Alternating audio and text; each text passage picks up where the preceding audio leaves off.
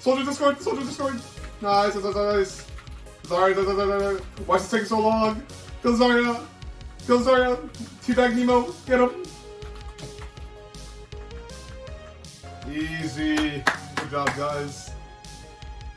GG's. Easy.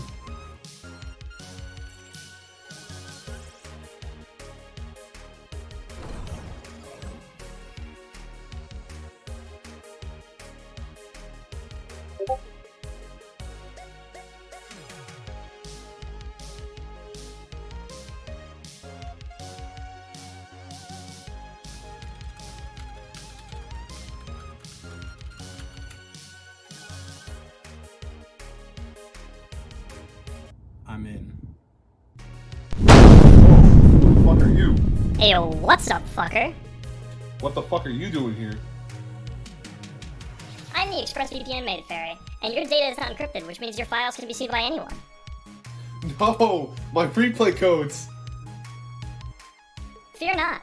With the power of ExpressVPN, you are able to safely browse the internet and share files.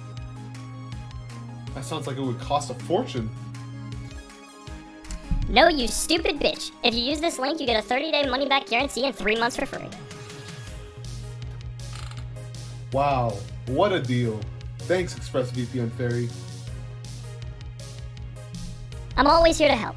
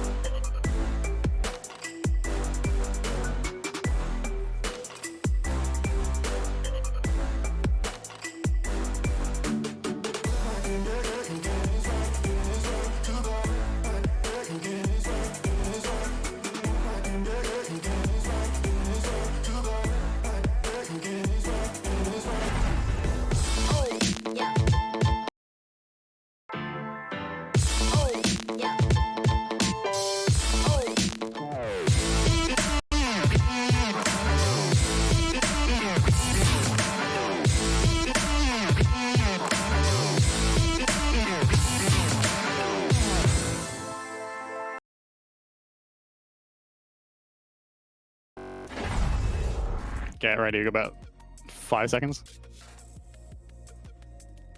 Give me the... Oh. Hello, everybody, and welcome finally to mid-season of the BPL. I'm joined by Taylor and Invictus here on the desk. Before we get into it, I hope you liked that intro. A little advert there from from our boys at expressvpn.com/BPL. This is not a drill. We actually got a sponsor. Real Making hard cash, and you'll see none of it. BPL. Use code BPL. You get 3 free months and 30-day money back guarantee at expressvpn.com/BPL #ad. I mean, isn't that? I guess it is. Sponsored. #sponsored. Yep.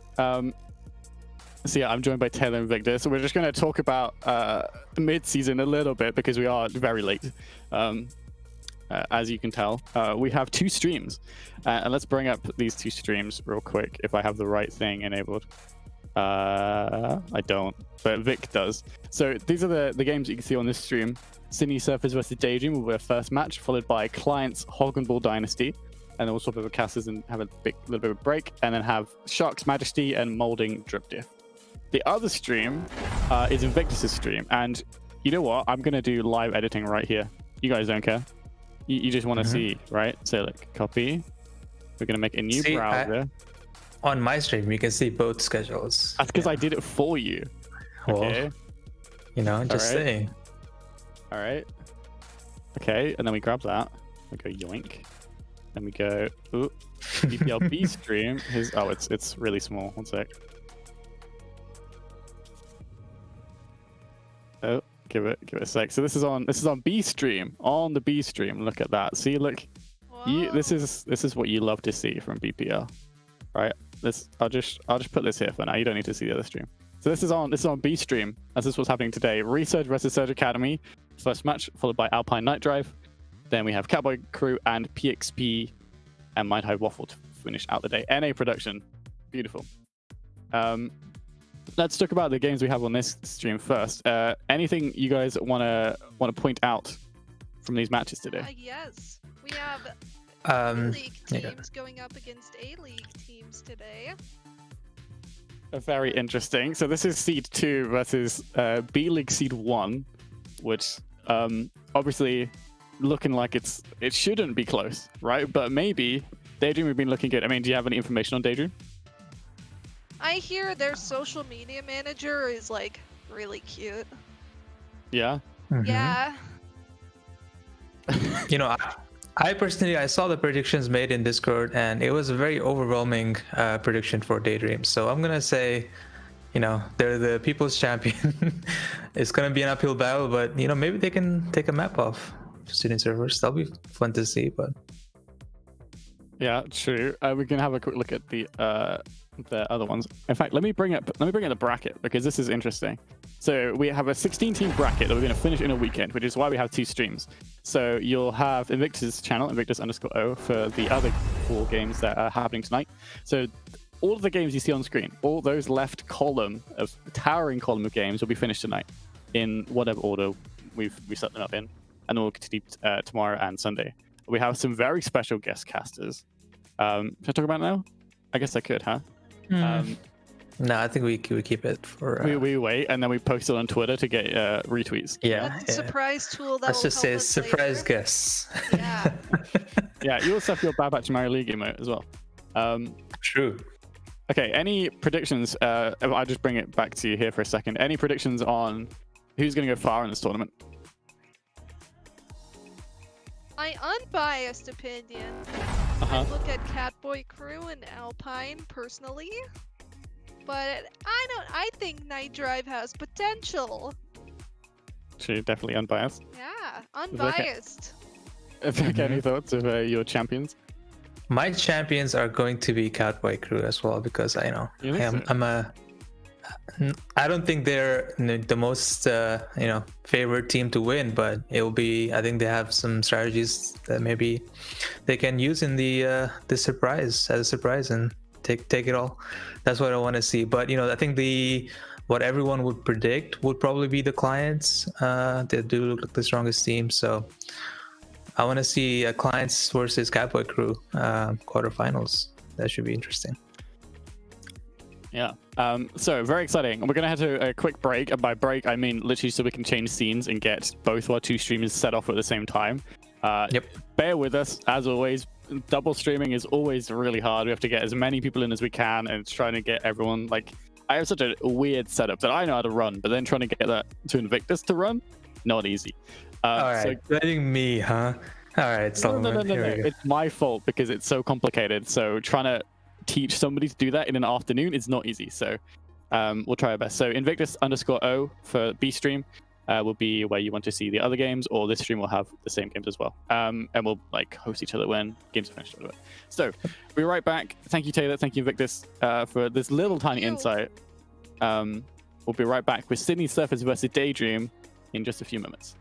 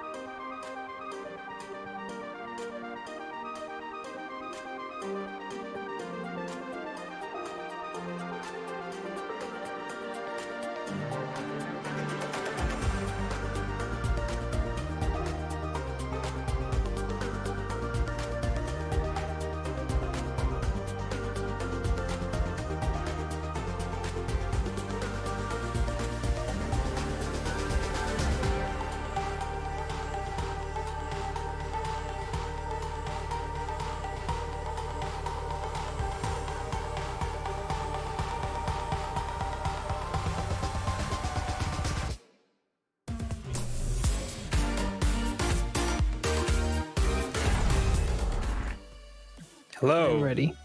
Hello. We are here, chat.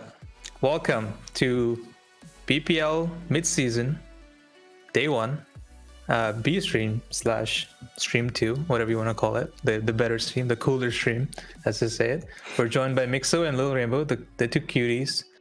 Hello. How are both of you doing? Hey. I'm doing wonderful. Yeah, I'm okay.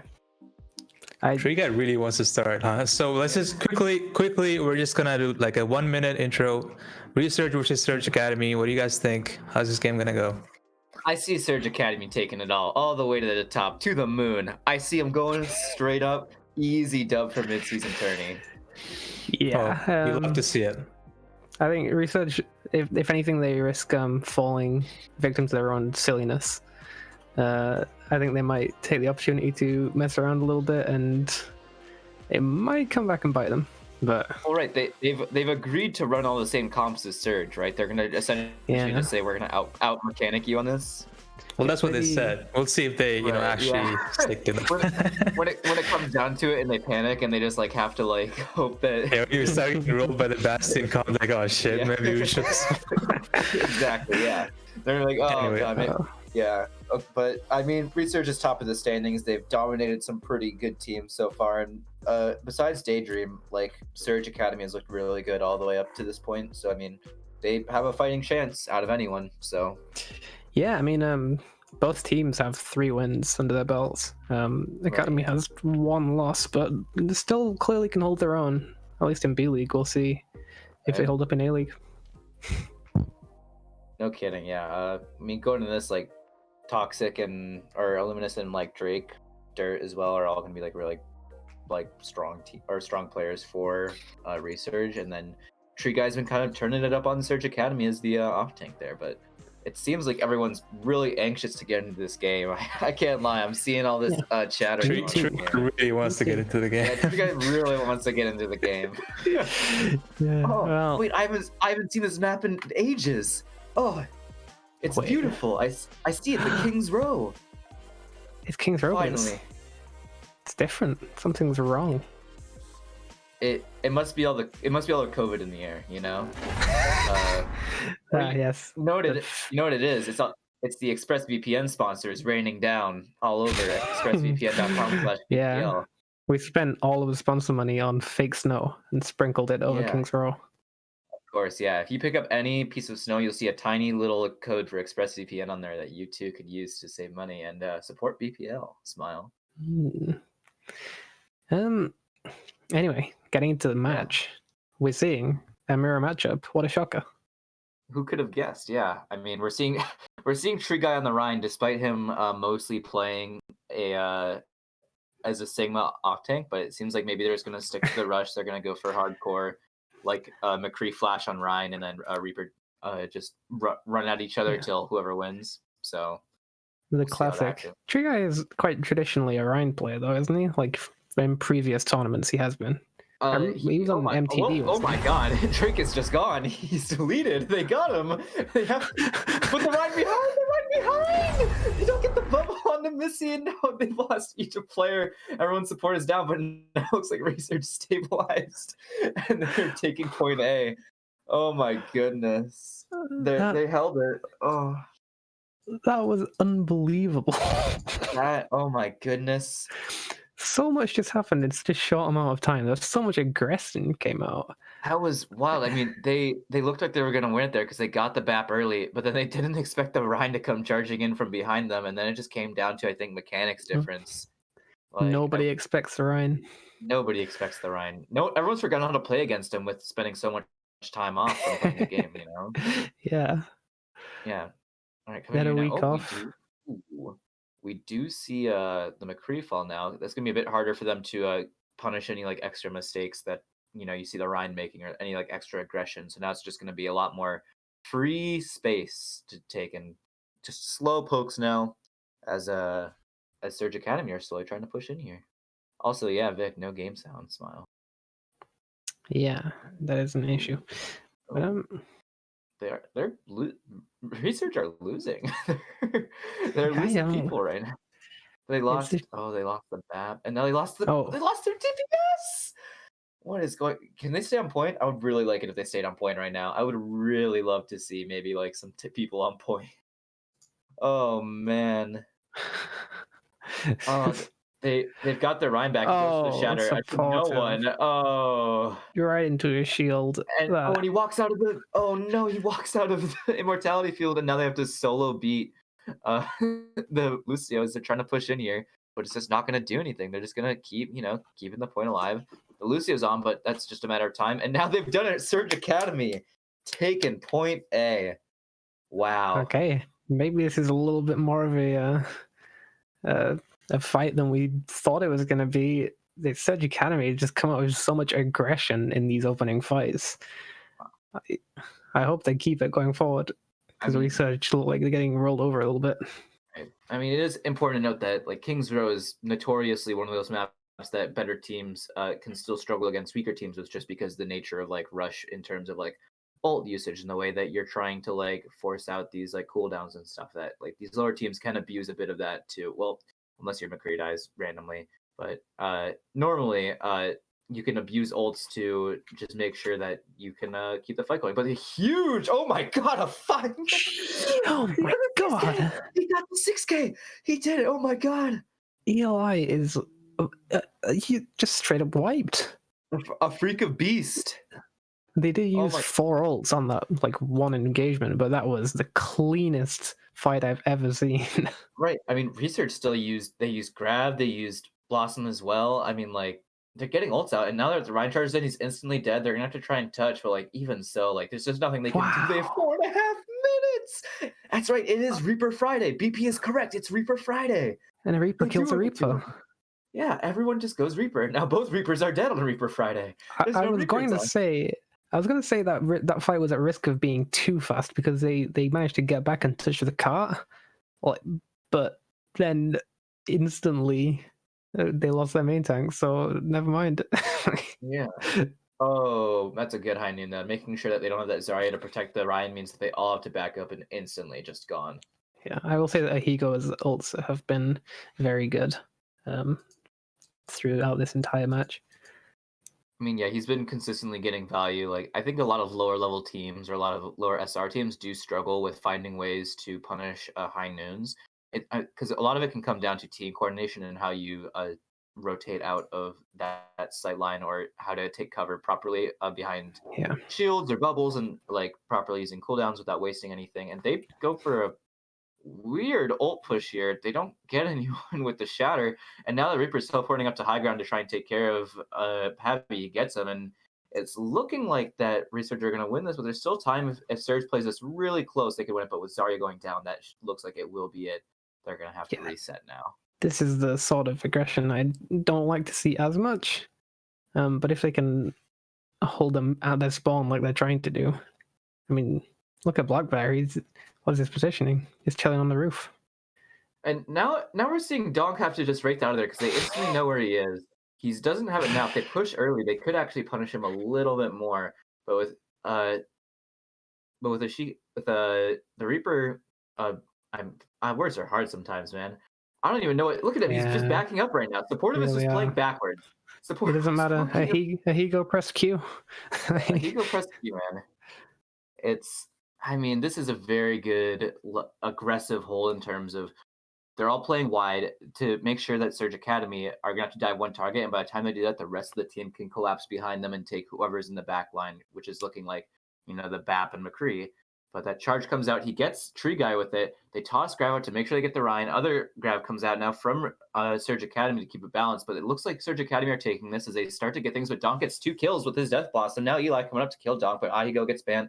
They're going to be stopping this push again, but right now, they did get a little bit of cart distance there from Eli. He was slowly just pushing it forward, and Ahigo pushed around to make sure that they did not get any extra distance. Yeah, not nearly enough distance. So they're more than halfway through that 4.5 minute hold. And third point isn't looking great for Surge Academy compared to the second point.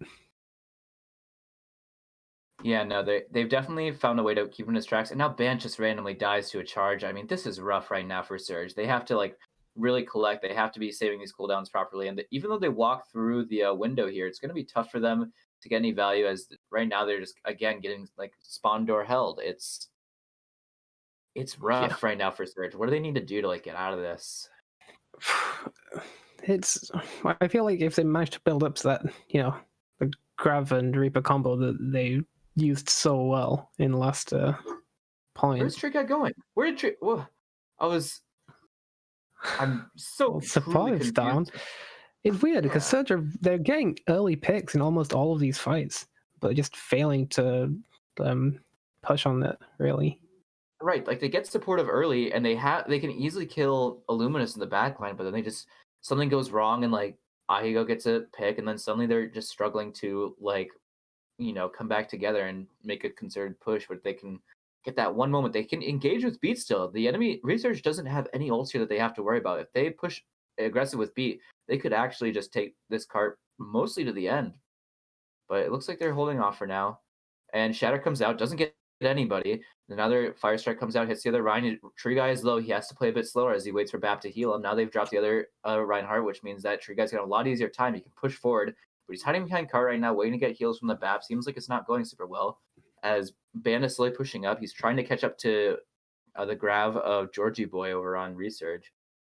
But turning drop falls, and they need that window for this final fight. They finally engage with Beat. They use it to make sure that Tree Guy lives, but he's already so low that he just drops now. Grav comes out. They're not using their ults as they finish this fight. They don't push it all the way on second point B. Don't even manage to stay on the cart. That's comparative to the rest of the match. That last point was Surge seems to have lost their footing a little bit. They just didn't manage to like build up any meaningful ult combos or anything really. Right, yeah. I would have loved to see maybe a bit more coordination between, I think, True Guy and Missy there, who's playing Lucio. Making sure that they're engaging with speed rather than sitting behind Cart, because they had advantage there. They had 2 people down. They could have easily pushed ahead, keep the BAP focused on the Rhine just to push forward. And then any like extra stragglers like a McCree on the side, you rotate around with your Zarya, just protecting them with that bubble. Yeah, also with the positioning, maybe being a little more cognizant of the high noon from Resurge, because Ahigo's high noons were consistently getting 1 or 2 kills, which can really make the difference in a fight.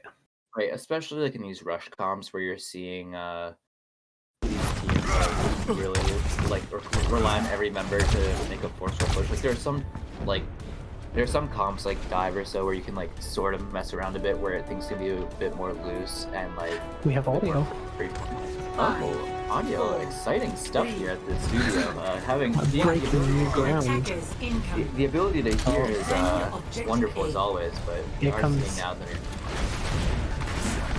I thought maybe they were teasing the back a little bit, but it's kind of near the comp. Tree Guy does get flashed, but they can't get him down. Ryan Benny starts thinking actually, once it goes down first again, they need to be able to make sure they can capitalize on it. Champion. Do it. They regressed pretty sensibly. And that's a good first fight for Surge. Not an incredible amount of old build-up, but it's a 1 fight. Right, Ahigo is continuously spamming that he wants to play Hanzo, which doesn't seem like it's going to happen at all. It looks like they're pretty happy with the arts. Now teleport behind, he's going to be looking to get an off angle from the Void Ryan. Now he's looking to go challenge to make sure that he's getting value of the top. Lucio now they're going to drop down to make sure that they're getting value. But Eli Johnson comes in front of the Reinhardt now.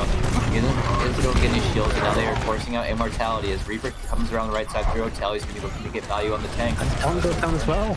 That's an equalizer. Yeah, no Reaper on either side, but now the Reaper Eli is back for Surge Academy. They can hold this if they play it right, but they lose their Ryan right as he gets shattered. And Ahigo gets the McCree. Oh, that's going to be a first point take there for Resurge. Yeah, Resurge were already winning the shield war. They just knew that when they lost Reaper, they had to push forwards. They aggressed, and it worked out for them. I'm so glad that the match I've returned to is Zarya Ryan. Right, we come back in a time of peace and beauty, tranquility. All is right in the world. We see truly what this Overwatch was meant to be. Yeah, when this is all over, was that a grab? What what, Georgie? What did you do, my sweet boy? Sorry, what? Did I hallucinate that? They must just be. I think they're just BMing. I think they're so confident. Look how far forward they are. Oh my God, they're playing for 3rd point right now. This is tragic. Yeah, Surge Academy, I kind of spooked. The sneaky shatter. No, gets blocked. Shatter. Supportive goes for it, but he doesn't get it. Now Grab comes out as Fan drops as he gets it, and now Tree Guy goes to go in, but he doesn't get anything. Whoa, Pavi gets 3 with the high noon, and now they can hold. That's going to be big for keeping this clock down now for Surge Academy. It's going to be tough for them to hold 2nd, but like that gives them a huge opportunity. Well, Resurge was so aggressive, and they got punished for it, and now they're in a worse spot than Surge Academy were last round. Right, this is... Oh man, this is... I mean, the silliness is like still working right now for Resurge. They're still able to make these like concerted pushes. They're still able to make sure that they are, getting lots of value out of most fights, but like still, Surge Academy have they have Death Blossom. Like this is going to be a really tough fight for Resurge to win, not having anything besides High Noon. And even though Aigo's got lots of value, it's just like that's tough, man. And now Death Blossom comes out, he gets 2. Oh, they get 2, they get 3. That's gotta be a don't mess fight, it up right? now. Okay, they're doing it. What if Surge Academy take this? What if they do it? What if they knock out Resurge this game? I'm just saying Resurge also lost their only ult in the fight, so... Toxinator in chat saying, you gotta win. You gotta win. He's currently fearing for his team. I believe that in the rules it says that if a team loses to their own academy team, they actually swap places.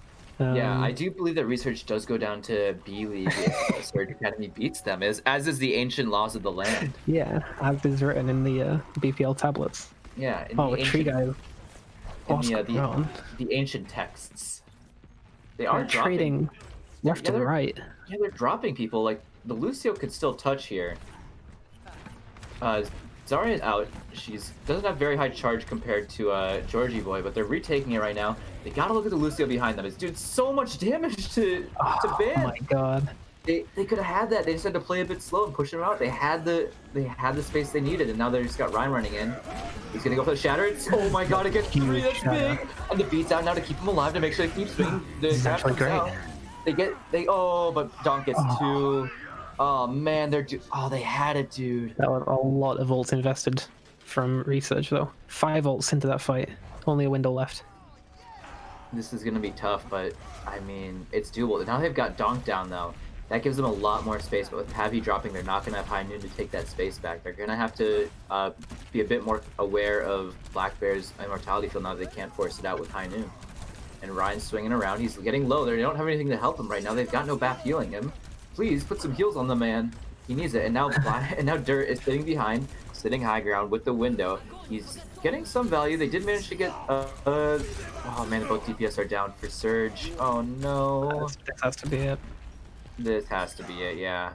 A very good effort from Surge Academy on point A, or on map 1 of this series, but Surge Academy, just... They had some super strong fights in there. I mean, like, Resurge just weren't expecting it at some points and just got rolled through. Right, yeah. But the issue with playing like that is you can't really sustain it against a good team, because it'll get adapted against. Right, yeah, they're constantly trying to find a way to out-mechanic them, and I think they found it in just that they tend, like, Supportive can really overextend there. He can sort of do whatever he wants, but whenever that happens, they often push a little bit too far out, and they often over-aggress when they only need to be taking that space back, especially on defense, and it just doesn't come together for them, you know? Yeah, which is, it's a shame.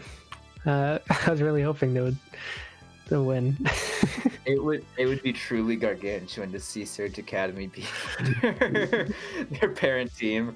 It would make me truly the most happy boy. Yeah, do you have any idea what the next map's gonna be? Not yet.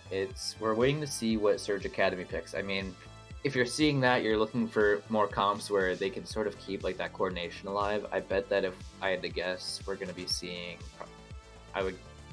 Vic, do you know what map type comes up next, or what they have to pick from? I can find it out. I would love to hear that information. I think it's anything apart from another hybrid, but I'm not certain. I think so. 2 CP or payload, I think. I was just thinking that, as you said, King's Row is one of the maps on which might be a little easier for a team to lose their footing in a game they should probably be winning. So, Right. If Surge Academy lost on that, I might not like their chances going forward. Right. I've been taking close notes. I've been studying the VODs. I've been reading over the ancient texts. And I think if I were to guess what we were gonna see Surge Academy pick, they're pretty big fans of Volskaya. They do really well there. They can play the stick a bit more loosely. It really helps them sort of let Tree Guy on his best spot, which is the Sigma. But even with that, like, I mean, I think you're looking for individual star play from Surge compared to like the coordination that you've got Resurge running. Yeah. It just makes more sense to allow these individual people to try and make hero plays in comps that don't really require like a speed boost for your Ryan or a bubble for him, or like making sure that you've got like an immortality field. It's more just like let these individual players show off their talent, which is sort of the way Yeah. B League usually goes. Yeah, I mean, we're kind of seeing the difference between the two leagues right now, because Resurge are the first seed of A League, and Surge Academy are the second seed of B League. So it's kind of more or less the best of each league coming forward. And well, yeah, you can see how that's going. Right? Yeah. Ooh. I'm not completely pessimistic for Surge Academy. It looks like we're actually going over to Watchpoint Gibraltar, another map that I've not seen in many ages. This is from a time long past. Yeah, we're playing all the hits, the classics. Yeah, we definitely will not be seeing any Reinhardt on this. Oh no. No. Are we going back to ball hell, or? Oh, Wait a minute. I see. No, they're gonna keep running it. They're gonna keep running it. I hear No. Zaryas. I see Ryans and Zaryas. I see double snipers. Oh, what's this? This is a Christmas miracle, but also the Christmas hell. This. We are really getting visited by the ghost of Christmas past right now. Yeah. Wow. This is something else. Gonna see that classic, rush your entire team up the tiny staircase at the To be snipers. moved off by Lucio. I love that. Yep. Yeah.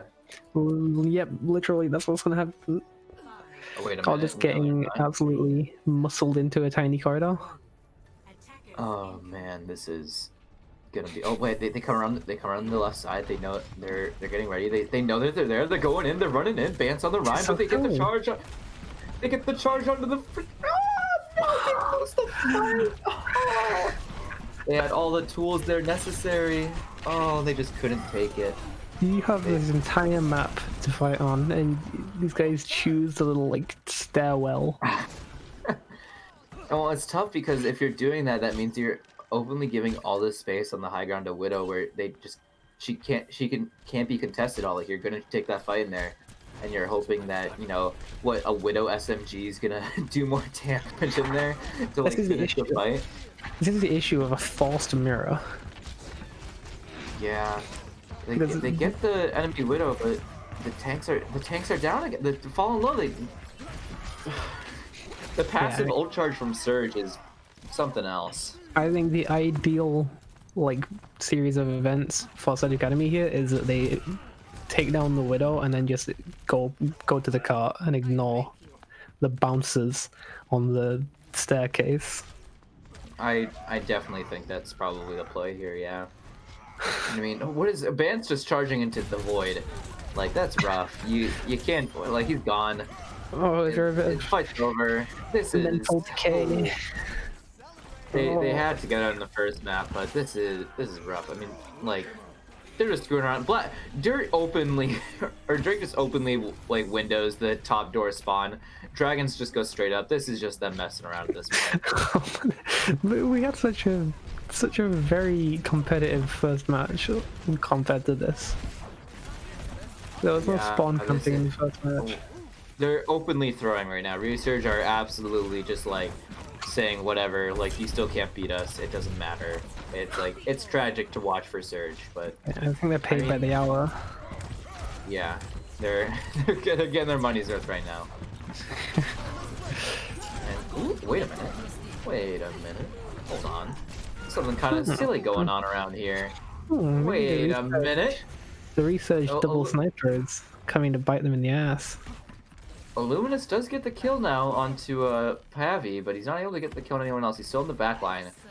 They're about to come up the turn up around server room as they're slowly making their way up there. They're trying to make sure that they can keep this alive. Resurge gonna be coming out. Illuminous gets back, and now he's back with his team. They're gonna be looking to take this one last fight to hold point A. Supportive. No one on Resurge actually near any ults. Oh, and we have a PP. Do a pause. PP time. All right. Well. This has been an interesting start to the. It's something else.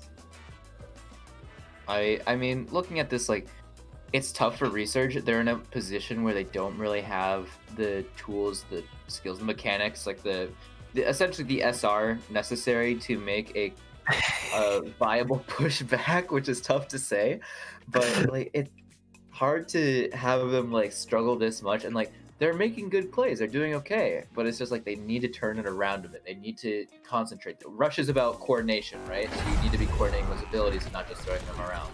Yeah, I like the they just didn't have the SR. They need to farm out more SR. But we're back in the game. Yeah, you know. Anyway. We're back in the game, and they're 1 point A. They did it. They got point A. They're making Apparently so. Well, I'm just so glad we didn't have to watch a 3-minute long spawn camp. Right, yeah. Now Eli's sitting high ground. He's supportive continues to just do weird, wacky decision making that I can't really explain. Yeah. I mean, he's just messing around. He's having fun. Like, I can't. Like, what is happening? Yeah, chaos.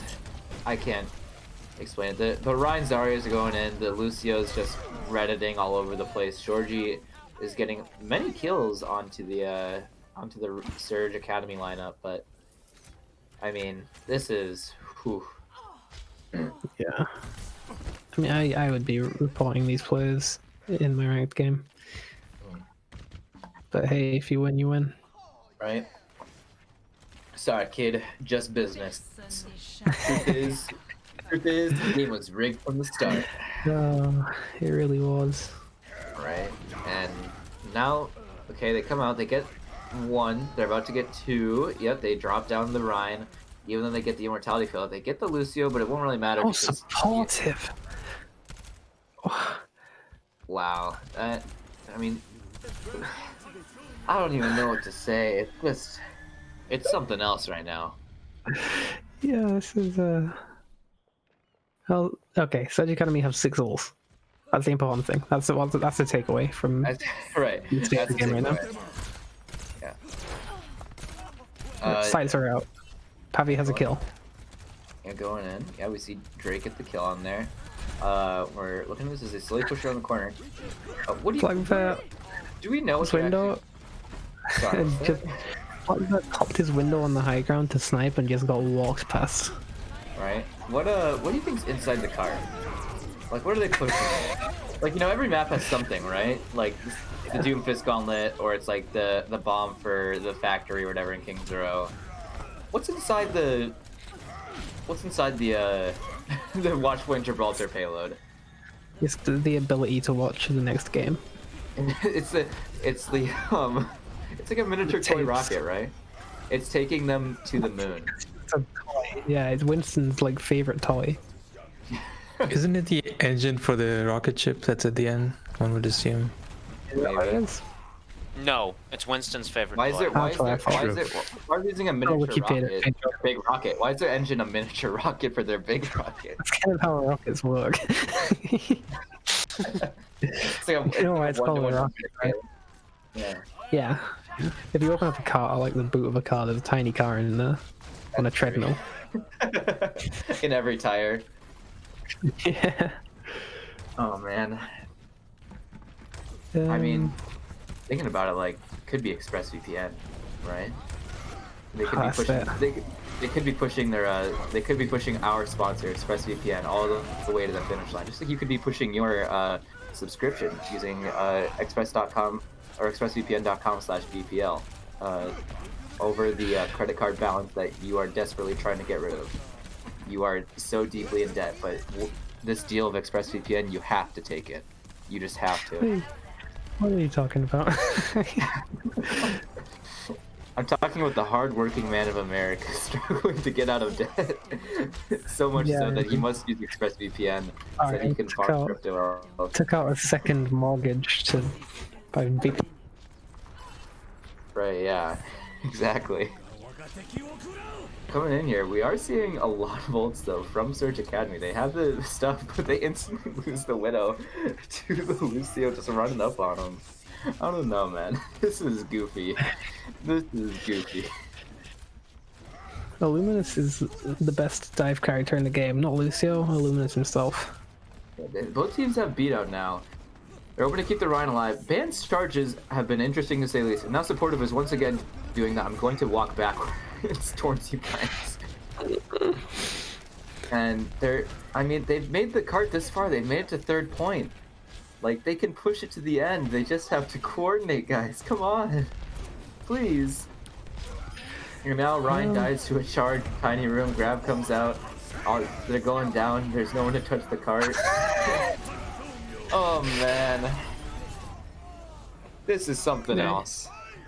The issue is, Resurge have been, like, clowning around for basically the entire round, you know?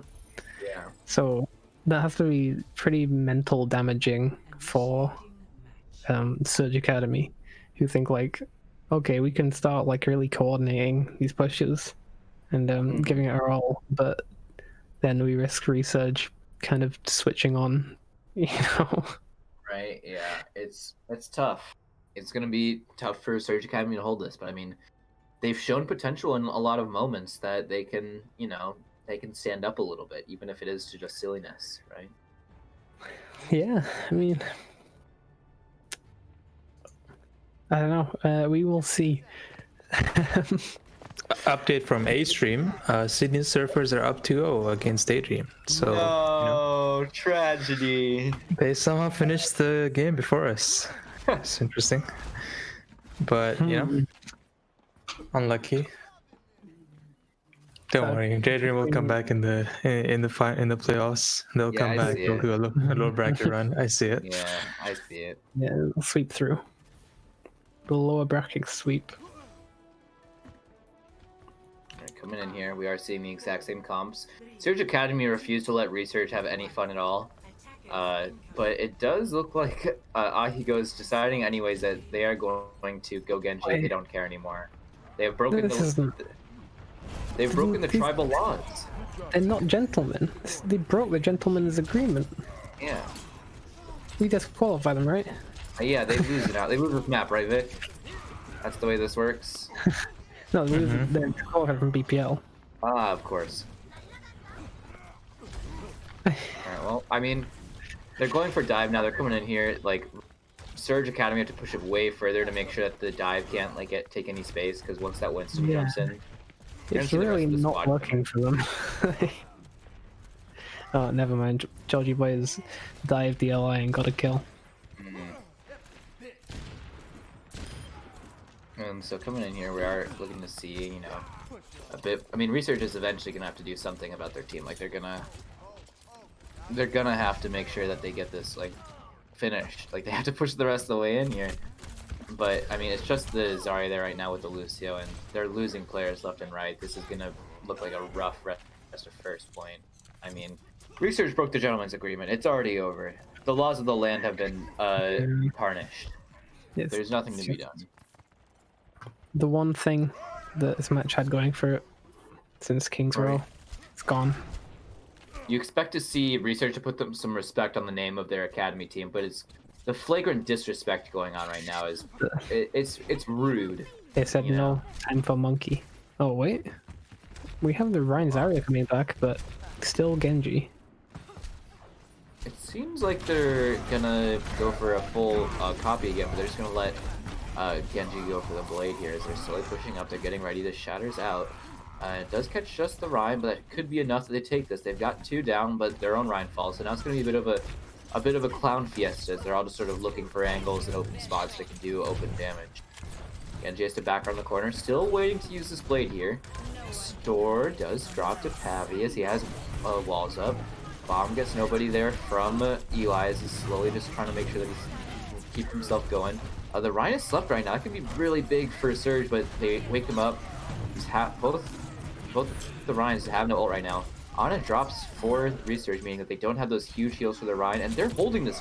They're holding this right now. Oh my god. No, please don't tell me this is how it goes. Please, no. Do not prolong my suffering, please.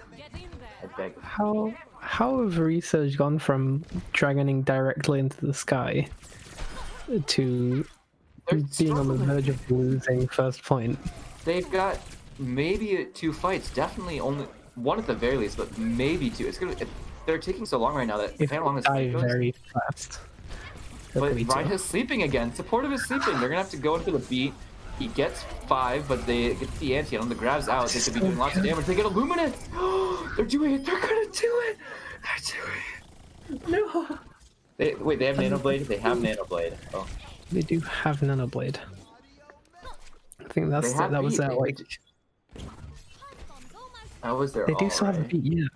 They have beat. They have Shatter. If they play this right, they could, even with the Nano Blade and grab like Shatter, like they could outmaneuver them here. It could be enough. Like, it's doable. They just have to play smart. Like Resurge are not like screwing around anymore. They're. There's Yana. They drop the beat. Out. They only catches himself. They get 2 though. Wait a minute. Ryan, they're doing it. They're doing it. They're doing it. They're doing it. They lost a map. They lost a map. No, it's Resurge. They clowned. They clowned. Oh, how could they do this? It's going to map 3. What if they do it, Mixo? What if they do it? Surely it won't happen. Surely. I expect to see some stern words from Toxic coming out after this one. Resurge lost the gentleman's agreement. They dishonored it, and look what happened to them. This reminds me of a certain copy pasta from BPL Season 1 that shall remain nameless. No.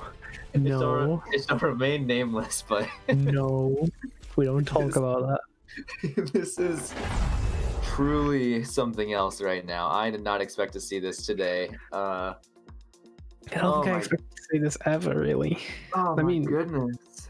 We said when we were in King's Row that like Surge Academy had a chance, you know? It wasn't completely lost. Maybe against teams that aren't running Genji, they might do a little better. I think they screwed around too much. Yeah, I mean, I said I'm looking at the chat right now, and Bant of Surge Academy says, "You pick the comp, Wilmir." Just calling them out right now. Oh my goodness. Oh, that's funny. Yeah, I think Resurge put their entire like first round hopes at the end there on back of 1 Nano Blade against a beat. And the beat only caught the Lucio. It caught no one else. There was no one else that was there. I don't know what to say. Oh my goodness, dude! What is there to even talk about? It's insanity. It's very silly. Well, time for a tiebreaker, I guess. Right? I mean, how do you move on from that? What do you do? Where do we go from here? This is probably Control. I mean, yeah. What map do you think we're gonna see here? I mean, let's try. What is a good thing to force a mirror on? I mean, maybe like Nepal. I mean, Nepal would be good. I definitely think that like, if you're looking for more chaos, like, because Resurge get the pick, right? They could probably go. I think like Ilios would be good for them. Just like pure insanity. Like everyone just plays their own thing. Like it. Yeah, can run the. Well, actually, Illuminus on Ilios would be a pretty terrifying thing because he has just been so aggressive and really up in the enemy faces, especially like against Widows. Right. Ilios might be an interesting pick. Right. Imagine like the absolute ego boost this is going to be for Surge Academy now. Like that. They've. What do I take him to A-Link? That, I don't know. That was just insanity. Like, you can't comment on that match. There's just like they were too silly. They didn't take it serious enough. They thought they could just win whenever they wanted, and they paid the price for it. And now, as we go to Busan, it turns out, which is actually quite good because especially the Widow plays we were seeing before. Yes, we will be on Busan, starting on Mecha Base. We will see. Maybe Resurge are going to nut up a little bit and take it a little more seriously. Oh, I mean, they probably won't screw around anymore, right? Like, they can't. They can't screw around. They cannot. And looking at this, we're seeing some Zen dive. Oh my goodness. We're seeing the Donk Lucio and the Tracer Illuminous. Interesting pick here as they swap around what they're playing. There we go. Back where we were. Right, and now coming in here as the game is starting, we're seeing both teams go on. We are T-toursing right now. I'm back. We're in 2018 again. We're in 2017. Wow. Look at the dive. That's my Overwatch. It's so beautiful. And now seeing this, even though Eli gets Black Bear, we are going to see them drop down the point with most of Resurge taking the kills here. They're slowly cleaning out. They're going to be getting first point here, and both tanks are on top, but they're both low health. They're both going to drop here. This is looking like a very incredibly quick take from Resurge. They start getting some ult percentage on there, and you know, this might be a late stall onto the Winston if he's able to get out. Yeah, well, maybe in the next map, next round, we'll see goats. I would love to see some goats next round. That would be absolutely great. And the issue is that it's really hard for the Zen to, if they're just playing the corners like this, it's really hard for the Zen to be able to like peek out and hit the Discord orb on them, which means that, you know, Resurge's Blackberry, aka Drake, is gonna have a lot easier time in terms of you can just sit in the off aim, and as soon as one comes into his purview, instant just Discord and volley. Like, yeah, a lot of DPS comes out.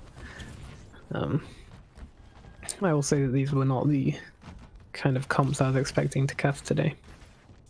Yeah, no, I was expecting some pretty standard. I was even expecting some double shield maybe. I thought teams were gonna start running the Orisa Sigma, but as we're going in here, player from each team down, both beats come out, but the beat does not catch turning drops, keeping him alive long enough to pop trance. And now even though they have ults on Surge Academy, they might want to save him this fight just because you know, you can save the for when you have your trance up and keep yourselves alive a little longer, not having an Omni to worry about. And even though they're on point right now, they're not getting the kill onto the Lucio or Tracer. It's just shredded. They've got probably one more, maybe two more fights here before Resurge 100 of them. Yeah, Surge have used their trans as well. They used it during that fight.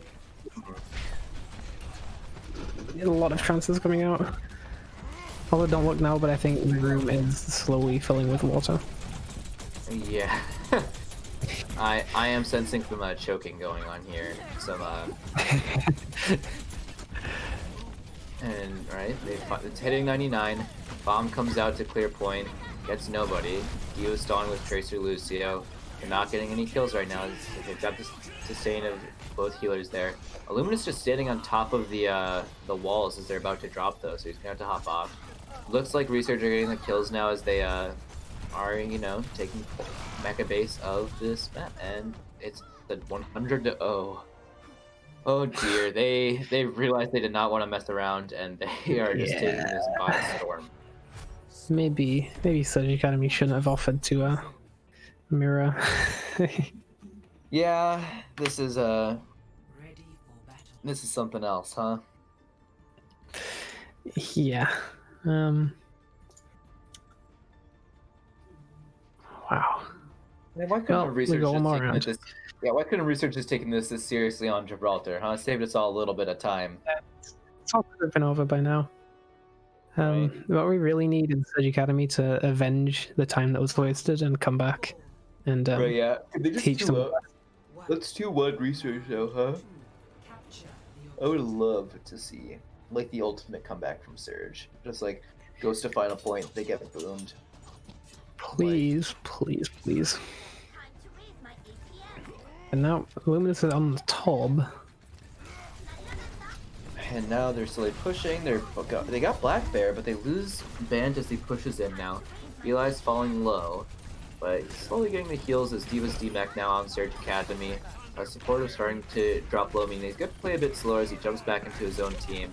Looks like they've taken the first point here, or the first capture of this is Sanctum, right? Sanctuary. This is Sanctuary, yeah. Sanctum is in the poll. Yeah. And right now we do have Eli stalling, actually. He's just sitting there with the Diva. Now look at the Winston back. They're bullying the Diva. No way, right? No. No, no, no, no, no. No, Capture the point, fellas. No. Fellas, please. No. Oh my god. No. Wrong. Okay, there. Wrap it up, guys. Come on. Wrap it up. Come on. Finish it up here, right? Surely. Come on. We can activate the point now. Come on, guys. Just please make the timer go upwards. It's trading. They're doing it. They're taking them. They're doing it. Oh. What if? Okay, they finally captured. They're getting all percentage. Oh, thank goodness. Good save. Oh, good save. I mean, I'm looking at these ults, like, there's so many ults for Resurge. Like, they have Beat, they have Trance, they have Bomb, they have Blade, they have everything. They have 6 ults. Right? Surge Academy, they have Trance at spawn? To make sure they don't die to the monkey? The monkey's low, but like... It's a monkey. What? And now Beat's out. It doesn't catch monkey, but he is able to get his final health pack. Dropping low, like, pops Blade. He's not getting anyone. Drake hasn't even popped Trance yet. They lose 1 to Blade, but so does Surge Academy, and now it's just, yeah, it's just Resurge cleaning up here. Wow, can we see the Surge Don't Ult challenge? I mean, come on, like, let's finish this, right? We can come to a conclusion of this one. This one can. Yeah, I hope so. I mean, they tried to, like, aggress onto the point, and it didn't work. They weren't focusing in the right place. They should have tried to win the fight first and split themselves. Back to being stuck at spawn. It's rough for Surge Academy right now. They're having a really rough time getting out of there. And I mean, they just randomly pop Trance because they don't care. It's so rough. Like, they're getting bullied over here. Like they're going. You know what that was? They can't seem to kill Dom. That was a stress relieving Trent. Of course. To bring a bit of like calmness and tranquility. Naturally, yeah. Hi. I hear a voice. Hi Melt. You're live on Twitch.tv. Why don't you tell us your thoughts on Express BPL? Yeah, the official sponsor of VPN. It's very cool. Yeah, I agree. As do I. There it is. Resurge wins. Yeah. Who could have seen it coming? Right. It's I mean, good for Surge Academy for putting up that fight and showing that, you know, you can't always just be silly against them, right? Like, I mean, they took them out. Right, that's something to think about. That's something that's, you know, pretty cool. Something that a lot of B-League teams don't get to, like, show off. I have a theory, though. I think that the CEO of Resurge actually pays both teams depending on how many maps are won. So they let them farm out an extra win for the money. Of course, yeah, no, that makes sense. Okay. That only makes sense. Right, and so by doing that, you know, you make sure that you're paying for B-League, you're supporting Tier 2, and isn't that the heart of what this is? Is, you know, the love. It's the love for the sport, the appreciation for the plays, and supporting Tier 2. That's the important part of all of this. Resurge just supporting Tier 2 by dragging into the sky. By dragging into the sky, by walking backwards as Reinhardt. And you know, making sure that your Tier 2 of Tier 2 gets you know, they get their money. That's important. Yeah. Speaking of money, do you know a good thing to spend money on this? I don't. Please tell me. I don't know how money works. You don't know how money works? Well, I know what money is. Specifics of money aren't important. Yeah, go on. What is important is expressvpn.com/BPL. You can get a great deal on 15 months of VPN for a very competitive price. Well, more competitive than the game we just watched. Well, and what do you do with a VPN? I don't actually know. Basically, this protects you from literally everything on the internet. I love that. I love being protected. That's great. Hackers, the government, you got people on BPL trying to track you down, like your favorite players, you know, when you're sending them fan mail. So they'll never get a restraining order against you. It's great. That's wonderful, honestly. And coming in here, we do have Toxinator, captain of both of these teams, in fact. So, welcome, Toxic. You get to speak for both squads. Hello. As you can see, that was a really close game. That was actually probably one of the best games we're going to see all tournament. It's a shame that we met up in the first round because it probably would have been a great finals. I don't know if you saw. It went to the third map. That was pretty crazy. Yeah. After Surge Academy sweep through losers bracket, we might still have. Unfortunately, there's no losers bracket, so it's just a shame that it happened this early in the tournament. It was probably one of the best games we'll ever see. Well, you picked this map, didn't you? You picked this matchup. That was your choice. Yeah. What was the reasoning for picking our Resurge to go against your own academy team? Just like for silly bans of like getting like, you know, your squads just to like have a little bit of fun, or was it more like this could be a easy win for? No.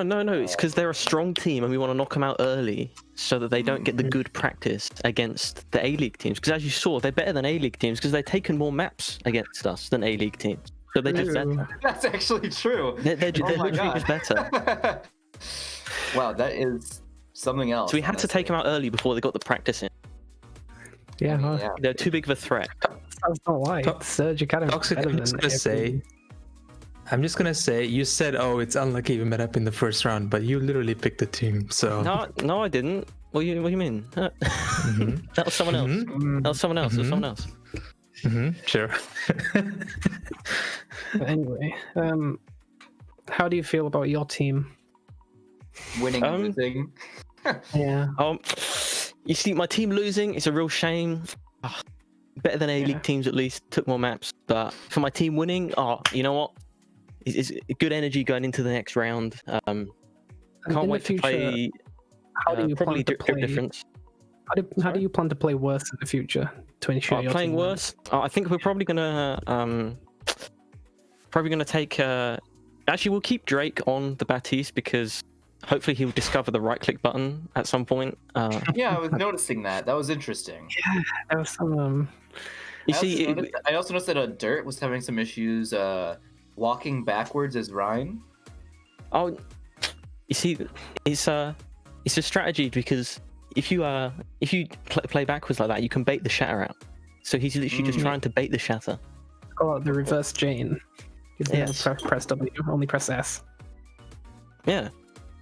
Oh, see, he's just taking inspiration from all the Reinhardts on the other teams, just holding S, not holding W.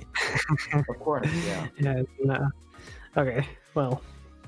I mean, coming up very entertaining match. Yeah, coming up here, depending on who wins against Malding versus Drip Difference, who do you hope wins that match? Who do you think will be a better... let me ask like this. Who do you think will be a better... Or who do you think will be a closer match? What do you think will be the better one for you guys? Well, I kind of kicked him out. Well, I just got kicked out. I'm back. There we go. All right.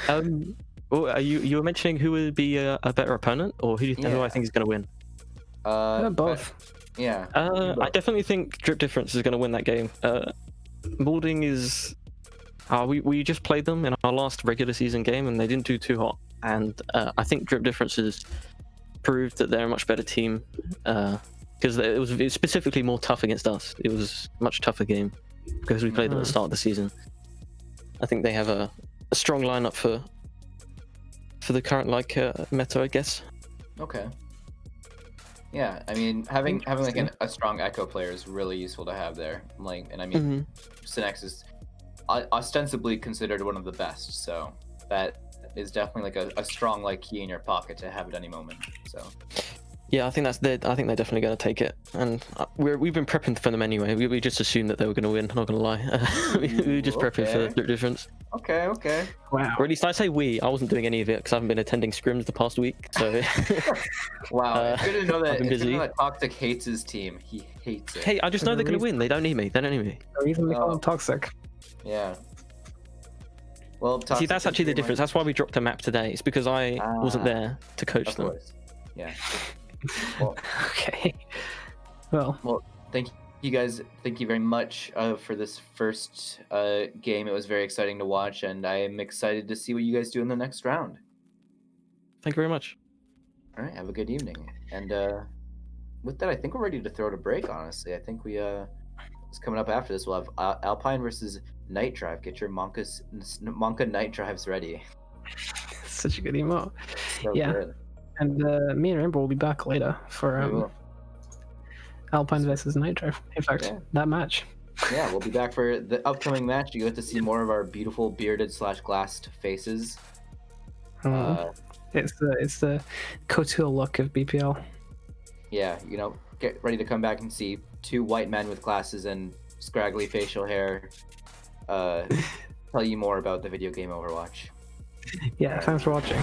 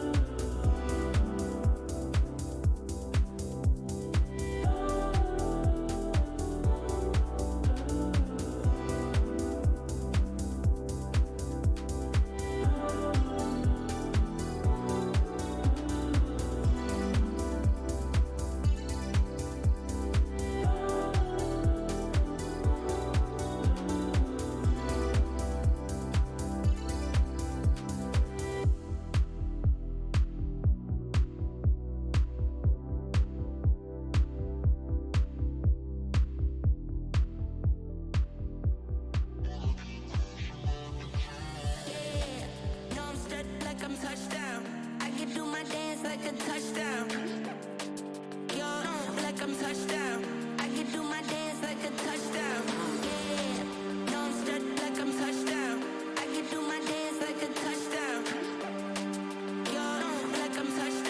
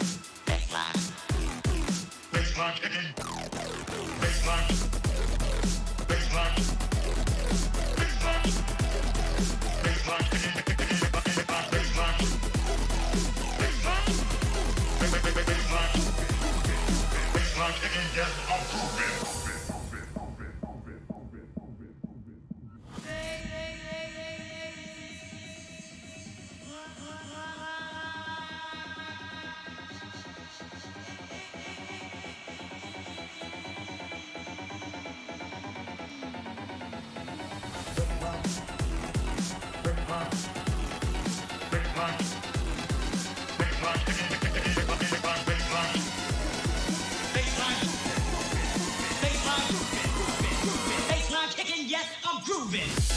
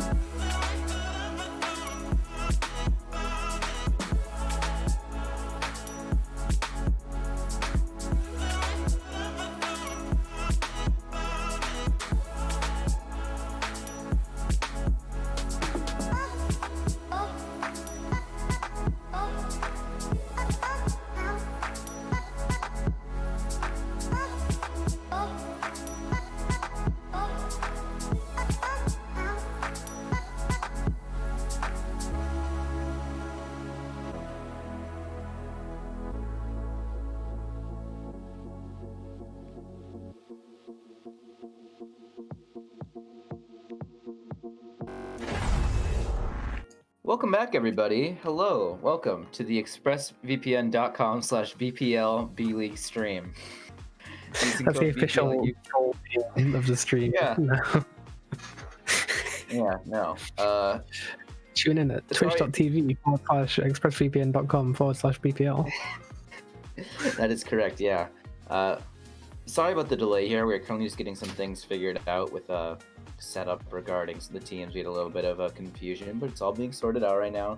So we're about to get everything finished up here as we get in here. We are going to see NightDrive, currently 13th in the standing, coming against Alpine, number 5. So it sounds like a little bit of a jump in skill, but I don't really think it is. I think these teams are both pretty competitive. Yeah. I think Alpine is definitely NightDrive. Like only have 1 win, but they've definitely showed up pretty strong in both their losses. On the other hand, Alpine have 2 wins. Again, they're both good-looking teams, very attractive teams. Right. Yeah. I mean, Alpine had their huge win going up against Katboys, which at the time was pretty highly rated due to their win against clients during the first week. So it gave them a lot more like staying power, a lot more clout, I guess. But they lost really hard to Sydney Surfers, because Sydney Surfers were really good at just controlling the tempo and like, you know, taking advantage of every single bit of space they were given. And looking at way this is going, it could go either way. I mean, the close loss against the Sharks last week almost put them at a 2-1, but they just barely lost it, pushing them literally all the way down to 13th place. Like, it's that close. I mean, we're still relatively early on in the season. The standings are a little volatile, but yeah, first looks like it's going to be Hollywood. Seeing some classic dive coming out from Alpine. Right, yeah, we're going to be seeing some yeah, we're going to see that Zarya looking to make sure that every time that Winston dives in, he gets that bubble, he gets that peel. We've got FaZe Obama playing for NightDrive right now. Currently, Obama's ringing, I think.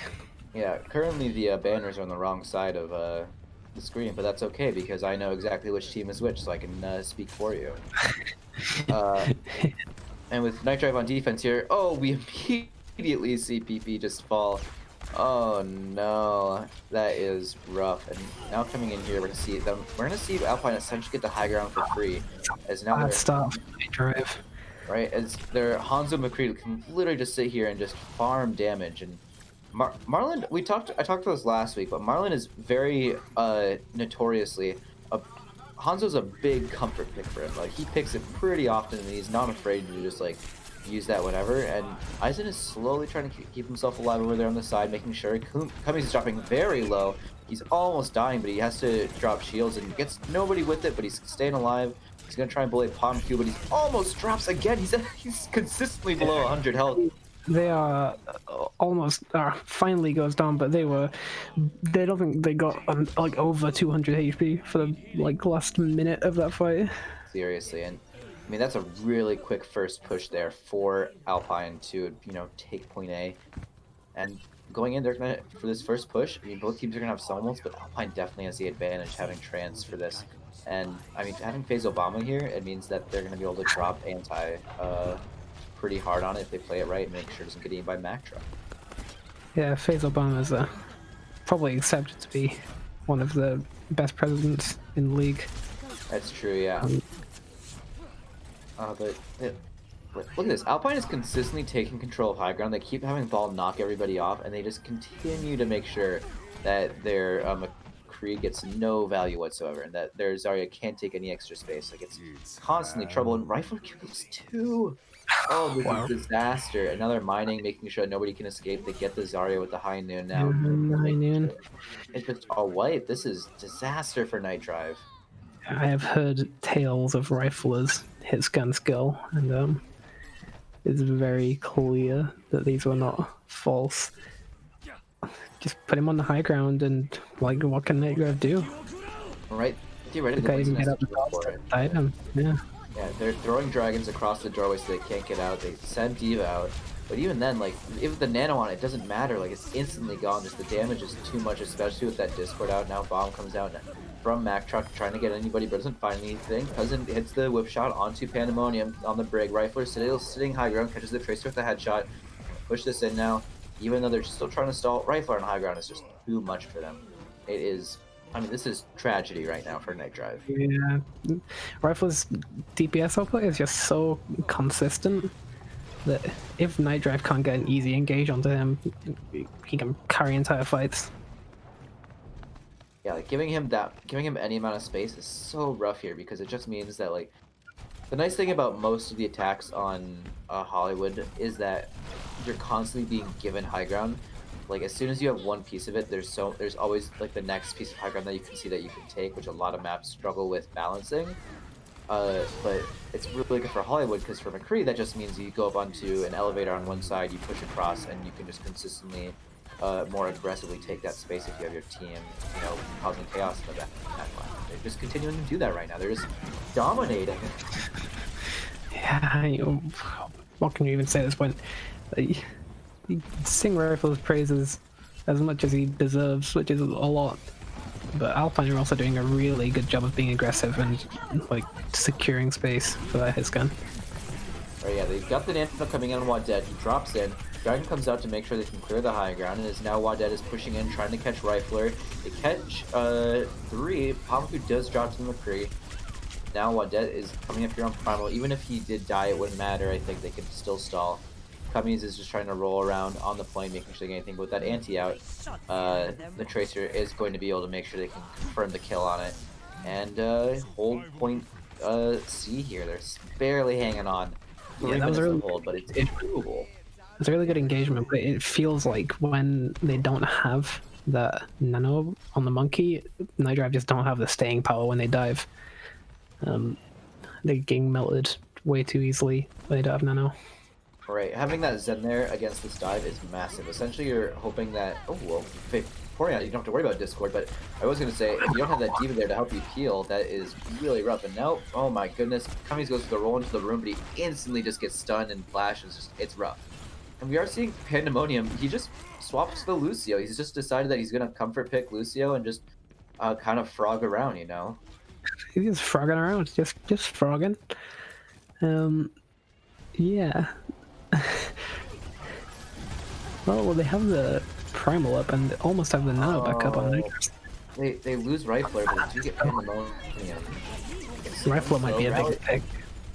Rifler down means they don't have that extra flash. Trance comes out and rallies out too. This is a very strange layering of ults, but now Mack Truck goes for the bomb, but he perfectly times the shield so that way he can jump above it and stay alive. He's making sure that he can do it. Now Cummings going to try and roll around a point, get some damage on the back to make sure that Wadet dies. Aizen is D-Mac, but unfortunately he does get the kill onto him.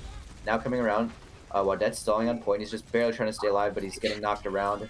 Tracer's there to keep the stall going alive. Now they've got the McCree on point. Anna's still sitting high ground. She's trying to get any damage done. Lucio back to make sure they can hold it. He's sitting below par, and they catch him. That was a good hold, a good resetting of momentum, but they're still pushed in by Alpine with 2 minutes.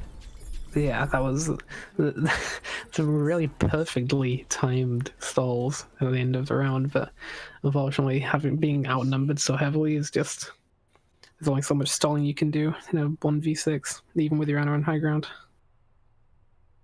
Yeah. All right. Going in here, I mean, what? Going into that, like, do you think that the Monkey D.Va was the play against the ball there with the Zen, or do you think they should probably just mirror that comp and? It's difficult to say. It's a pretty good comp to run on first because the geometry kind of lends itself more easily to the dive, but on second, when Alpine had already rolled through to the end of the point, already had a Rifler up on the high ground, when you have to squeeze through those tiny doors, it's not nearly as easy to get Water up there to jump. So I feel like a little bit more of something more sustainable, like ball, might have been a better option. But I mean, it was a pretty slow engage. overall. They only finished with 2 minutes. That's a lot better than like the 5 minutes they had going into that. Like it was looking rough to start. I mean, you're seeing here, same exact map coming out. They're sticking with the Ana now, and they're going. I think the big issue is that Alpine is just a lot more sustained in terms of like long or like quick damage engages in terms of the ability to stun with the McCree and Brig, but catch Marlin, they lose Pomku though. Aizen is DMAC'd and both divas are out now. Kunis is going for the slam. He's going to try and get some damage here. They do catch Rifler as Mack Truck is dropping low. And, very good engagement. Everyone's low right now. Everyone is barely staying alive. Like everyone is struggling to hold on. It looks like NightDrive is going to win this, but they have to kill the ball right now. They have to get rid of him. Yeah, that was a good engage. Just getting Alpine all cooped up in a little side room. Right, yeah. Good flash, by the way, from Pomky there to make sure that he can't slam and displace them all. This should be point A. Both teams taking point A really fast. Yeah, let's just hope that NightDrive can keep up the momentum like Alpine did and get to the end of point B. Right. Although being set up on the high ground maybe not as important with the kind of Winston Diva tank lane. Right, yeah. This is essentially like a full dive in terms of they're all just going to be rushing. Everyone but that Ana McCree is going to be rushing forward to try and throw as much damage onto like their Zen Brig in the backline as possible. Because even though Brig can stun, there's not much you can do against 4 different characters besides just swing your silly little hammer and hope that you get lucky. But you see Alpine Update from A-Stream, Hoggin Ball has won 2-0 against the Clients. My goodness. Oh my god. Excellent. The mines are big from Cummings, but it's still an even fight right now. Rifle catches Pandemonium, and the Primal Winston is doing some business in the backline here. As he's slowly bullying Kumi's around, he's making sure he drops low. They get him. They're pushing this cart. They're currently setting a faster time than Alpine did. They gotta keep people moving. What I was going to say is that Alpine knew it was important to not let NightDrive get onto that high ground like they did. And we're already up there waiting for them. But NightDrive still managed to engage onto them and to kind of muscle them off. But because of it, they don't have the high ground now. Alright, our bomb comes out. They're catching 2 right now, not with bomb, but it slowly will displace them enough that they can get the points. Now Mack Truck throwing bomb out, catches the Winston. They're losing a big part of their team, but they have enough to take down the ball. Rallies out to try and keep him alive, but they don't get there in time. He was dropping low as the anti now hits the cousin, so he's not able to heal, only get armor. They DMAC Diva, they're slowly getting in. This could be a even faster time for NightDrive than it was for Alpine. They're doing it right now.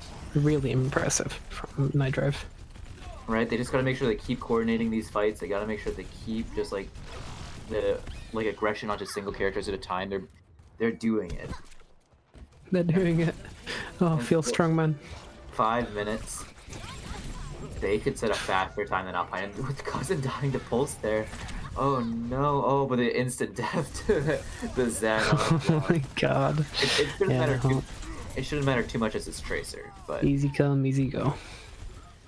And they did let him go. And now slowly just waiting. They're sort of starting to engage as the Winston jumps up to high ground, making sure that they can control any space that's trying to be taken by the Baller Diva. They're taking their time. Stream is dying, but life goes on. Dying a little bit. Yeah, but it's back now. Yeah, Marlon might be on the observer end. Yeah, Marlon did drop to 1, but they keep it going. Now Wadette setting up high ground again. They're not pushing the cart right now. They've got no one there. Dragons come out. They catch Cousin with the McCree, and they're just slowly waiting.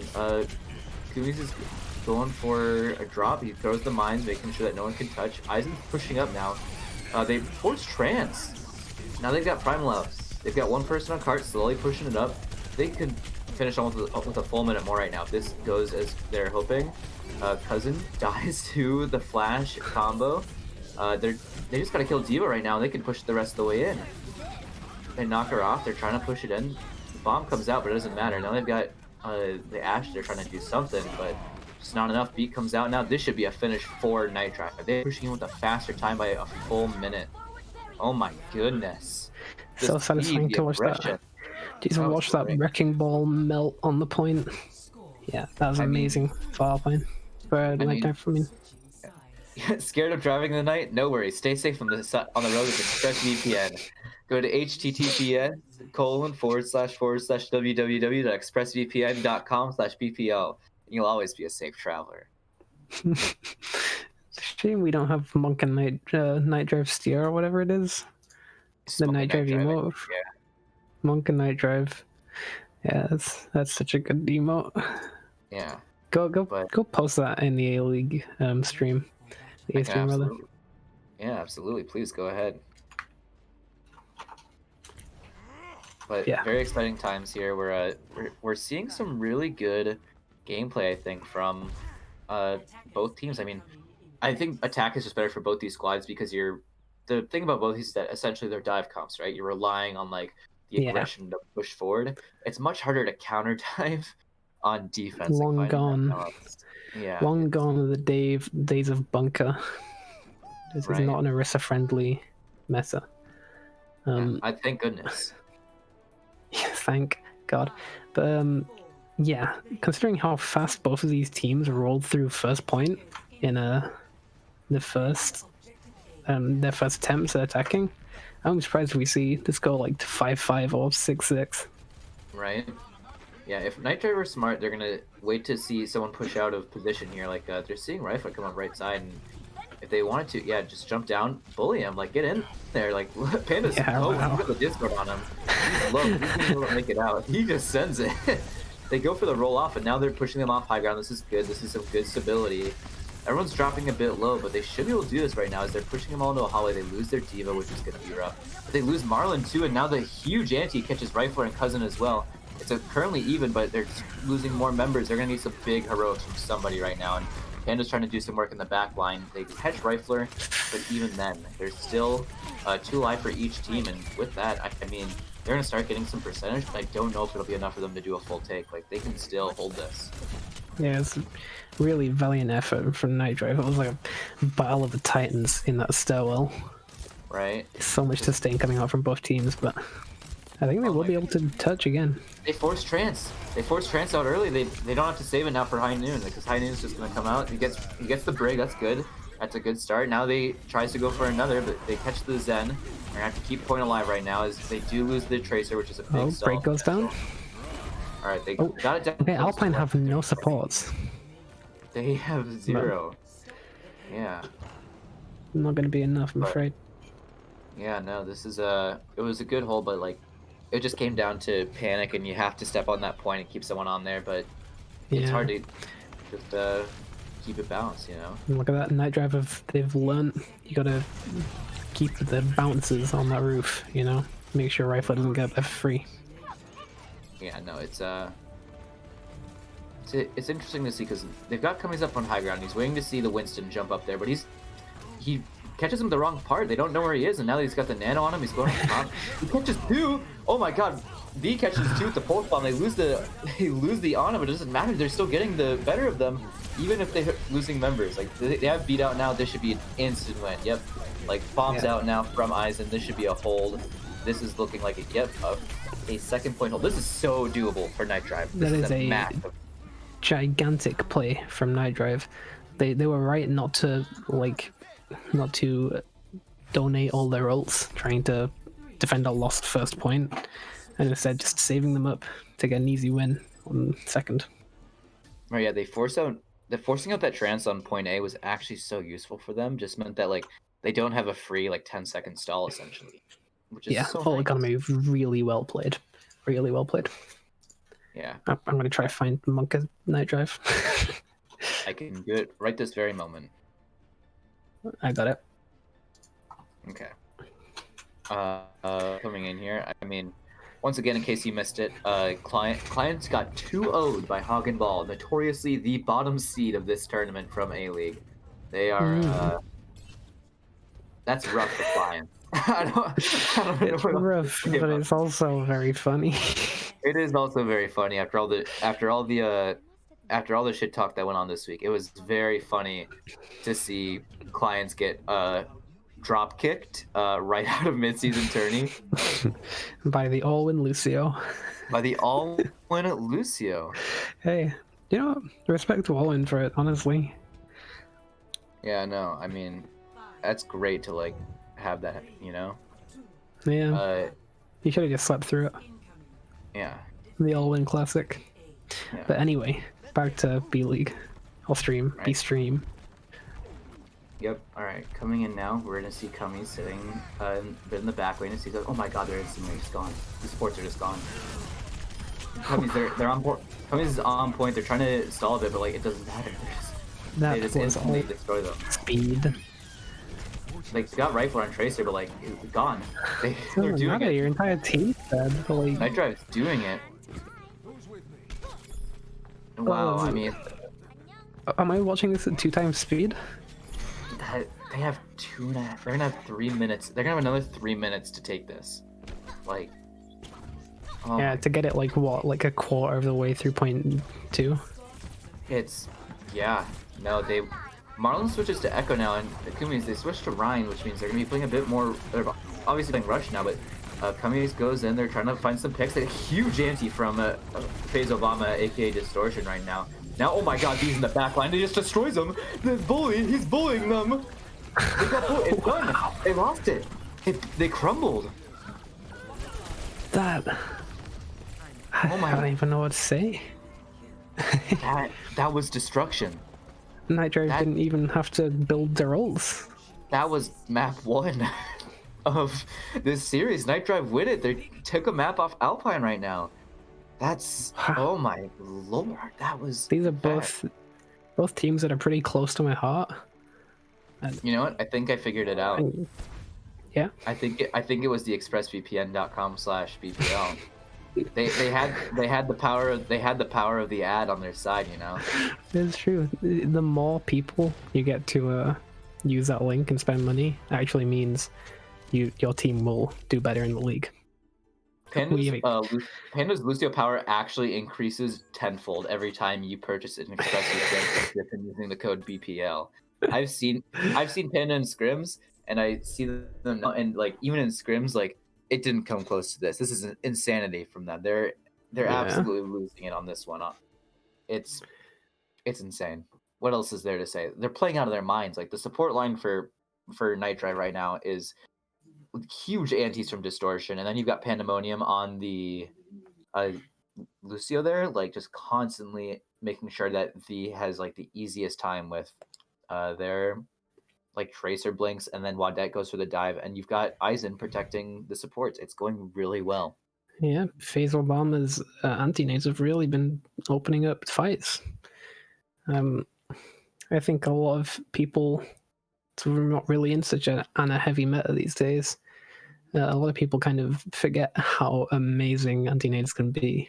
To like being able to cut off healing is, I mean, it's such an integral part of the game. That's right. Oh my God, this is Eisendrach's first BPL map win. A round of applause. The People's Plats prosper again. That's right. Another player brought up. Let's go. Yeah, that is excellent. It always warms my heart to see People's Plats members doing well. Right. For a change. For Eisen. Honestly insane. You love to see it. Yeah, you do love it. Who do you think? Actually, the stream can see the lobby right now, can't they? So yeah, they're going to find out at the same time as what map we're going to. Yeah, and I would guess because they're not doing hybrid, which means they're doing assault or escort. I would guess if they're going to do it, they are probably going to be going for probably Volskaya if I had to like take my pick. Otherwise, Volskaya again. Yeah, you put your money down on that last time, and I did. Yeah, I mean thinking about like. I have the scrim data. I know what they're good at. I know what they've done well on against us. And statistically, Volskaya, they've always won against us, at least for this. We don't have any data for maps like Dorado or anything, so it's hard to say. But I think that... I don't think they'll be picking Dorado. Yeah, no, I don't think so either. Has Dorado ever been played in BPL? I think once on a lark, but...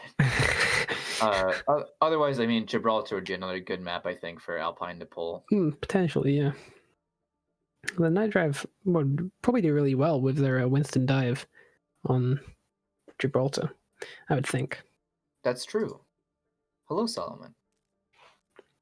Solomon. Hi, Invictus. What scene are you on? Because it's not the right one. Not the right one. Not the right one. Vic is gone. I think Vic may have perished. You okay? Vic left? Okay, well, that's fine. I'm here. I'm the owner. I am the owner of the NightDrive 1. Yeah, NightDrive 1. Actually, I can update this thing. I on the map. All right. Hi, guys. I'm here. I am. Hey, welcome Solomon I am to the stream. Invictus now. I own Invictus's channel and all of his New stuff. Invictus?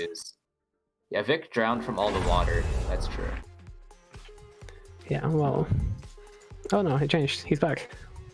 Oh, my internet was dead, so I'm back now. My cat is currently gone, Solomon, so there will be no cat cam at the moment. We'll have a second rainbow cam. Yeah. Hi, here. Solomon. You can see my hand down here. Hi, hello. You're reaching around, Mixer. Yeah. You're trying to do the move on me. I can encapsulate him now. He's on mine. The walls are closing in. Surrounded. Can't escape.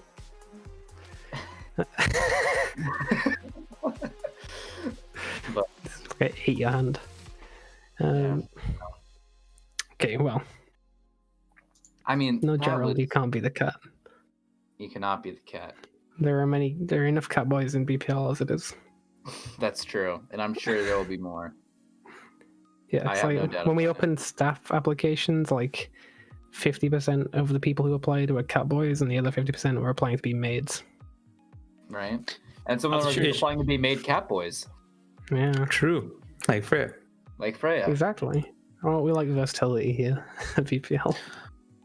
Wait, I think it's just a production error. I think Rainbow Cat Cam should be under Mixo. Yeah. That's true. Yeah, Mixo is my little cat. He's my little. Mixo doesn't get it. You might need to reload that, by the way. I did some stuff, but for some reason I didn't reload everything. So. Yeah. Hey Mixo, can you meow? Any meow? It's gonna. Mara, can you leave the channel?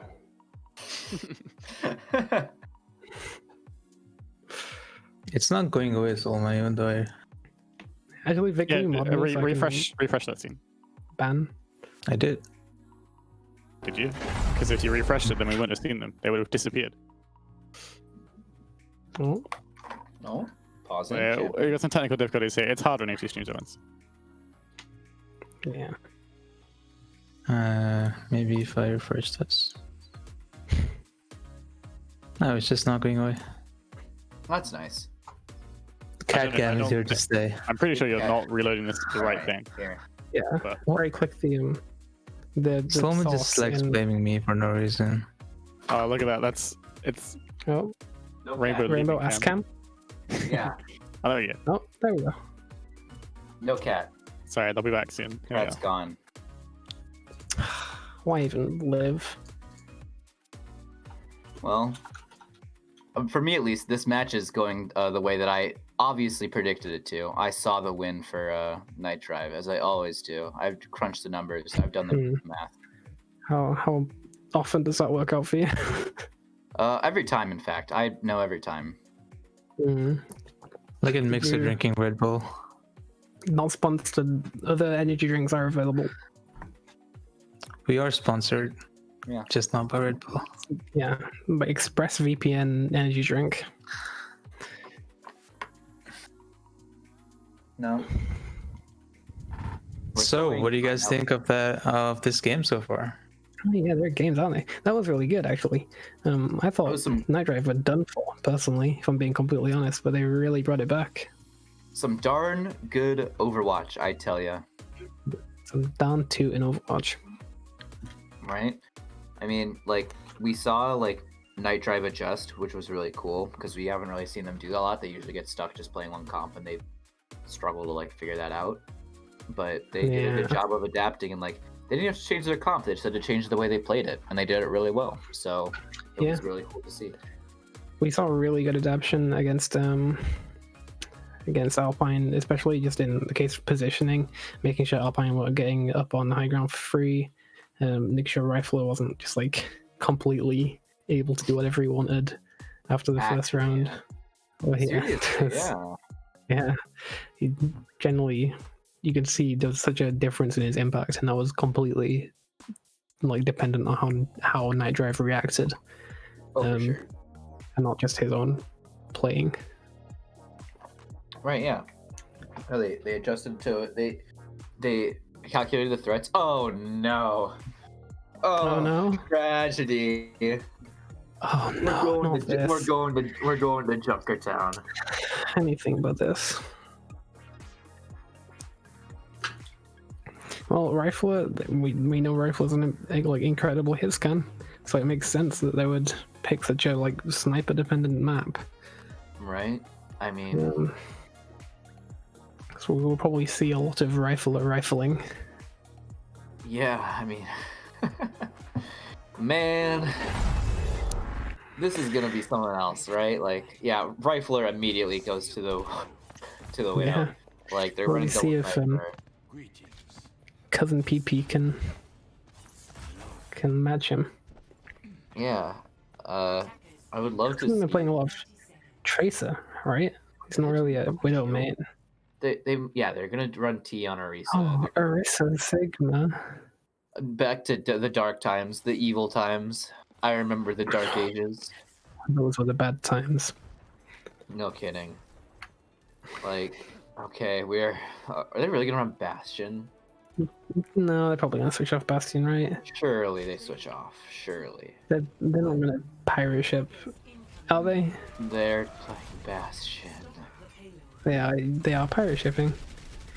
I mean, according to Scrims, this apparently worked against SYS the other day, who is beating both of these teams handily. But even then, they drop Wadet immediately. He's just gone. Yeah, they don't have a lot of sustain with these shields, especially if Dilby is going to be up on the high ground. Right, I think they're just trying to position Bastion up there. They're essentially just playing to pocket Bastion and nothing else, and like it's going to be really tough for them to figure that out. Like, he's doing it. He's sitting there. He gets one. He's doing it. They're doing it. Right. Wadet falls, but they still have at least one shield for the Bastion. They get the res though, and make sure they can keep more shields up, more shields for this character. That's so fun and cool. They're doing it. They're pushing with the Bastion and BPL. No. I'll say it's been really difficult for them to keep Wadet up on the Orisa. Like, Wadet died like 3 times so far? Yeah, no. This is a nightmare. I'm convinced. Can they even touch? They can't. They just have to lose it. Oh my god. Please tell me this isn't the way that they win this. This is so shameful. It's a dark, dark day.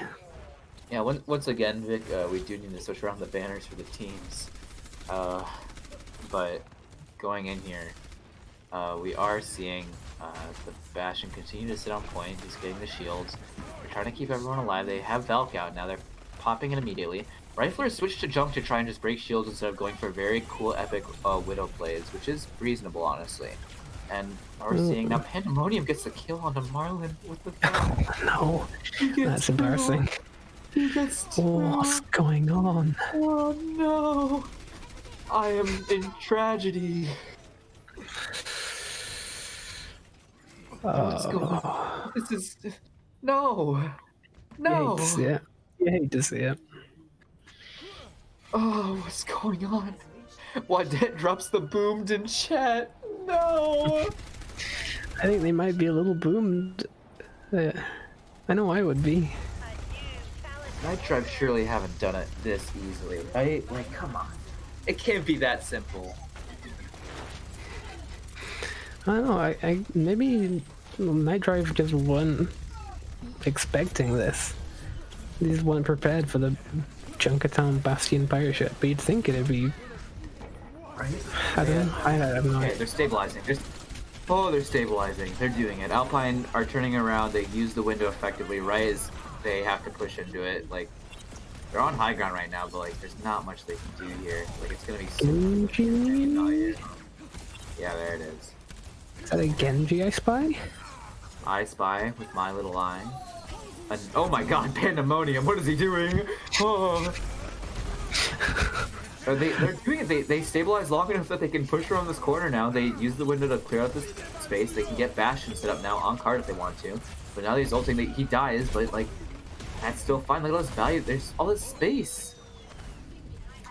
Also, yeah, Vic, we need the map score as well. Yeah, Oh man. actually. And they drop Bongo. They pop Trance in response though. PP still gets Rifler though. They don't have any way to res him. And now they're just trying to push up. They're taking space, but even then, like, as Wadet drops, like, they've still got all this value out. They're trying to just force out as much as possible. And Rifler switches over to the Ashe to make sure they can use Dynamite over the shield. And they pop Flux immediately, as now they're trying to make sure they can get as many of the Alpine numbers as possible. Dilby gets 2, even though they lost the Bash, and it shouldn't matter because the rest of the squad is still so damage heavy that they're gonna push this the way in with this. They pushed all 3 points with the Bastion. That's not allowed. You're not supposed to do that. And even though they're coming out right now, like, Rifler dies again, the Genji blade is popped, they don't have anything to deal with it, like, they don't... They did. Did Pumpkoot go down once on the Bastion? He died once, but he got rezzed. Oh my goodness, they do it. Oh no, that's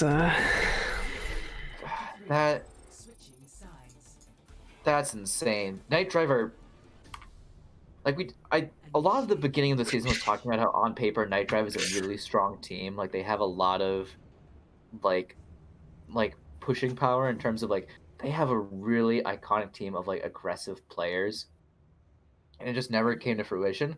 Like, they showed up for this. They're showing up for this match, and it's dumpstering Alpine right now. Like, yeah, wow. I don't even know what to say. Alpine started this off looking so strong on Hollywood. Right. It's like a completely different team is playing. What do you think about the McCree here? Do you think that's better than, like, the Ashe, the Widow here on first point? No, I don't at all, actually. I mean, if Alpine try to go for like more divey tank line with ball or something, which I don't think they're going to, running T. Right. I think it might be like the extra CC from the flashbang might be good. Okay, T is on ball. Okay. So maybe, but I still think that in this huge wide open space, the Widow DPS is just so good. Right, yeah. Let's see how this starts out here. As they start to push out, they're making sure they can take space for Rifler to get some nice easy shots off. They're trying to make sure that, you know, they're taking space for that Hanzo and Zen to deal as much damage as possible. They have the Pandemonium on the Mercy for some reason with this, when honestly, like, running the Zen here might be the better play just for that Discord up, because as soon as those shields are broken, it's gonna come down to who can do more damage, but I guess they're trusting the Mercy beam for that instead of the Zen Discord. They're catching two. Now T's about to go down. She got real low and stunned and just gone. Oh my goodness. Where's this NightDrive been? T's health just dropped like an anvil. It was gone instantly. This is nuts. I wish we could have been seeing this NightDrive for the past 2 weeks. They are looking so much better than they have been. Right, yeah. And Alpine are a good team.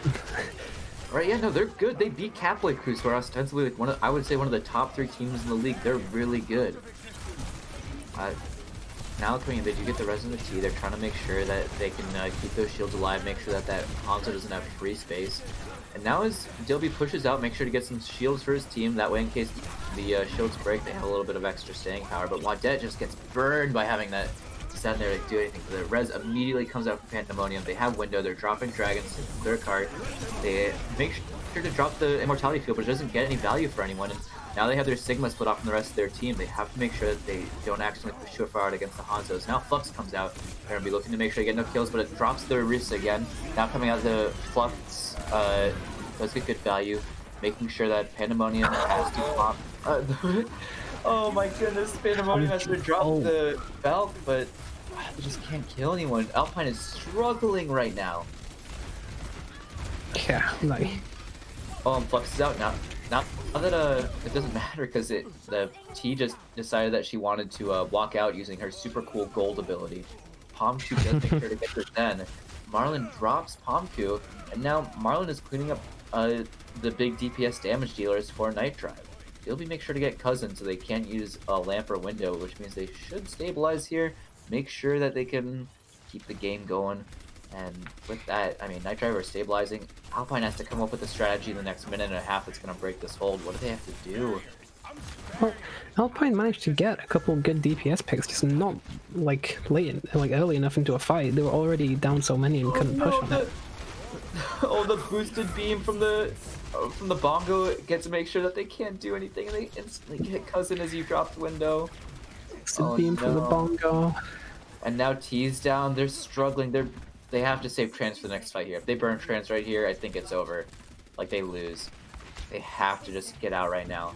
They're just going for picks, but there's nothing they can do. I think the Mercy pick was so good just to make sure that that extra DPS can be done against the shields. And NightDrive's right now is so good. And these Hanzo is cleaning up right now. He's doing so much damage. PP. Elno Sabe indeed. Oh, PP. This is... That was a PP moment. That was a PP moment. I mean... Yep, PP. Oh, he does it again! He gets another pick! And now they have window out, and T tries to walk forward to take point, but she can't do it because the window's there to make sure they can just instantly burn them down with that Hanzo McCree. I mean, this is rough. They have Trance, but there's nowhere for them to use it. Like, they have to touch now. Someone has to touch. Cousin's running for the point. He's desperately trying to get there. I mean, oh no. Like, V has showed up like I've never seen before on this Hanzo. Right, they throw Flux down, but he drops him up high enough to get Cousin, and they don't get anything off of it. This is it for Alpine. Unless something insane happens, unless Rifler is doing exactly what he's doing. Wait a minute, they could be doing it right now. PP catches Rifler, meaning they don't have a huge amount of DPS with the McCree, but now Marlon's on high ground. They have Trance out to keep him alive. This is exactly what they needed, but PP catches 2. He catches him with a headshot, making sure that the Trance doesn't matter. Coming out, the beam make sure that they can keep the tanks alive, they keep everyone going. He's healing the BAP. Now they've got Hanzo on the off angle, making sure that anyone who comes around this corner is going to have a really tough time pushing against this Orisa and the Hanzo. Flux comes out now to carry him off the high ground. Immediately, the Zen is dropped, making sure that they can keep the Sigma on high ground, make sure that there's nowhere for the last 2 people to run. This is it. NightDrive has beaten Alpine in a 2-0, a smashing defeat. Jeez. Wow.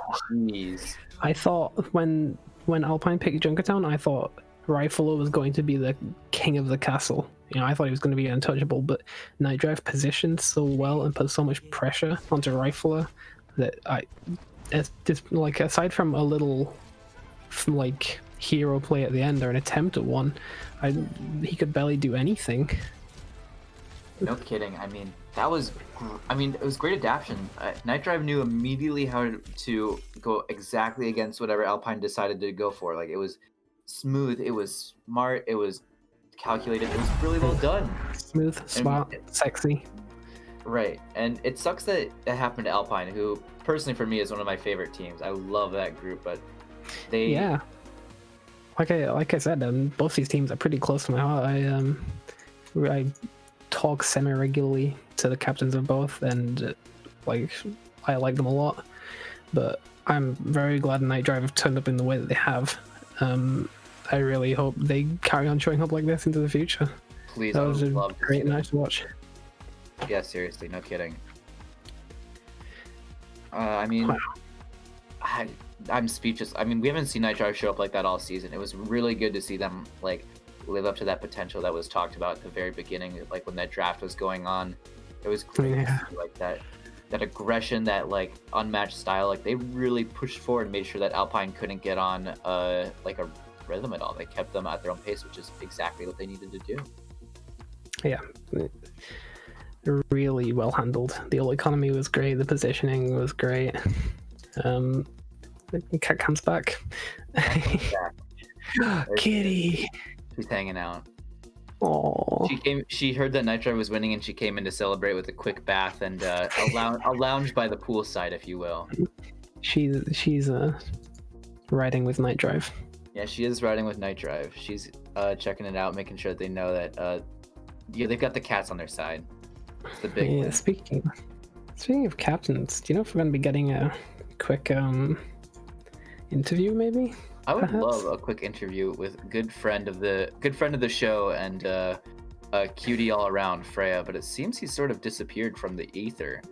Nowhere to be Odyssey found. seems to still be around though. Yeah, we get Um, Odyssey in here. Ah, Panda. Hello. Hey, it's Welcome. Panda. Well, I mean, great performance today. I was really proud to see, my team show up so well like that. How are you feeling after a big win? Feeling pretty hyped, especially considering seeing like how low we were on a lot of Preds. So it feels good to come swinging into midseason with the 2-0, especially on a quote-unquote upset. But yeah, it was good feeling. Yeah. It seemed like you guys are making a lot of mid-match adaptations to try and like adjust to the way that you were seeing Alpine play. What were some like the big ones, at least for you guys, that like really sold like a good like? Or it seemed like what was a very like crushing match. We noticed that we had to play a lot faster just because like we're just getting domed by their DPS like almost every fight. So we decided, okay, let's just drop everything that we scrimmed and go back to basics. Fast monkey in, fast monkey out. You return to monkey, of course. Who could? It's so smart. The classic fast monkey strats. Yeah. And I mean, seeing you on Lucio is always a pleasure. Like, you're an absolutely iconic character, and I'm sure you were like jumping for joy to be freed of Brig Jail. Oh, it felt great. Can't lie. All right, so looking at the current bracket, I mean, whoever wins Mind.Hive Waffle game, who do you think's going to be your competitor in that upcoming match? Whew, that one's hard to say. Those two teams are really cool. Like, they both have their ups and downs.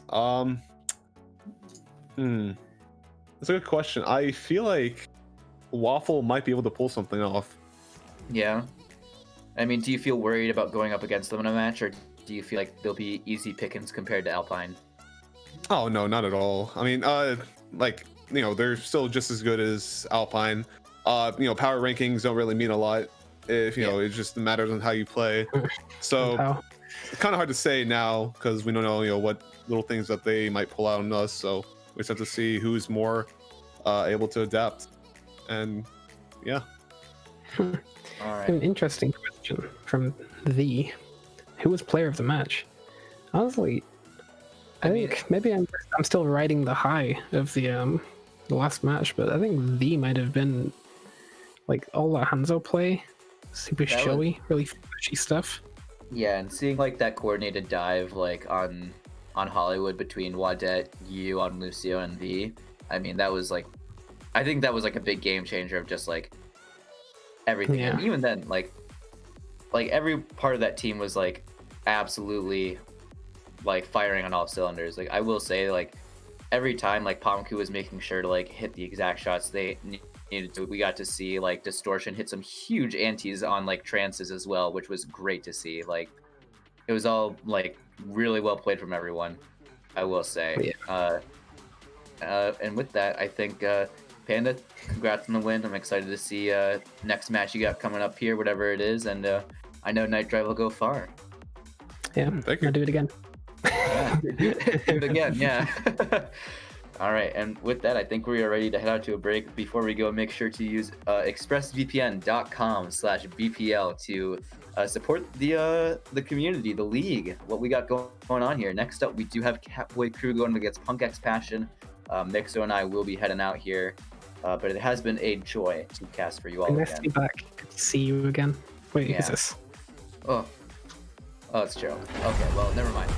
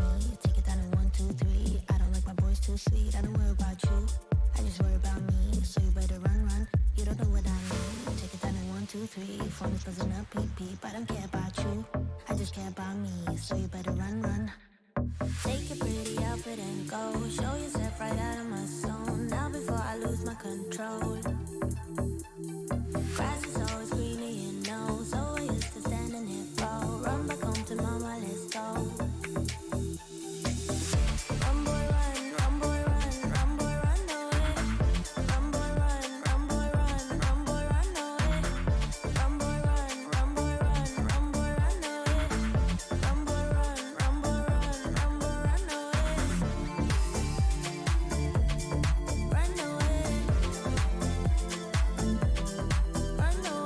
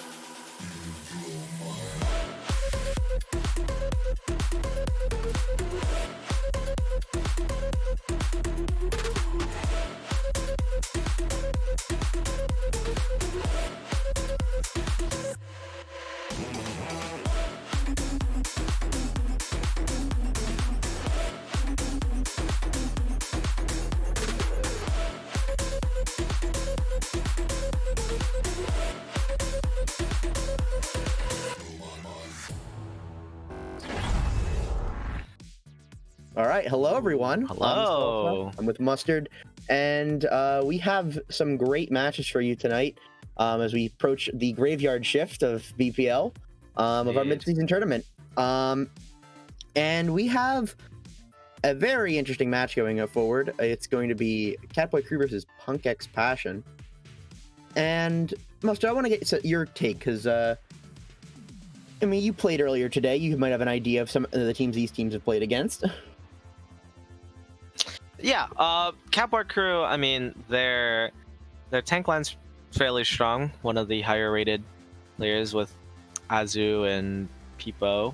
I mean, and Katboys looked so strong last week against Majesty, just riding off that hot streak, whereas Punk X Passion, they, you know, overall, they've had some easy opponents throughout the course of the season with Waffle, Sovereign, and Mind.Hive.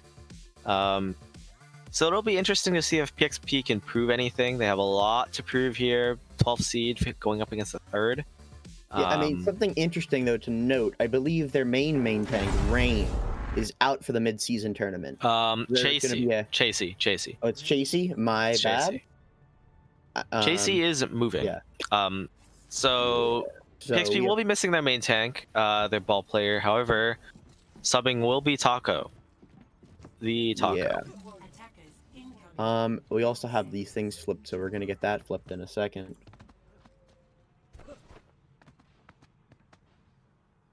Yep. So, did take a little while. We do apologize. So we're gonna get into the action.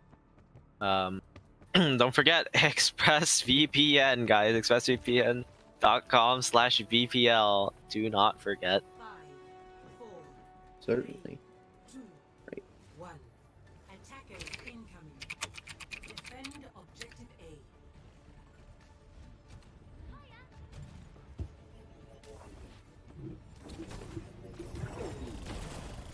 Right, I think so. We're having a little bit of troubles on our end, but we see the beginning of the fight. The Katboy Crew is starting to approach the point, and you have Punk X they're holding up the high ground, trying to make sure that they can't get through the little box.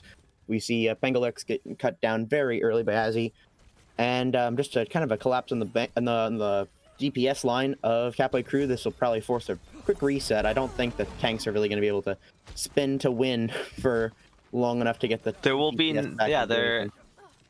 there will be no best ball and BPL shenanigans currently going on. It will just be Punk X Passion taking a clean first fight, just, you know, being able to eliminate that PS there. That was actually really execution.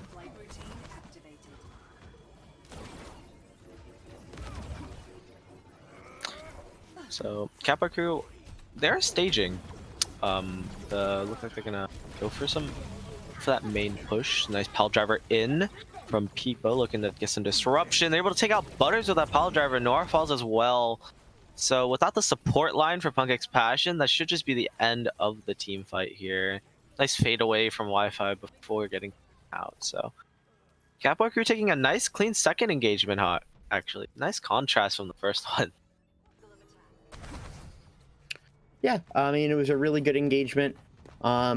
And I mean, you didn't have to, if you're Katboy Crew, you didn't have to invest in any resources. Like, they didn't use a single ultimate to get that fight.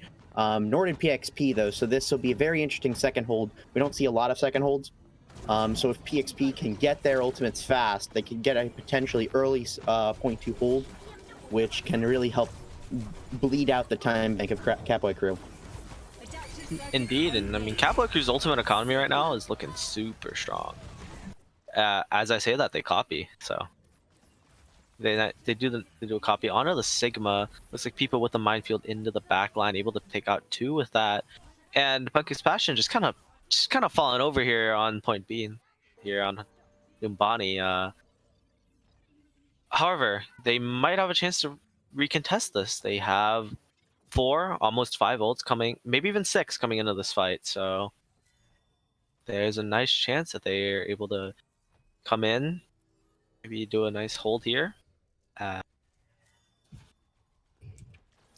It looks like Aquarius with a 2-man high noon, able to just decimate, the squishies. Pengolex Paul are down for Katboy crew, but they do just roll the card in, so it doesn't really matter if you are Katboy crew. That fight, nice trade. You're able to cap, you get the forward spawn and the extra time.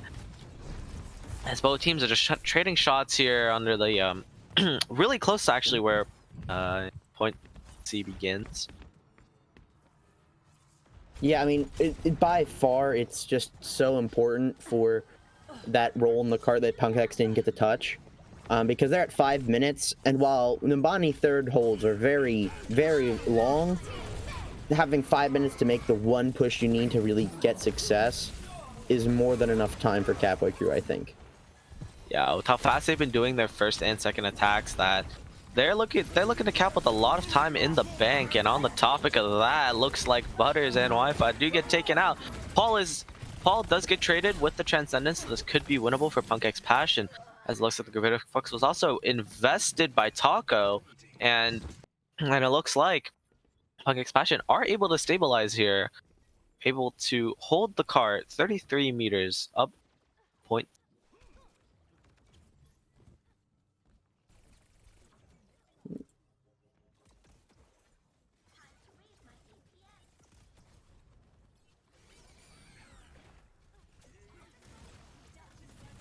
All right,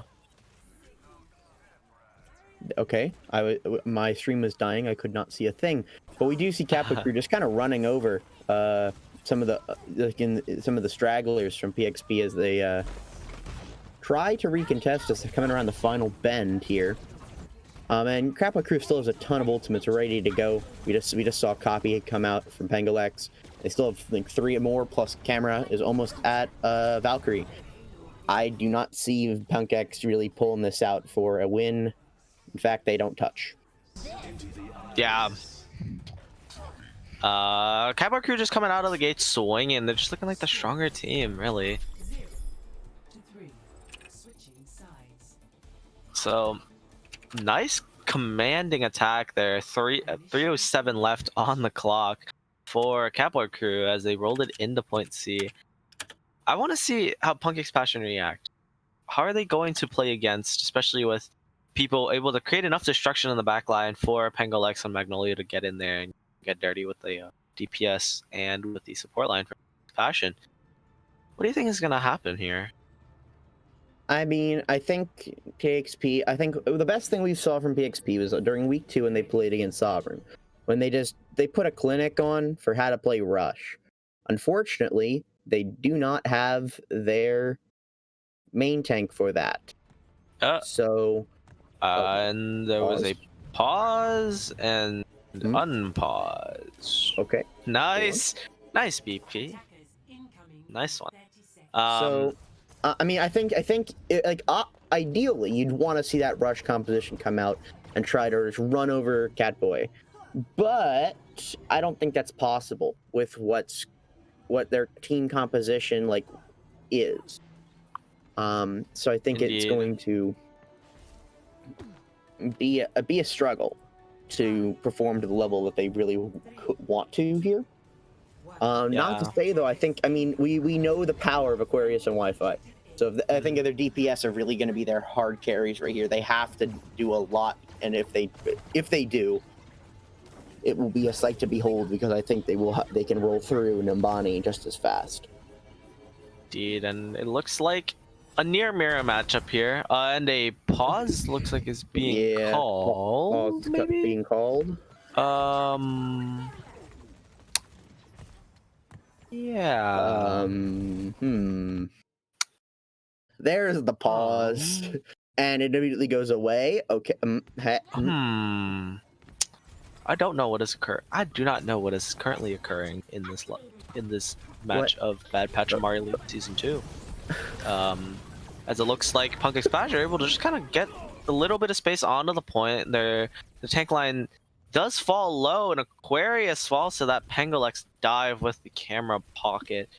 Deadly if you are on the other team, and it looks like Wi-Fi Butter is falling as well. So Punk Passion, even though they were able to get a little bit of staging onto the point, a little bit of that point pressure, looks like they weren't able to convert it to anything successful there. Just wiped. Yeah, I mean, that's like kind of the difficulty on this map of coming through that little room. You do get the high ground, which is important, but you also are in a little tiny room, and they have complete point control. And I think that's really like the way that Katboy crew played around it by using the air to kind of get past some of their shields, and like the Matrix was just really smart. We're gonna see them kind of move in back up through the top room, and Magnolia is just gonna be taken out really quickly. He does invest the pulse, unable to really get anything with it, as he does get demeched. So, and the copy invested from Pengolex as well. I don't think he was able to get the minefield out on time, as Azu putting on a clinic, taking out 2 members from Punk Passion, and Pengolex beaming down Taco should just be the end of that attack once again. A nice pick coming out from nice pick there, but they were really unable to convert it to anything useful, unfortunately. As if you're Punk Passion, you should start to be worried. Your time bank's running low if you want any shot at trying to match what Katboy crew has or coming close. So, I don't know. They really need to press this ultimate advantage here. Definitely. I mean, Noir coming out with the rally, trying to get something big. This bomb's going to force them all off the high ground or die, so they have to take some pretty poor positioning. It looks like Wi-Fi coming out with a copy. Pengolex as well onto the McCree, unable to pop his high noon on time. Both teams popping Transcendence. Wi-Fi able to get the self-destruct out on the copy. Taco's Mind's able to take out Pengolex. And camera falling to Azzy's bomb should mean Punk Passion should be able to push this one in. But as I say that, Paul, Magnolia, Peepo pulling out the absolute wonders here, trying to make sure Punk Passion do not get anything on the point, but will it be enough as it's down to just the 2 divas on the point fighting it out? Looks like Pengolex comes back just on time with reinforcements, as well as Peepo rolling in from downtown. Katboy crew, by the skin of their teeth, they hold that. The reinforcements are very important for Katboy crew to hold that point. I think if the diva dies any earlier, you can start to stabilize to get the rest of the team there, and hold off them. But that was really important. Yeah, 20 seconds left for Punk Passion. Will they be able to roll this one in on time? I mean, I don't think so. You see 2 ultimates, 3 ultimates really for Katboy crew versus 0 for Punk X with 10 seconds left. That means nothing. Yeah, Taco does get melted instantly, unable to touch. Magnolia falls. Maybe Punk Passion can turn this fight as Azzy's forced to touch the point. Looks like they're gonna res Magnolia. So that should just be the end for Punk Passion here on their attack. Yeah, that will be the end of. Oh, we have a touch. We have the touch. Any touchers? It doesn't. But it's all for naught. All the efforts are for naught, as it looks like Katboy crew are just going to clean up Punk Passion. Take full holding them here on Numbani for a clean 3-0. Very clean, just very clean full hold. And really just shows, I think, some of the importance that their main tank brought to Punk X. They couldn't play their best style. And I think also just shows some of the dominance that Katboy crew has shown throughout the game. There's a reason that they're our 3rd seed, you know? Yeah, indeed. They're the 3rd seed for a reason here, as they take 1-0. Definitely. I think as we're going into map 2, though, I think there are some things that Punk Passion could try to maximize their chances at success. I think some of that comes in picking a slightly better ball map. Numbani, it's good, not that good though.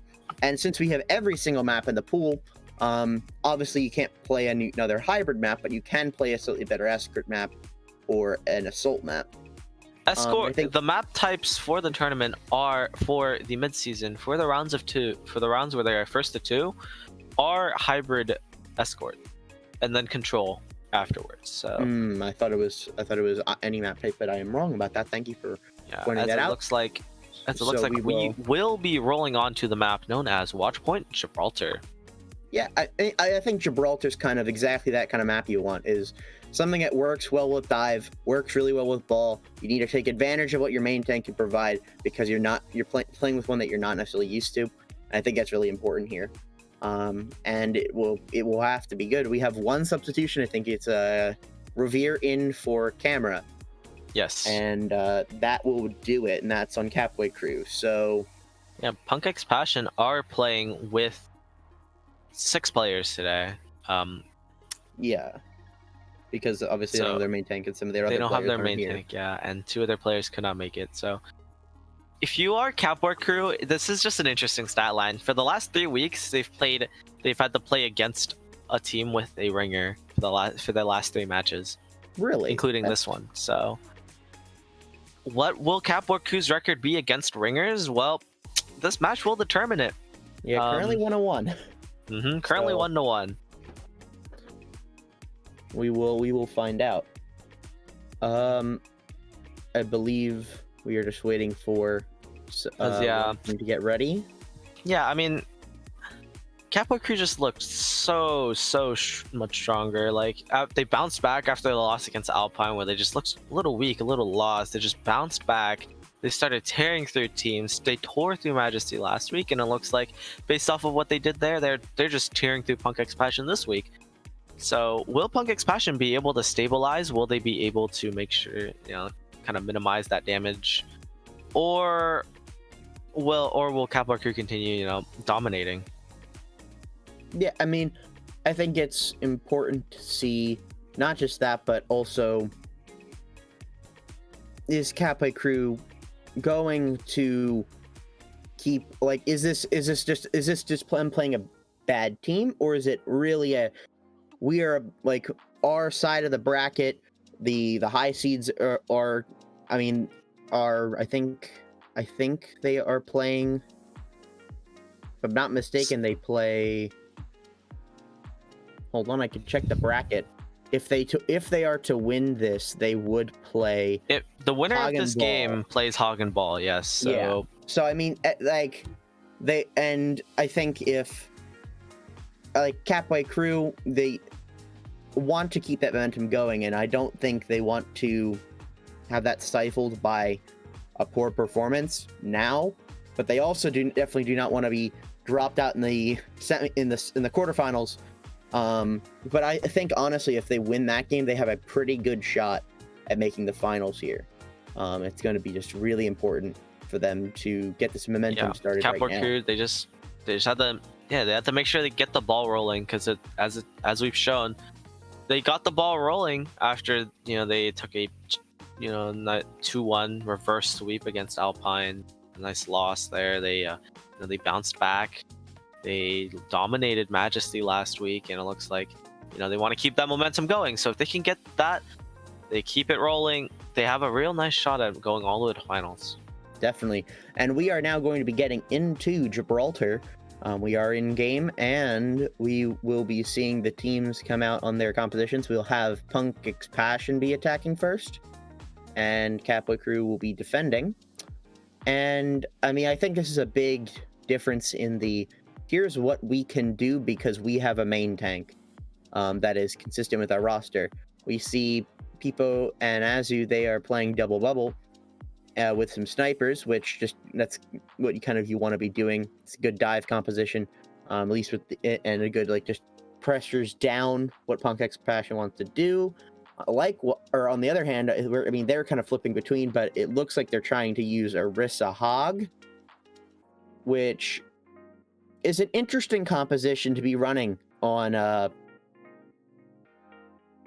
think just Gibraltar in general, but particularly Gibraltar first.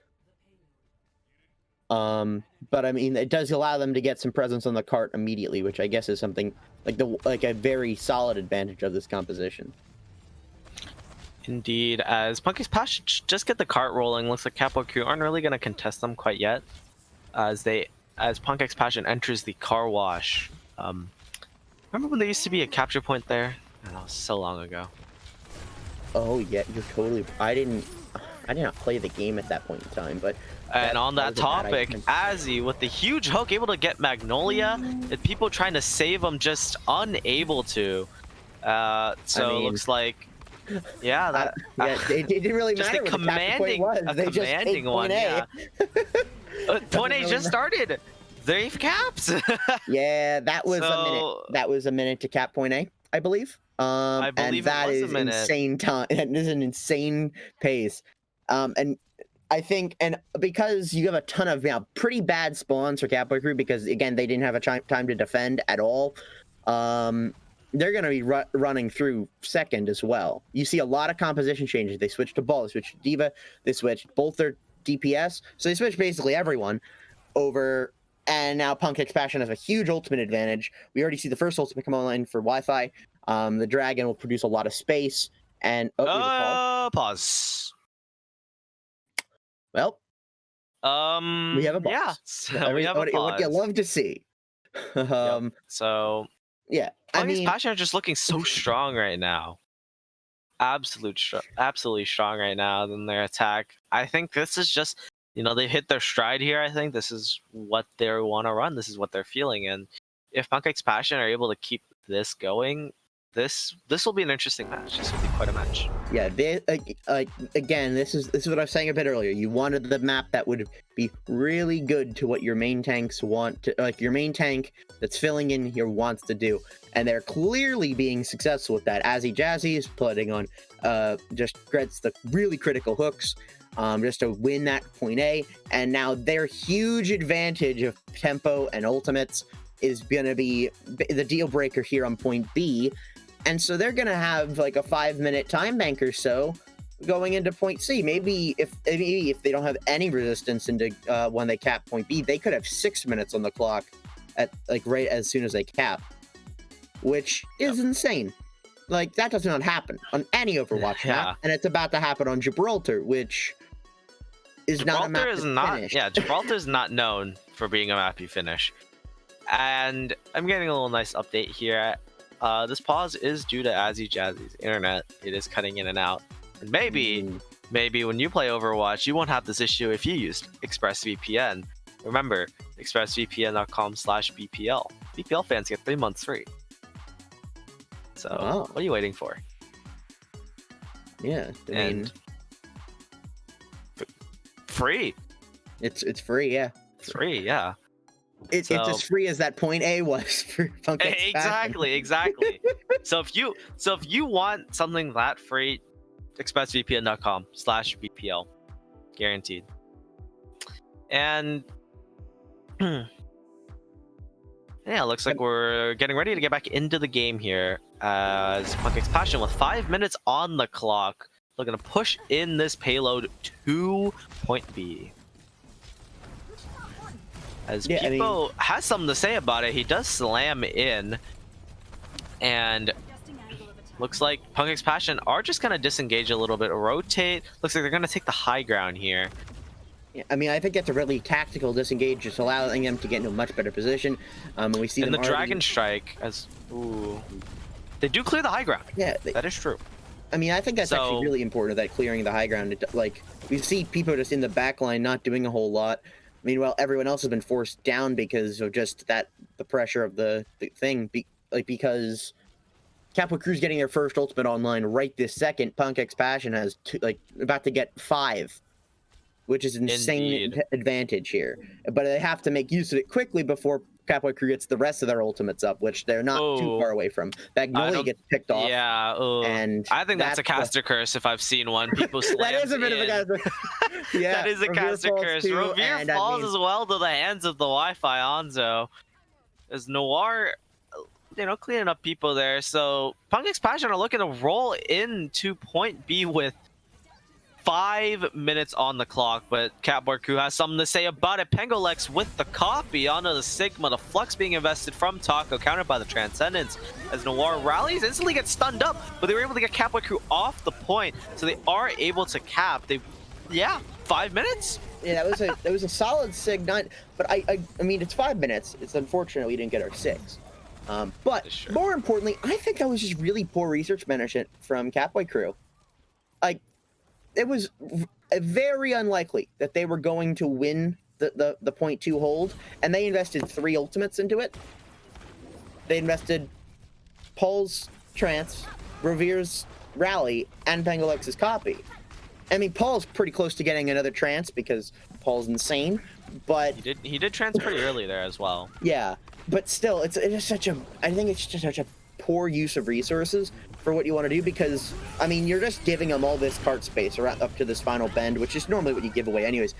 Does not matter. The rest of the team come in and just smash through Punk X, and they're on they're just out. Fast ticket to the respawn room. That was fast. That was fast. Yeah, and I mean, now we're getting into a fight where there's a lot of ultimates on both sides. Pengolex is probably going to get another copy. We see Paul with the Trance. We see Azu with the bomb. Revere is is halfway to a Valk. Probably can get that at the end of this fight. Tank ultimates. Aquarius with the Deadeye, really good for spacing. There's a slam engage with the bomb, able to take out 2. Oh, Pengolex also beaming down Azu there. That is another clean fight from Katboy Crew. Just absolute domination, nice coordination of ultimates, able to slam with Peepo Azu, just able to combo the self-destruct and the pile driver. And then following up with a Magnolia, with Magnolia and Pengolex just walking into your backline to make sure that no one else is able to live after the bomb goes off. Yeah, I mean, it was just a fantastic coordination, just great execution by Katboy Crew. Now here comes the re-engagement, and we see Butters using Transcendence. He clears mines. He clears some mines, but the copy. Not do a whole lot about this potential flux. Yeah, right here. That's true. The copy from Pengolex, he does get melted by the high noon, so they are able to take him out of copy. Magnolia loses the duel. Wins the duel. My apologies. Against Wi-Fi on the Tracer, but Azu does get demeched and taken out. So. Punk X Passion with the man advantage currently, and the nice hook on a Pengolex. So he'll be being sent back to spawn as a gravitic flux on the spawn doors. I don't think it caught anyone. It did not. It might have caught a support, but I think it was Revere on Lucio, so Revere could just go back down, heal up, and come back. And Paul with the Transcendence able to keep everyone topped up, just not Azu before he gets demeched. It looks like he'll get the mech back, and Katboy Crew able to stabilize on this push here, as Punk X Passion are stopped just shy of point C. Yeah, I mean, 2 minutes though is a pretty not insignificant amount of time to get this last little bit of distance. Especially, I mean, you have Azu with the bomb, and that's about it. But also Punk X has about nothing as well. So it's really like if Azu can do what they did before with Peepo just getting a solid engagement, great coordination, this map is over, I think. But if Aquarius can make a lot of space with the Deadeye, and Aquarius dies to cast a curse, I apologize. The caster curse is back, as the nice slam combo coming out from Peepo and Azu with the pile driver self-destruct, just able to make sure that no one can run behind cover before that bomb goes off. And if you are behind a shield, not anymore, you're above it. So Punk X Passion are once again sent back to spawn. 1 minute remaining. I mean, this is a very interesting fight. You have a lot of ultimates on both sides. You're gonna have both the DPS ults for Punk X, the support ult, really 2 of them, and Azzy Jazzy's ult, basically against the lot of Katboy. Like everyone but Azzy will probably get an ultimate this fight, because Paul's just insane. And Indeed. I think the positioning of Katboy Crew, just to begin, because they're on the defense at this point in. And the high ground. Defense high ground is something really hard to break, especially on Gibraltar. As I say that, though, the nice The nice mines from people able to force out the Transcendence from Butters, but that Transcendence gave them the space that they needed. Pengolex invested the copy, but it's all for naught. As 3 members from Katboy crew fall, make that a 4th. As a look, and a 5th, Wi-Fi able to win that duel this time around against Magnolia. Looks like Paul's going to come out of the spawn doors with the Transcendence, so he will be able to touch as we head into overtime. If Punk X Passion don't close this map out, they will be sent to no extra. And never mind. Does not matter. I don't need to finish that sentence. Yeah, like they just get the kills, roll it in. and that's the round. That's the game. Yeah, they just rolled it in. The desperation Bastion there as well. That is what I like to see. Nice desperation Bastion. We all like to see the desperation Bastion. I want to see desperation Bastion on Control. That's what I want to see. Play it, cowards. Who needs a desperation Bastion? Just have Bastion. You know, just have them. Have them. True. Yeah. So I mean, it was a great attack from Punk X. Got a little slowed down at the end of point C, but I mean that kind of happens always. Yeah, indeed. Like it's not as bad as the point 2 hold, but it's still somewhat rough to the time bank. So I mean, just getting to complete that's pretty solid. Here is where the difficulty is. Yeah, you have to. You have to defend. Ooh. Yeah. True. I mean, Punk X Passion. Will they be able to put on a clinic here on the defense? You know, just mirroring their A and B attacks, or are they gonna fall over just like Katboy crew? Yeah. I think the point B is definitely very important. If you are defending, point B is one of the hardest points to break in this game. So if you're able to choke hold point B, you should have the map in the bag if you're Punk X Passion. Right. The difficulty here is that they're playing Hog Sigma, which is not necessarily the most mobile composition in the world, and it's going to be kind of better with on the offense because you can pull people down from the high ground and just completely catch them off guard. A nice hook from Azzy, able to take out Pengolex, and a nice follow-up on the Revere. So it looks like Katboy crew's attack is going to be stopped before anything even happens. No engagement, nothing. I just need to stop talking. Whenever I start talking, Katboy crew just run into the pitfalls of Punk X Passion, doing the exact opposite of what I'm saying. Like, I was saying, it's a problem because you're going to hook someone and then they can come up and you'll just fall off the cliff. And then they get sniped by 2 snipers. And my point's moot. So Katboy crew just gets stifled. And now they are in the car wash, which is not a fun place to be. Yeah, especially against that comp. I mean, you have a lot of AoE damage. Just nice, lockdown of chokes with the Sigma and the Roadhog, and the Ozo McCree as well. So it's just, they lock down the choke if they need to. And looks like Magnolia is just going to kind of be pushing the cart here. Looks like they're going to finally say something about it as people goes into the backline with a nice slam. The Knight does get stunned up, but it's not enough to save Noir. A majority of the healing from Punk X Passion gone. Wi-Fi throwing the Dragon Strike up to the high ground, just making sure that Katboy crew cannot utilize the blue box. And they're going to be able to kind of stall it out here, stabilize. A nice hook onto Paul from Azzy, but the nice defense matrix to Peel is there. As it looks like Punk X Passion's defense is finally going to be cracked here. And they're going to be rolling into point B with 4:45. Yeah, I mean, it was a good defense part for what Punk X wanted to do, but now, just the bad spawns are gonna really just make their day very sad, and this is where the rollover of point 2 comes in, I think. It's like Katboy crew has so many ultimates that they're gonna be able to push this advantage super hard compared to what Punk X, like they're about to get their first ultimate right now. I mean, I think it's just the death of Noir in that last fight was so important, and then just some fantastic peel when Paul's death might have been able to turn it around. Yeah, Punk X Passion, though, they're going to move into the high ground, maybe take the shuttle, but people have something to say about it. He slams and mines, but the mines don't fall onto the high ground. They are blocked by the shuttle, so that will help Punk X Passion a lot. As people falls, the nice Transcendence Valkyrie overlapped on top. Someone has to touch the point, and it looks like Punk X Passion will rotate on time. Aquarius able to zone them out with the high noon as Butters gets chunked. Absolutely chunked. Nothing else to say about that one. The nice bomb into the back, blocked by the Sigma shield, and it looks like Katboy crew are going to be winning this fight as Taco investing the Gravitic Flux.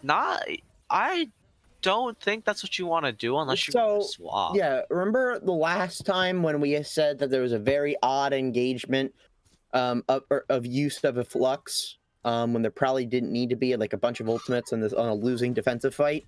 We're seeing that again from Taco. I think that actually really is going to be, it's kind of generally disaster with what you could need to do right now on your 0.3 defense. Really, it's going to be, can Aquarius get this Deadeye and then make a lot of space with it, because you can't use Flux to get that space you need. You do get to use this Dragon Strike, get people off the cart. And, yeah, you don't need a High Noon, man. Just use Dragon Strike. A nice hook on the Pangolix from Azzy once again, pulling out the heroics, able to take one out, flip the tides in Punkix Passion's favor, but the Pulse Bomb able to claim Taco. So what will they do? Looks like Katboy Crew are just going to back off a little bit as Azzy pops the whole hog, just zoning off Katboy Crew from the payload as they take payload control. Looks like the resurrection on the Paul.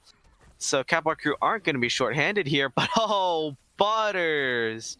Oh, that's nasty. That was nasty. That was mean. Takes out Revere. It was mean to do what Butters just did to Revere.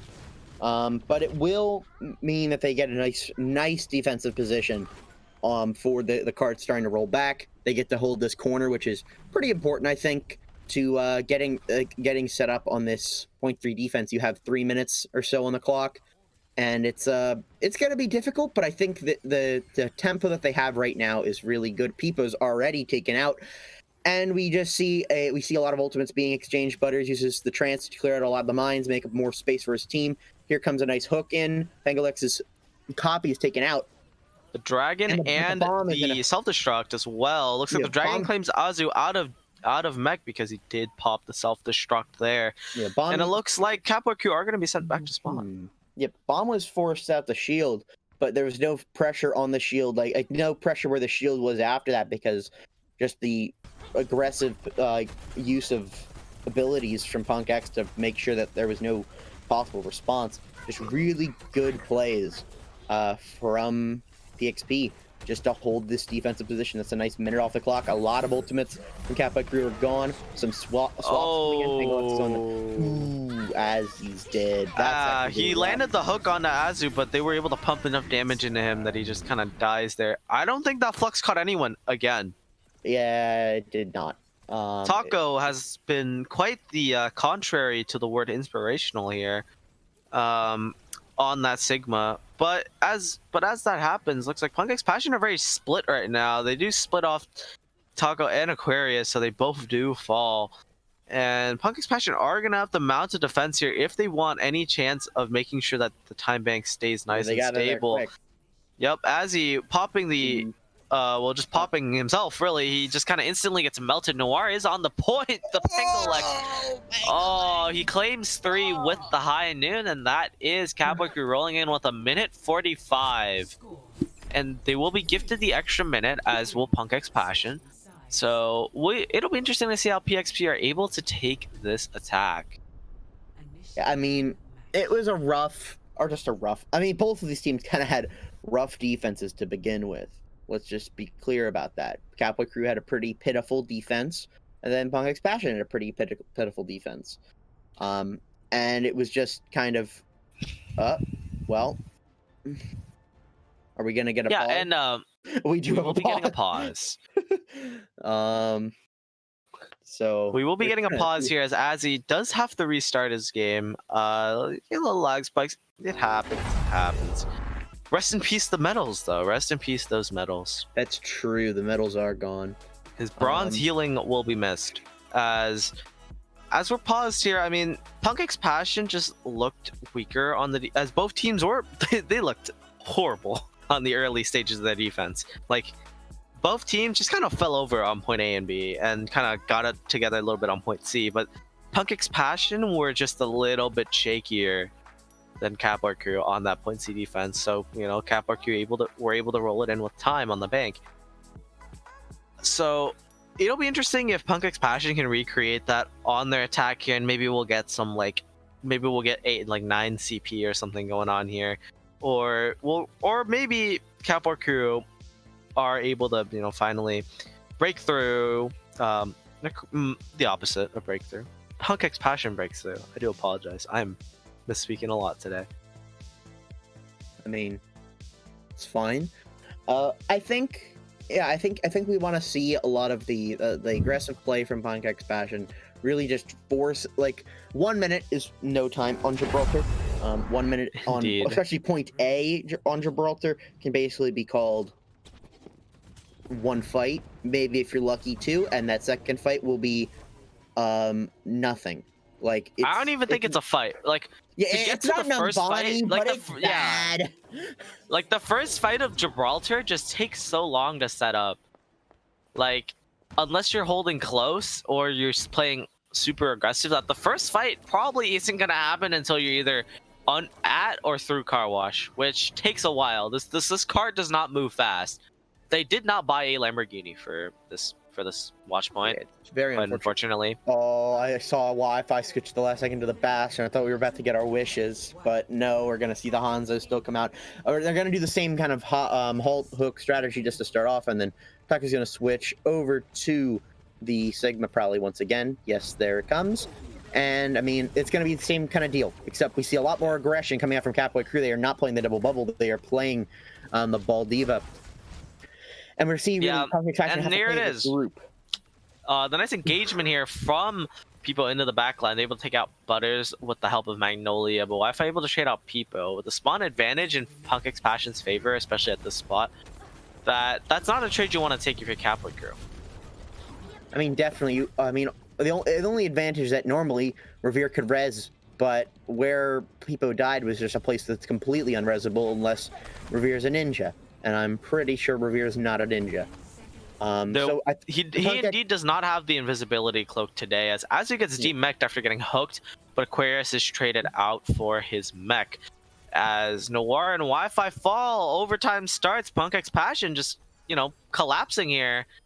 And it looks like they'll be held just after car wash with attacking for 1 minute. So Katboy crew have 2 minutes, 45 seconds to push it 64 meters on Gibraltar.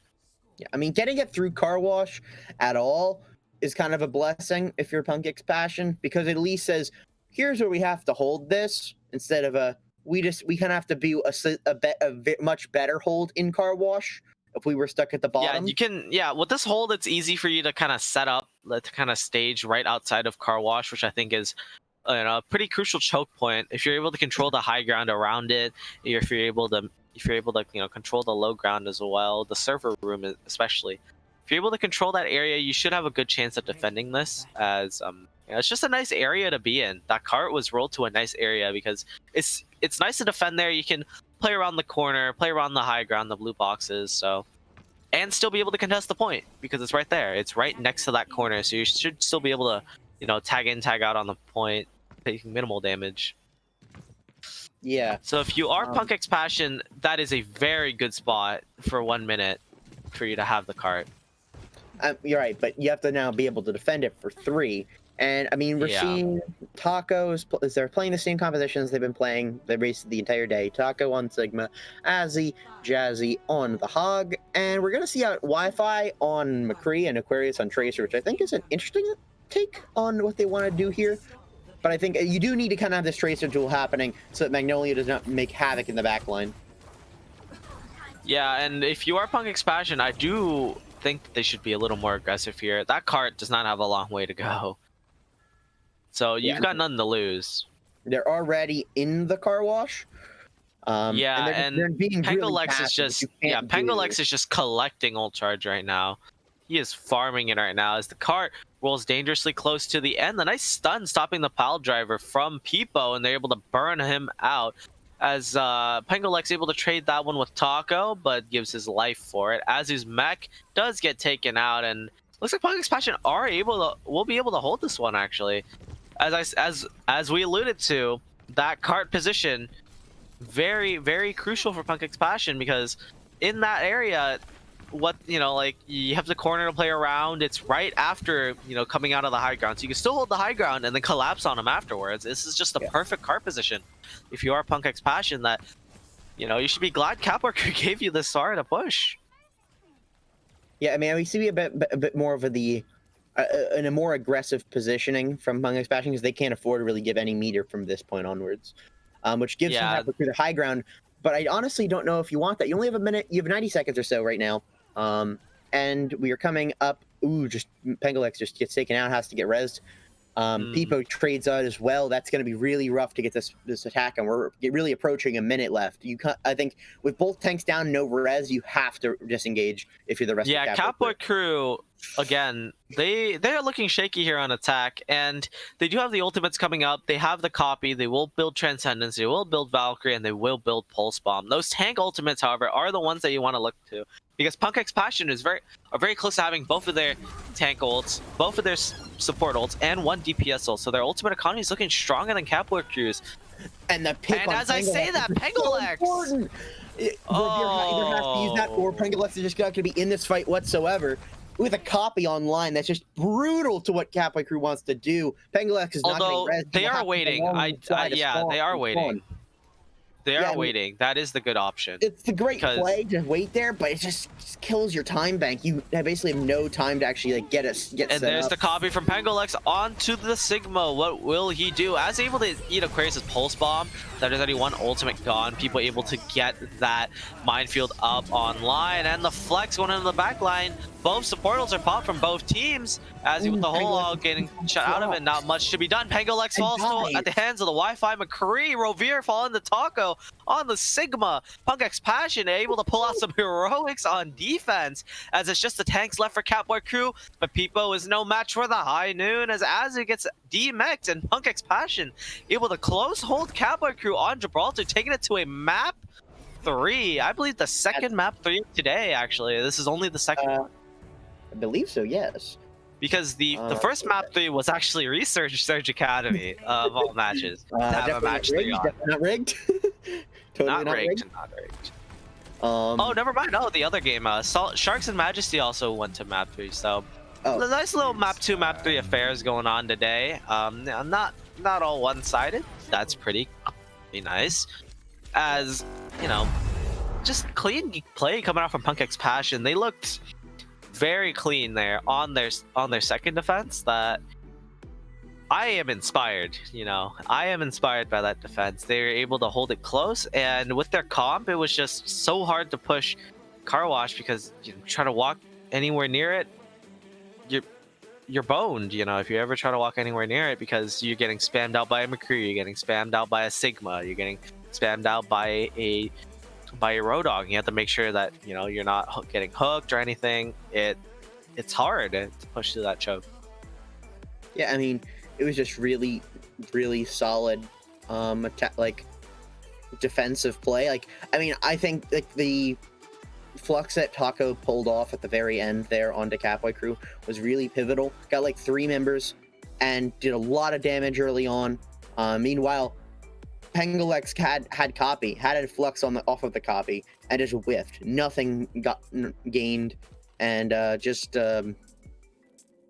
almost died immediately afterwards. Just a big difference in the play, and was enough. We are getting into Busan here, which will be our tiebreaker map. And so one of these teams will emerge victorious. Will it be Katboy crew? Will it be Punk X Passion? As it looks like both teams will be running out on very similar comps. Most likely going to be the mirror comps. But as I say that, Wi-Fi maybe will run the Sombra on this attack here. That might be interesting. We also have Azzy Jazzy obviously playing Hog. Has been playing that all day instead of the Diva. Ooh, Peepo switching over to Winston. We have the classic dive tank line. Oh, boo. Those are getting excited for a moment. All right. So, I mean, we have a teleporter coming out from Aquarius. I think they're just actually going to stick onto... Nope, they will not stick onto the... So, almost mirror. You have Azzy on Hog versus Azu on Diva. Magnolia just blanks. Ooh, that's brutal. Where did he go? Where did he go?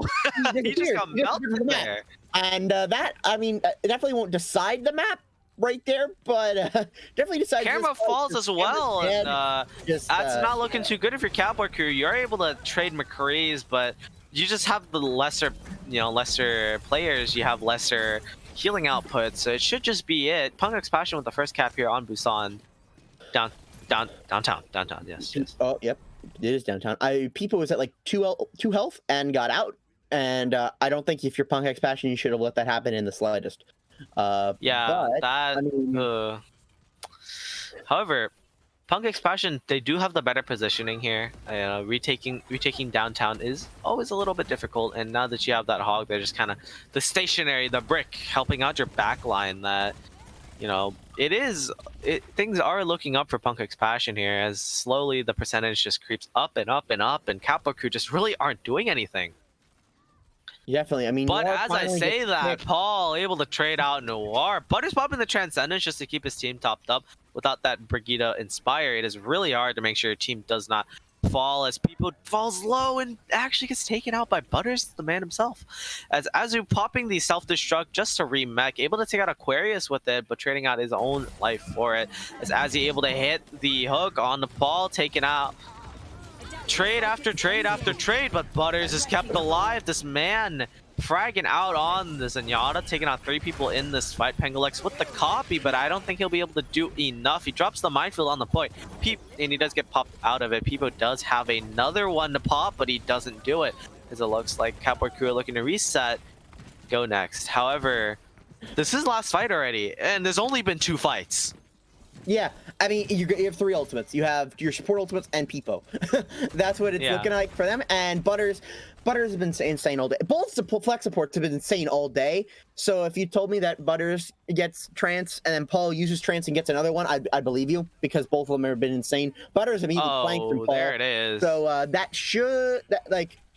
that might not be the end of this attack, as Taco drops the minefield onto the point, making sure Katboy crew cannot touch it under any circumstance. Just barely able to get it. Paul and Peepo pulling out some heroics there. As I say that, Punk's Passion also doing some of that themselves, with Magnolia and Pengulex falling, so there's no damage on the side of Katboy crew. Will Punk's Passion be able to take it? Because they do fall dangerously low. Taco, by the skin of his teeth, as he's taking out Paul, the pulse bomb from Aquarius doesn't get anyone. However, as he does get demeched, Paul is dead with the Transcendence, so he cannot do that to save his team. Camera falling means no healing on the point. People getting that last minute touch, and he gets taken out. Looks like Punk's Passion taking a clean 100-0 on Busan downtown. I mean, whoa. Yeah, I mean, 100-0. Like, Butters died, came back with the trance to save his team. Meanwhile, Paul just dies with trance. And a dead Zen with the trance is not helpful to the let's stabilize on the point plan. And Punkx just sweep through downtown pretty oppressively. And now Katboy crew are in a very dangerous position. They are 1 round away from elimination, with a very massive upset, if that is what happens. Katboy crew heavily favored to win this match, not only because they are 3rd seed, but also because they've consistently shown just stronger team play compared to Punk's Passion. But will Punk's Passion be able to pull out some heroic upsets to make this the 2nd, arguably 3rd upset of the day? We shall see as the round gets started here. Peepo Azu falling dangerously low on Katboy crew, able to abscond in time and making sure Taco cannot, so he will get taken out, but Azu's mech does get traded for it. But who will get on point first? That is the question of the day. Looks to be Katboy. Looks like that will be Katboy crew. They have a slightly better position. Aquarius gets taken out. Azu finally falls. Didn't have the mech for a while. I mean, just great positioning from Katboy crew. Probably just sweep out the rest of Punk's Passion, make them reset. Yeah, they are.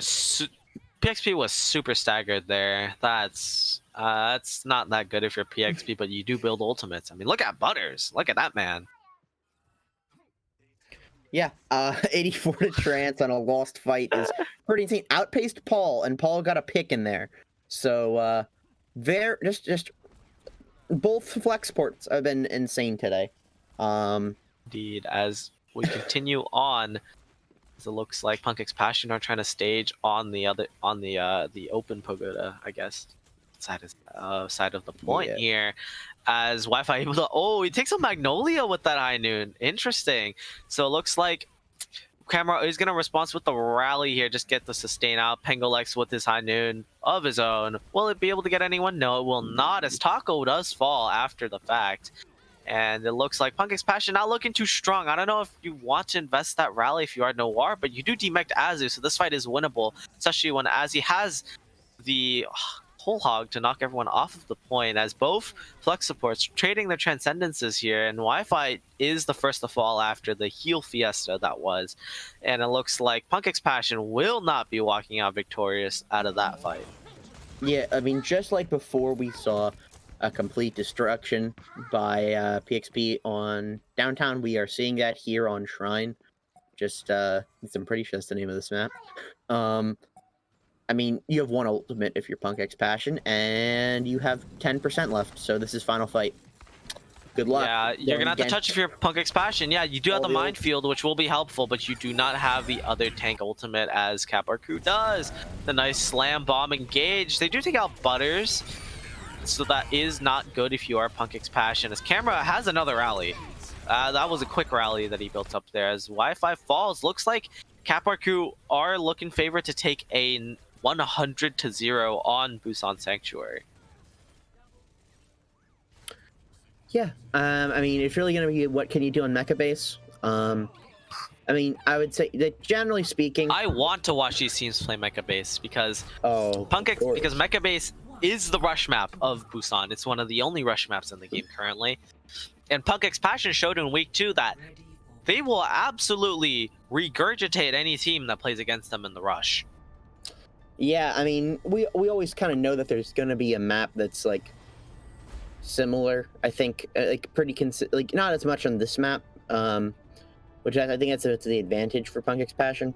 Here is that normally you have like here's 2 maps that are pretty similar to each other on a control map, and then here's one that's somewhat different, and it really only matters to be good at the first 2.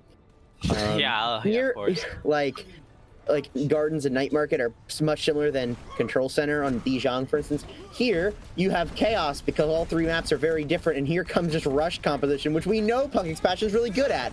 So let's see if that comes out here. We already see Magnolia getting taken out by Wi-Fi. Just solid Junkrat play, taking out a Doomfist early. Oh, as he just trapped low, he is able to stay massive alive. damage Ooh. from Punk's on to Katboy Crew. Pungolex is dead, Peepo's dead, and that'll be the rest of the team retreating, and Punk's Passion gets the first cap. Yeah, I think we just tried to casseroles there, as Punk's Passion with the Wi-Fi Junkrat is just absolutely crazy. Wi-Fi has been known to be a menace on that Junkrat. And Katboy Crew are making wholesale changes here. They're going to move on to the dive composition, looking to break through this rush. But if they stay balled together, if they're able to peel and avoid the damage from the Echo Stickies, that I don't think Katboy Crew are really going to be able to get anything out of this, as definitely not. People is just capping. He's just capping the point. In the backline, just capping. He's just capping in the backline while his entire team falls at the hands of Punk's Passion. That was actually just a throw. Just let the rest of his team die, and he didn't actually flip the point. Like it just distracted he came close. one player. He came close. He came close. Yeah, but Punk's Passion, they noticed and they were able to send back the McCree and the Lucio. You know, two really good years against that ball. I believe they used Window in there, but that's one ultimate, and they already had a massive ultimate advantage. Oh, there it is. They flipped. There it is. The flip. That's but not without taking out Magnolia here, as people is just looking to cut Chaos on the point, but not really able to do it for too long. They flip it back, but that is just hilarious that they let that happen. Oh my god. I'm like, does it matter if you flip the point for 5% when the rest of the team just dies so then you win? I mean, if you are Katboy Crew, you are building ultimates. You're making them waste ultimates. Wi-Fi, Aquarius, both don't have ultimates right now. And Katboy Crew are coming close to their DPS ults here, as this might be the last engagement that Katboy Crew will put if they do lose this one, as they trade out the Immortality field there. Butter's falling dangerously low, but the nice shatter from Azzy able to make sure that Katboy Crew stay in the choke, as Taco trying to put on the carry shoes here, channeled the Sinatra energy. Looks like it will not happen. Sinatra has moved on to Valorant after all, and looks like Punk's Passion are going to have to concede the point here, 92% on there. So all they have to do is win one engagement. If you are Punk's Passion, you take it slow, you build up ultimates, you come in, charge at them, and win the fight and win the match. Yeah, I mean Rush is very good at that. You have you can use some of your ultimates to bait out some of it. Oh, and then the pulse bomb able to get bubbled and charge. immortality fielded. So that is just great peel coming out, and looks like Pengolex with the Ryan copy able to get the shatter out on time. A nice minefield zoning off the high ground, and the window also being infested. But as he falls in the heat of the action, so it looks like back to spawn. It is back to spawn, but I honestly think you actually did have to use that window, because the only reason the mines came out was because of the window. And you traded out 3 ultimates for 1 there, which is just a general, like a really good positive. As they do stun up people looking to try and focus him down, does not happen. The immortality field gets focused instead. As Azu gets demeched and taken out, that might be the pick that Punk X Passion needs here. As Taco does have a free grab without the D.Va on the playing field. Will he invest it before Azu respawns? And the answer is not quite yet. Butters falls, but Noir with the beat able to make sure his team stays topped up even without that Baptiste. As Azu gets instantly melted again, as Paul investing the Transcendence, but it doesn't matter when Wi-Fi has a tire in your backline. As Punk X Passion, will anyone be able to touch from Katboy crew? The only one alive is Pengolex. He does not get the touch it, and Punk X Passion upsetting Katboy crew 2-1.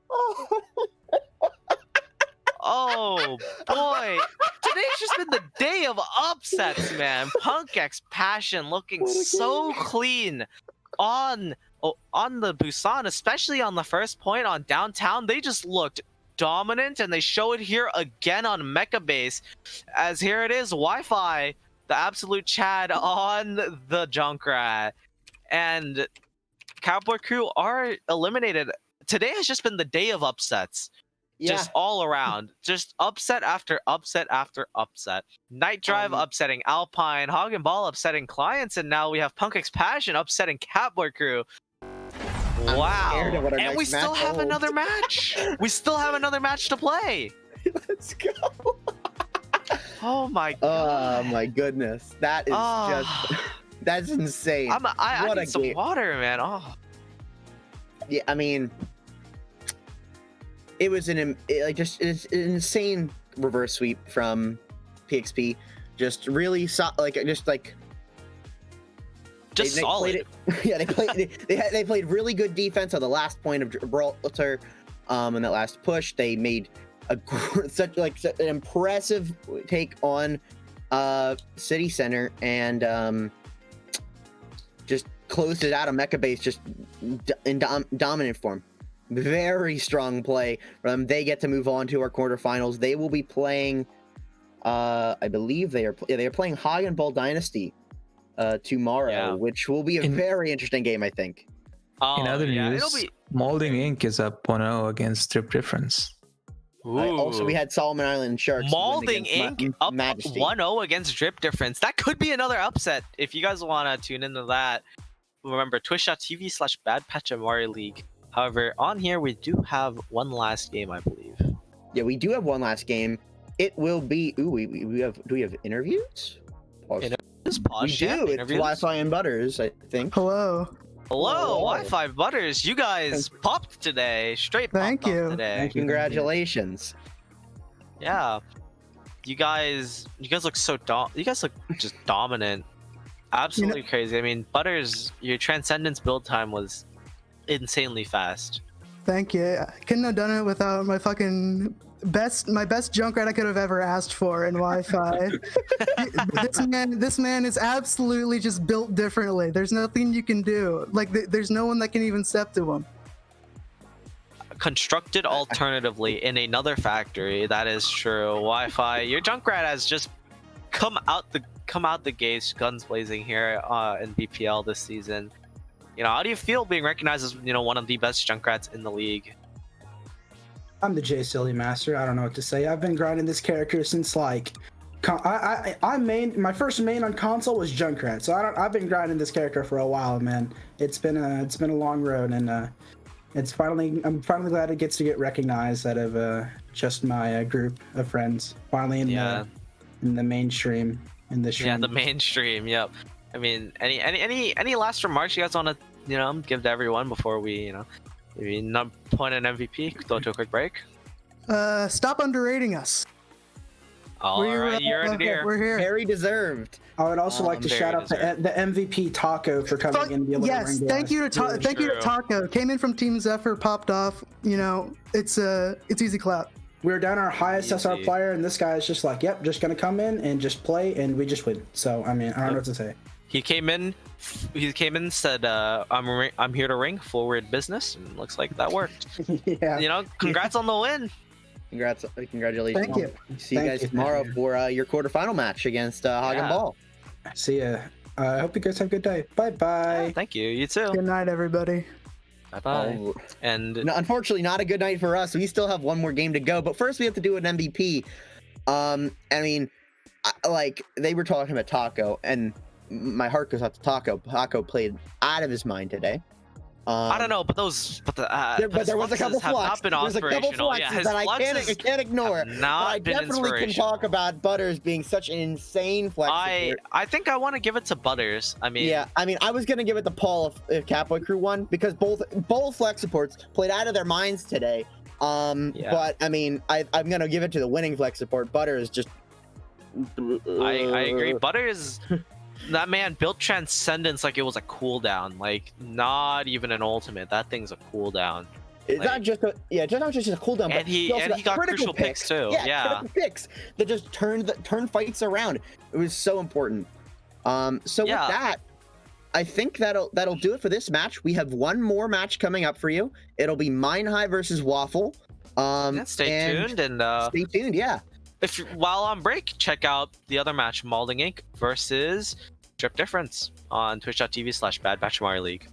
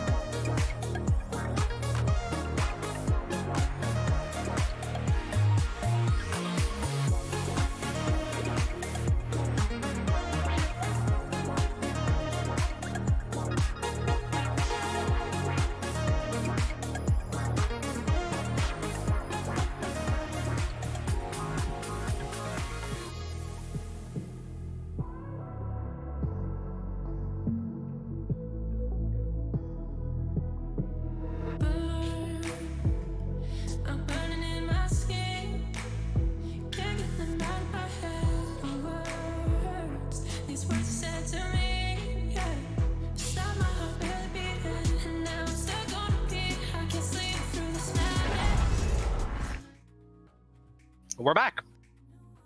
That we are. Miss us? Did you miss us? Well, you know, here we are. We're back. And here it is with the Mind.Hive versus Waffle.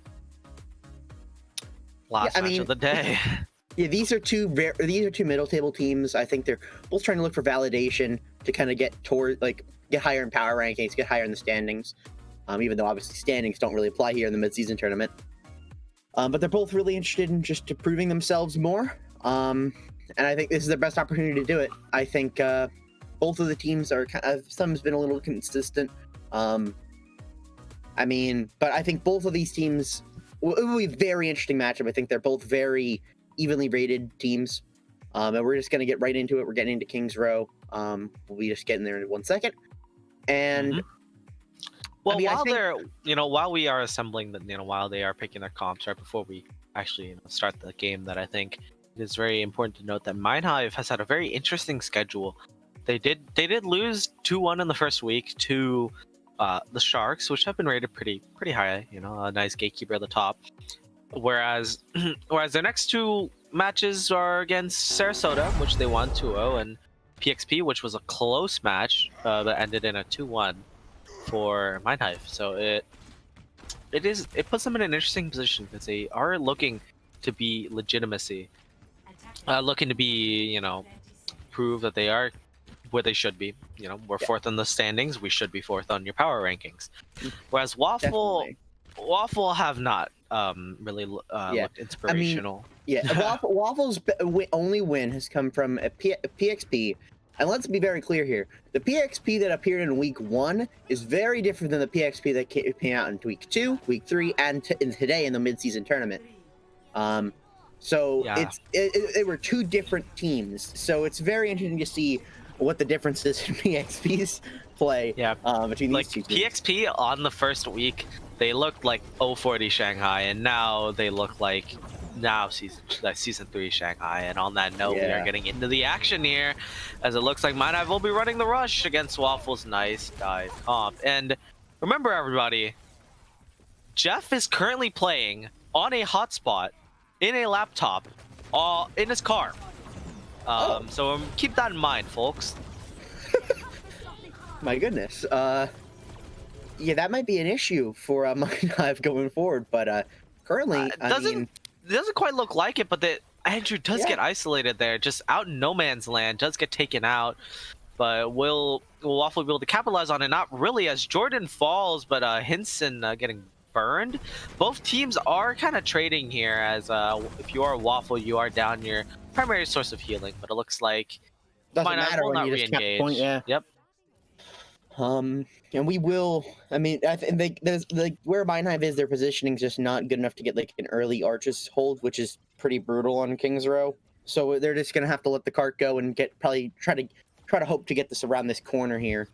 These are two different compositions going up against each other. You have the rush comp versus the dive poke kind of hybrid comp there from Waffle.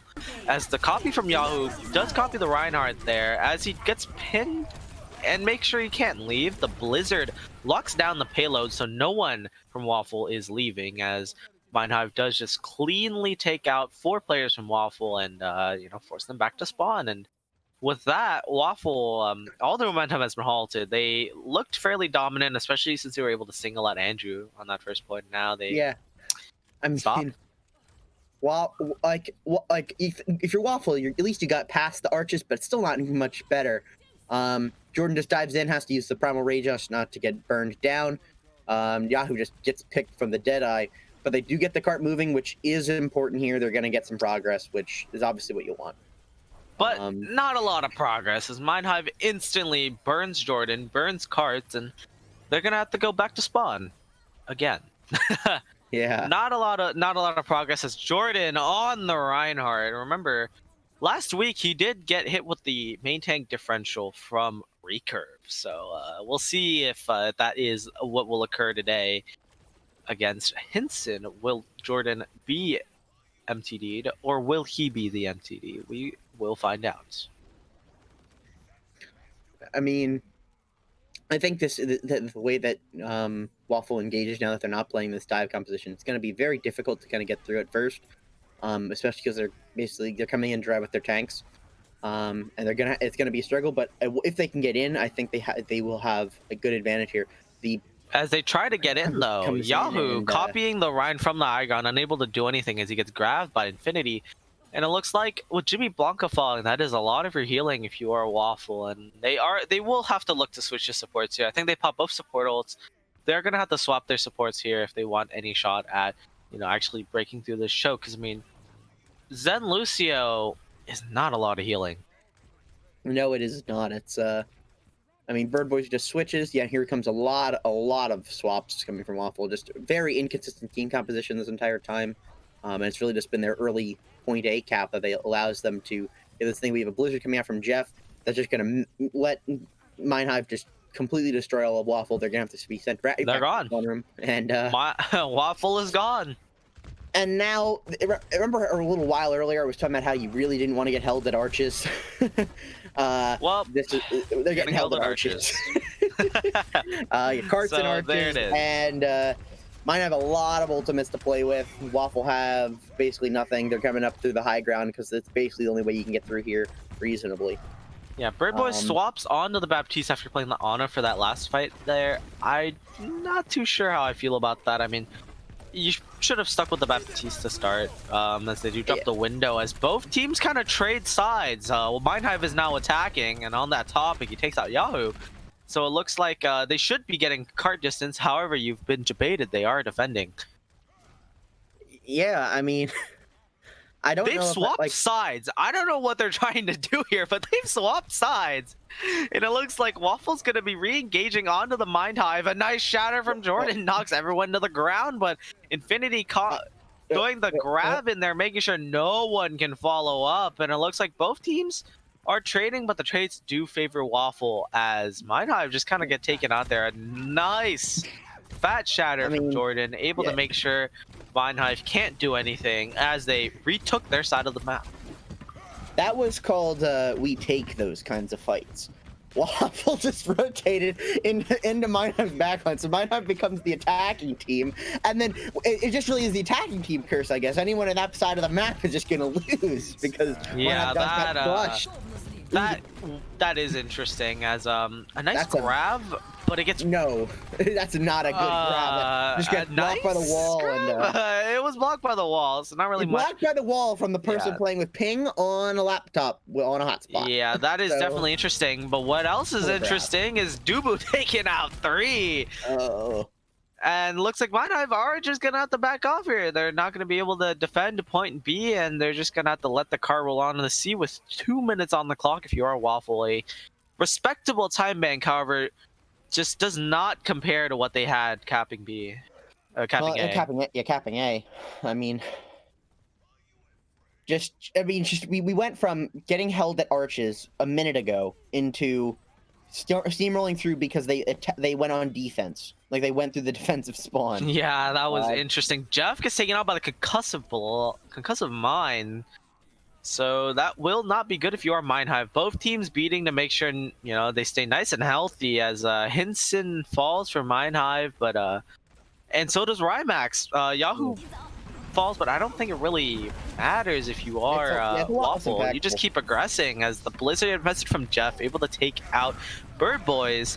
So maybe Mind.Hive can aggress here to turn this Infinity with the Hail Mary grab and the nice immortality field on top of it to make sure Mind.Hive do not die, trying to aggress on to the players of Waffle. And I guess because Infinity's swapping, it's a better use of the grab, but I think that was a good Hail Mary, because if you didn't win that fight, you do lose the point, and you were at a slight disadvantage there, but you were able to turn it around with the grab.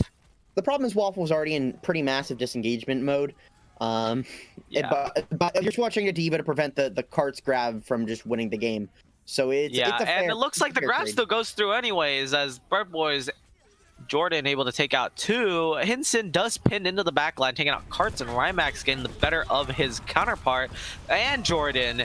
And Yahoo falling. Looks like Mind.Hive are able to wrestle that fight back from the trenches and able to stop Waffle from actually even touching this payload as it rolls into overtime. The nice wall coming out. Will Jordan touch? He touches just by the skin on his teeth, on the chin, on whatever the skin is on. I will not finish that sentence. It does not really matter. The cart still rests where it was before. There it is. Yep. Cart does not move as a Waffle.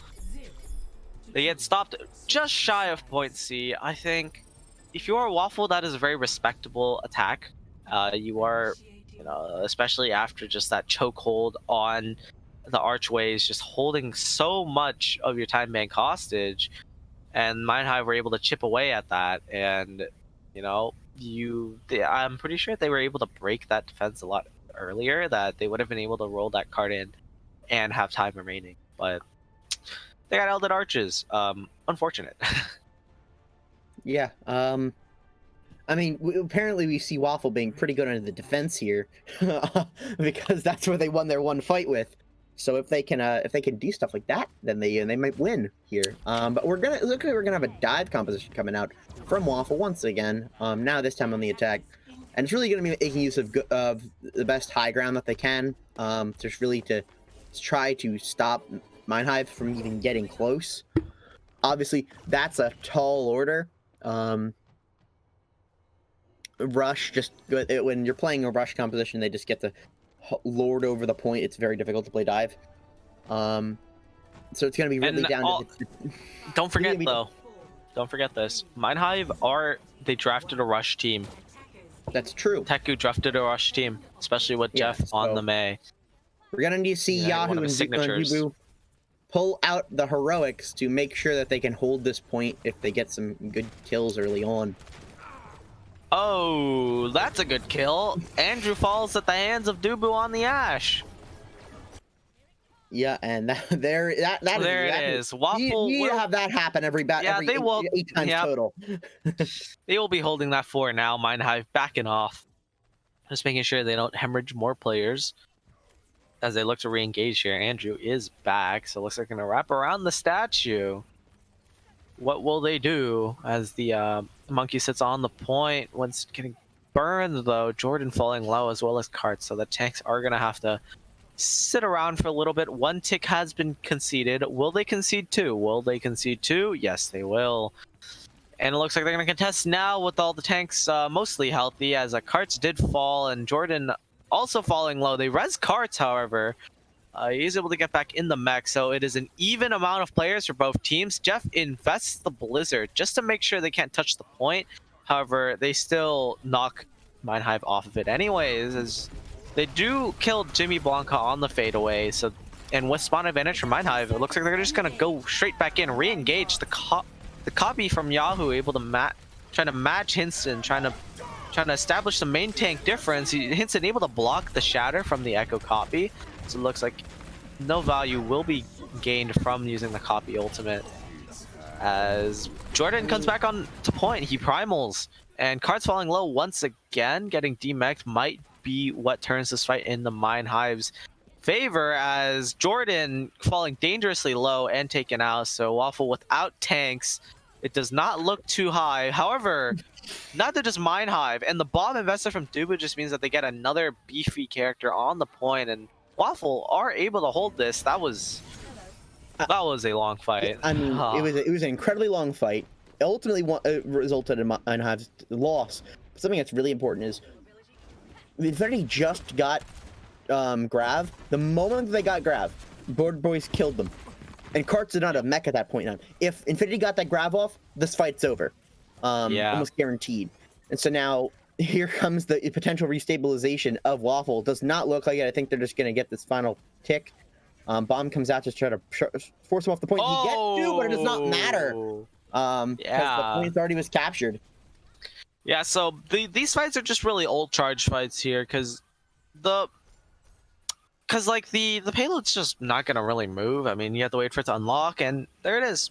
Didn't unlock. It just unlocked, so... Waffle are going to have to back off just a little bit there, despite actually winning that fight, which is quite unfortunate. But it's just how the cookie crumbles sometimes. Yeah, I mean, it happens. Now, I mean, Waffle has to kind of get set up just a lot, just really get ready. This is where I think the dive composition is going to be really difficult when they have to keep holding S for a while. Jeff walls, but unable to catch any of the tanks, but it does confuse Waffle enough for them to pick off Dubu, as there's Yahoo in the back line. Just gets melted by Rymax, unable to get his copy out on time to save himself, but Rymax gets melted by Bird Boys as Waffle, you know, they get aggressive here. They're able to res Yahoo with the copy up, so that could be what Waffle needs to turn this fight, considering Andrew is out of it. He copies the Reinhardt, Hinson shattering Yahoo, making sure he can't get any value with his ultimate. And it looks like they don't even need it, because Mind.Hive are just they're just losing players left and right. You know, that was a 6 ult curse. Mind.Hive came into that fight with 6 ults. The curse strikes again. Jeff taken out right at the end. That's really rough for Mind.Hive. It's more time burned off the clock. By the time Jeff comes back on, it's gonna be, and they get into position to fight, it's gonna be two minutes on the clock flat.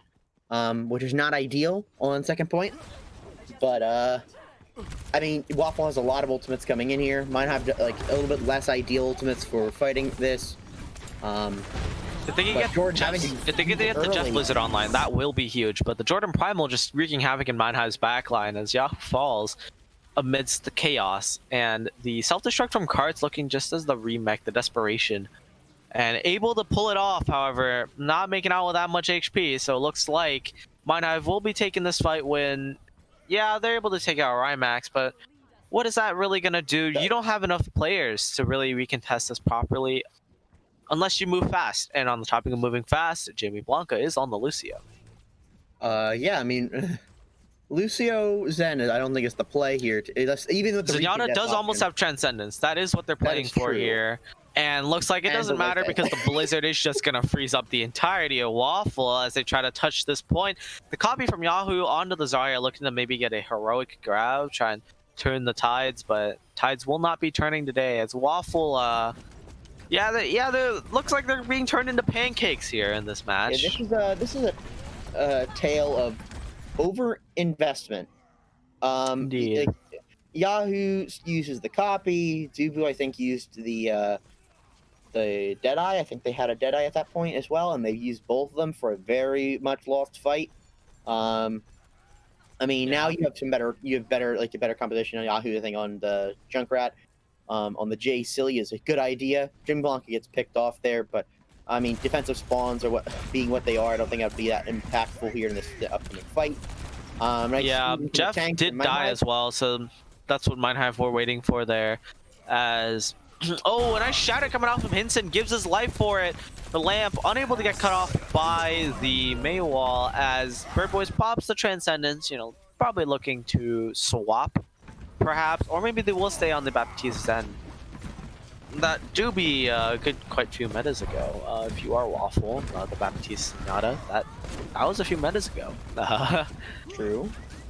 So I mean, it'll be interesting if they can hold it here with, you know, just something that's just not in this meta, as Andrew does have the window, so they're able to window grab Fire Strike. That could just be the end of Waffle's defense here as the tire gets invested. Mind.Hive know they could take their time. They don't have that much. They only have to push it about 30-40 meters, and one team fight should be able to help them do that. So they are waiting for it. As they slowly aggress the window all the way in the back. 3 ultimates being popped at once from Mind.Hive with the grab, the Blizzard, and the amplification matrix. Looks like it is going to all get value compared to Jimmy Blanca's, as Mind.Hive do take the team fight win. This is going to roll towards that yellow box of victory. Yellow. Someone's and the high noon from Rymax coming in. He does get 2. It looks like he will trade his life for it, but will that be enough for Mind.Hive? Looks like it will not. The heroics come out from Dubu, and this is Infinity is cogging. Coggers in chat, as it looks like Aircheck gets booped off the map by Bird Boys. Someone has the touch. Will anyone be able to make the touch from Mind.Hive? And it looks like no, as Waffle picking up a admittedly scrappy first map. Yeah, I mean, I was about to like write off Waffle in that last fight. I was gonna say another tale of overcommitting. Jordan gets an update. I wanted to cut you off there. An update. Malding Inc. has 2-0 drip diff.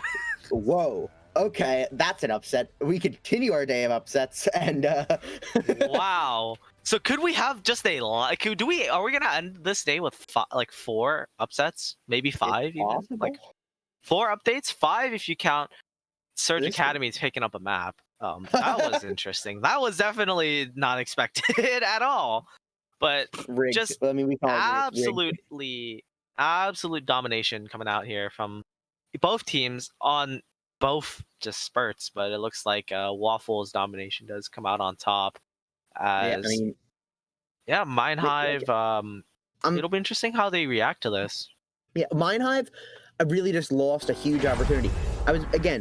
Jordan gets caught out by the solo grab, which is not necessarily always the best use of grab, but in that particular case, actually was pretty good. Catching out Jordan is a good call, especially what Jordan was about to do. Jordan was trying to shatter the whole team, and that shatter went off, but shatter was started, but didn't actually get used. Like it got cut out by him dying in the grab. The problem is then here comes like Jimmy Blanca, uses window to protect the team. Here comes all the other team resources that aren't really useful at this point in time when it should be a very fast reset from Waffle to get a set. Yeah, that was I was expecting interesting. not having another fight there. Yet they get it and they win. So I mean, it was just a pretty big blown opportunity. We have the wrong team on our scoreboard, so we'll get that fixed in a moment. Mind.Hive definitely did not win that map. That was Indeed.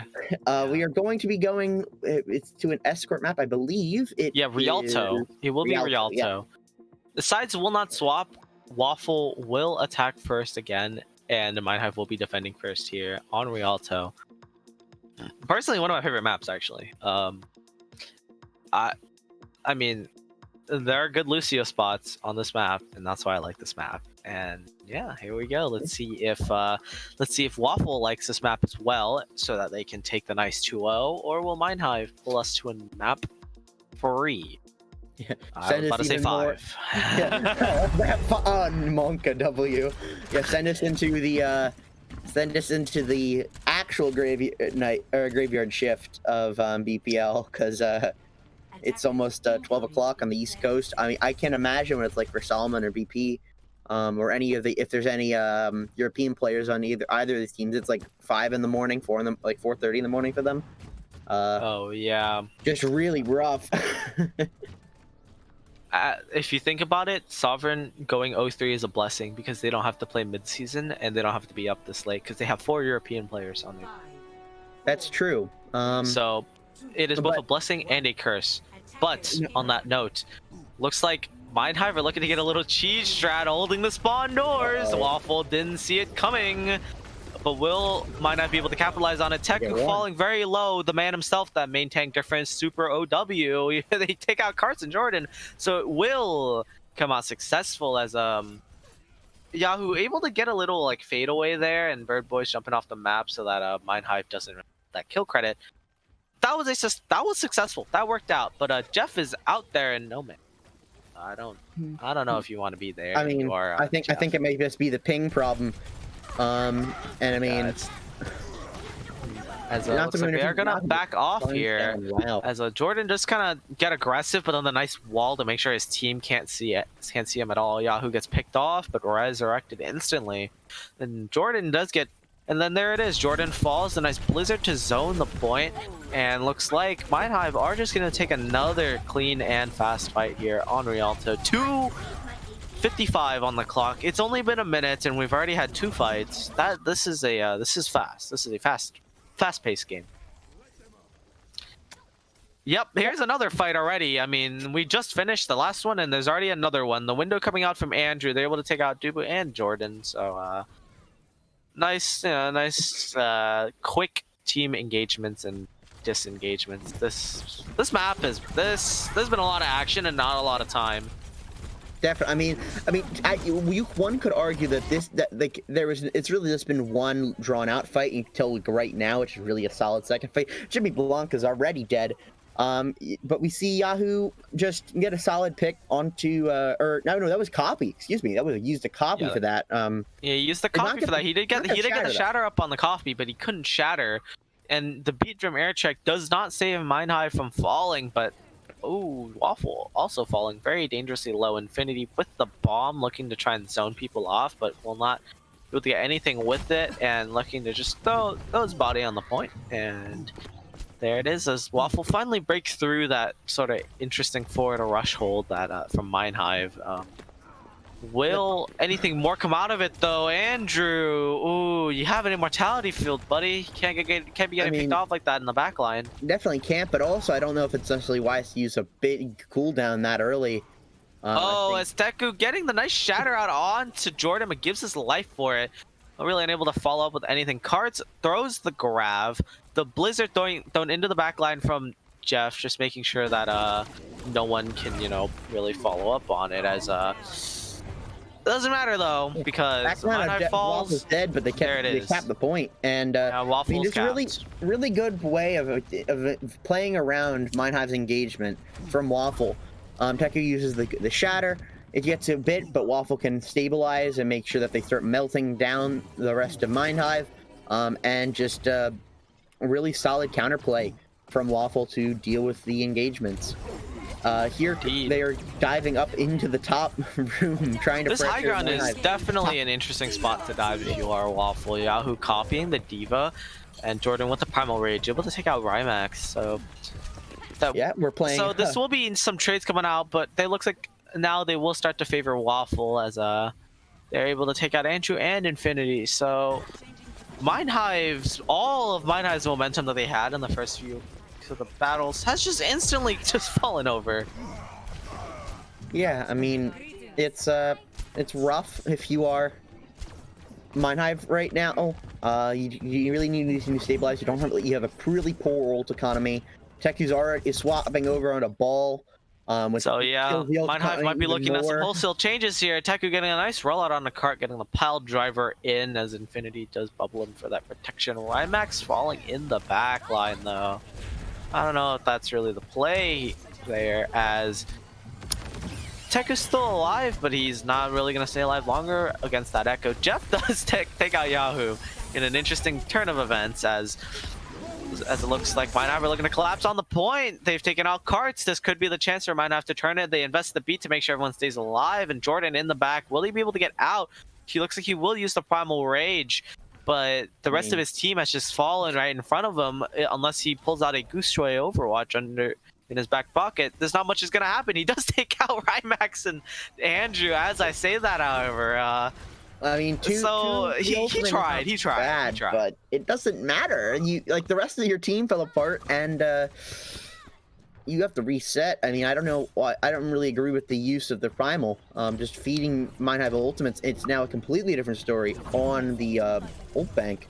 Just Mind.Hive is dominating in that field. Waffle's okay, I guess. It's really this pulse bomb that's going to be could be a deal breaker here with the Grav. You have Yahoo copying the May. Can we get a Blizzard out early and get the maybe turn there things around? It is. The kill on the Jeff, though. The better May, I guess we've just confirmed. The better May. But Teku and Andrew able to get two there, as Rymax pops Yahoo out of copy and then dies. And the rest of Mind.Hive also dies. Yeah, Teku is just trying his best to stall out the card as much as possible, but it's not really going to stall for all that long, as Jeff is going to contest here. He will contest for just a little bit. Looking to just eat some time away from Waffle, and there it is. The card has rolled in. They now have 2:07 on the time bank. Yeah, I mean, it was a good hold for Mind.Hive for the amount of time, based off of their point A defense beyond the first fight, because that was really just one really prolonged fight the entire time. Yeah. Point A, the entirety of point A was just one fight. Yeah. Point B was just really a strong, the second part of point B was just a really strong defense for Mind.Hive. Definitely what you needed if you wanted to have any shot at winning this map. Yeah, and it looks like they will be looking pretty strong here as well on the point C defense here. They do trade DPS players, however, Mind.Hive with the better defensive chokehold, it does just mean that Waffle are going to have to take a little longer to get back together, as the duplicate onto the Zarya. So there are two Zaryas in play here for Waffle. you know, 4 bubbles is a lot of bubbles. It looks like Yahoo's going to get popped out by Infinity, and Jeff taking out Dubu. It should be the opening for Mind.Hive here. They are able to get the res off, but the Blizzard onto the point is going to freeze up the supports, split them off from the rest of the team. The Nano Boost has been invested on the carts, but it looks like he will not be able to do anything with it, as Mind.Hive just cleaning up house here against Waffle. Yeah, clean engagement from Mind.Hive. Used one ult from Jeff. Just get a good pick, get a lot of space from the Blizzard, pick off the supports, end the fight. Just really good play. 30 seconds on the clock for Waffle. They made a lot of changes, so this is go time. It's can they kill carts before the grab comes out, or can they get a better grab? That Indeed, there will not be a better grab. Infinity gets taken out, but Jimmy Blanca and carts, yeah, they fall as well. So no grabs, no Zarias or Lucio's from either team here. It looks like Teku will fall as well, but they trade Jordan and Dubu, so that will be favoring Mind.Hive here. They still have more players alive, and it looks like they will clean up house once again. That was an interesting scenario there, as Waffle will have to stall. They are in overtime here on their attack, and they are unable to really do anything with it, as the grab from Karts does catch a lot of players on Mind.Hive, but Karts himself not so lucky, as he does fall. And there it is, Waffle's attack, it will be stopped. Will Waffle hold another strong defense like they did on King's Row, or will Mind.Hive be able to push us to a map 3?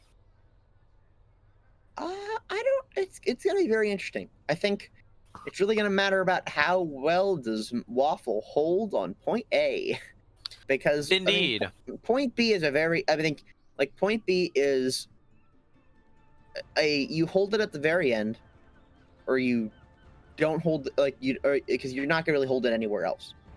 Like that's just kind of not what point B is all about. Yeah, we kind of get a nice little time check here. It is 8 a.m. for Invictus right now. Real trooper here, you know, making sure that BPL stays online, stays nice and streamed for us today as we get into what might be the last map of the day, Mind.Hive versus Waffle here. Yeah, definitely. I mean, we have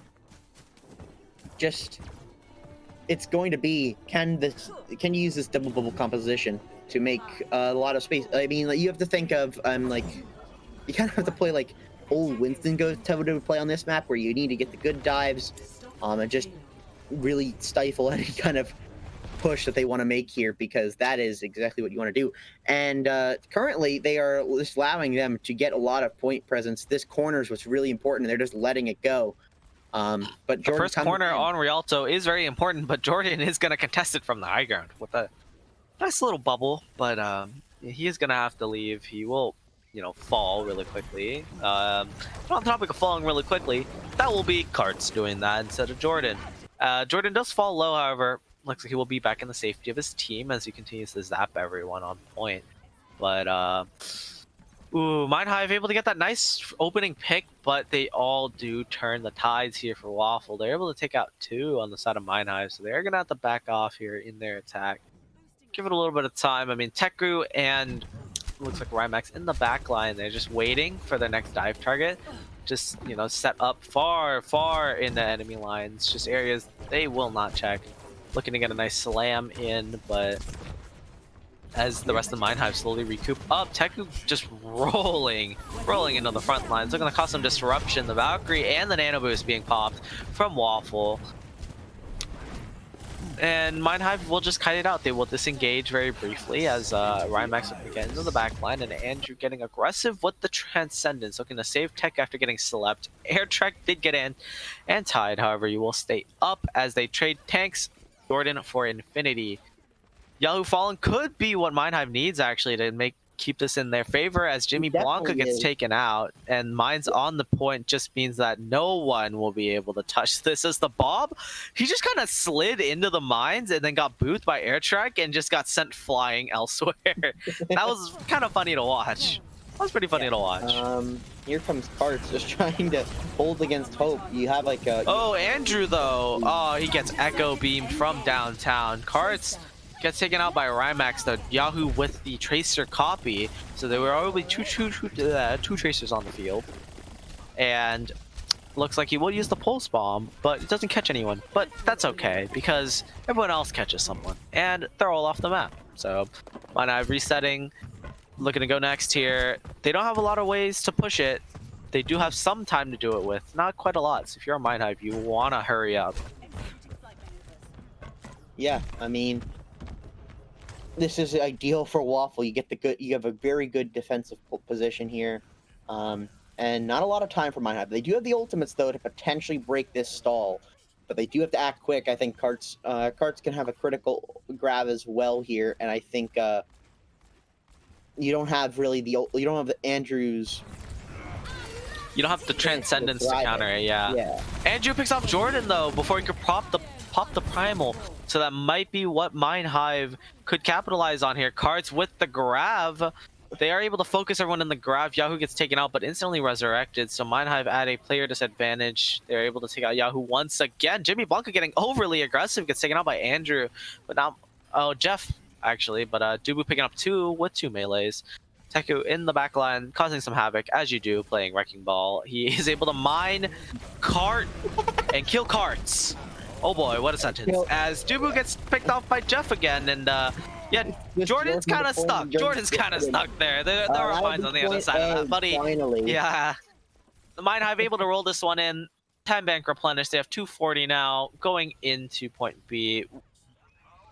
They're gonna have to be as dominant as Waffle was on the second point, on like the end of first, the beginning of second point here, if they want any chance at actually finishing point B with more than just the overtime, because that is what you want to do if you are Mind.Hive. Press that advantage if you're able to get more than the minute 30, just to push it that 47 meters and make your lives a whole lot easier. But it all depends.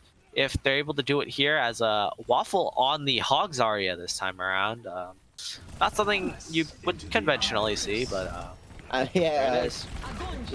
I mean, playoffs comp for Owl? Very Owl interesting. playoffs comp. The Grav hits Yahoo, and they're able to kill him out of that one. Andrew picking off carts, and Jimmy Blanca being taken out should just spell the end of this attack, this defense here for Waffle for potentially all of point B. They might not be able to recontest this just with how late that fight had to be taken, just with how, but they have staggered, so Waffle might be able to take an engagement here, but will they choose to is the name of the game. As if they don't, they Mind.Hive will have 250, I apologize, to push it 47 meters, which is really good if you are Mind.Hive. Extremely good. I mean, the ultimate advantage is clearly in Mind.Hive's favor. And I mean, the ultimates coming up online for Waffle is you have window and you're about to get grabbed, and you also have Deadeye. If you use those 3 things effectively, you're gonna win.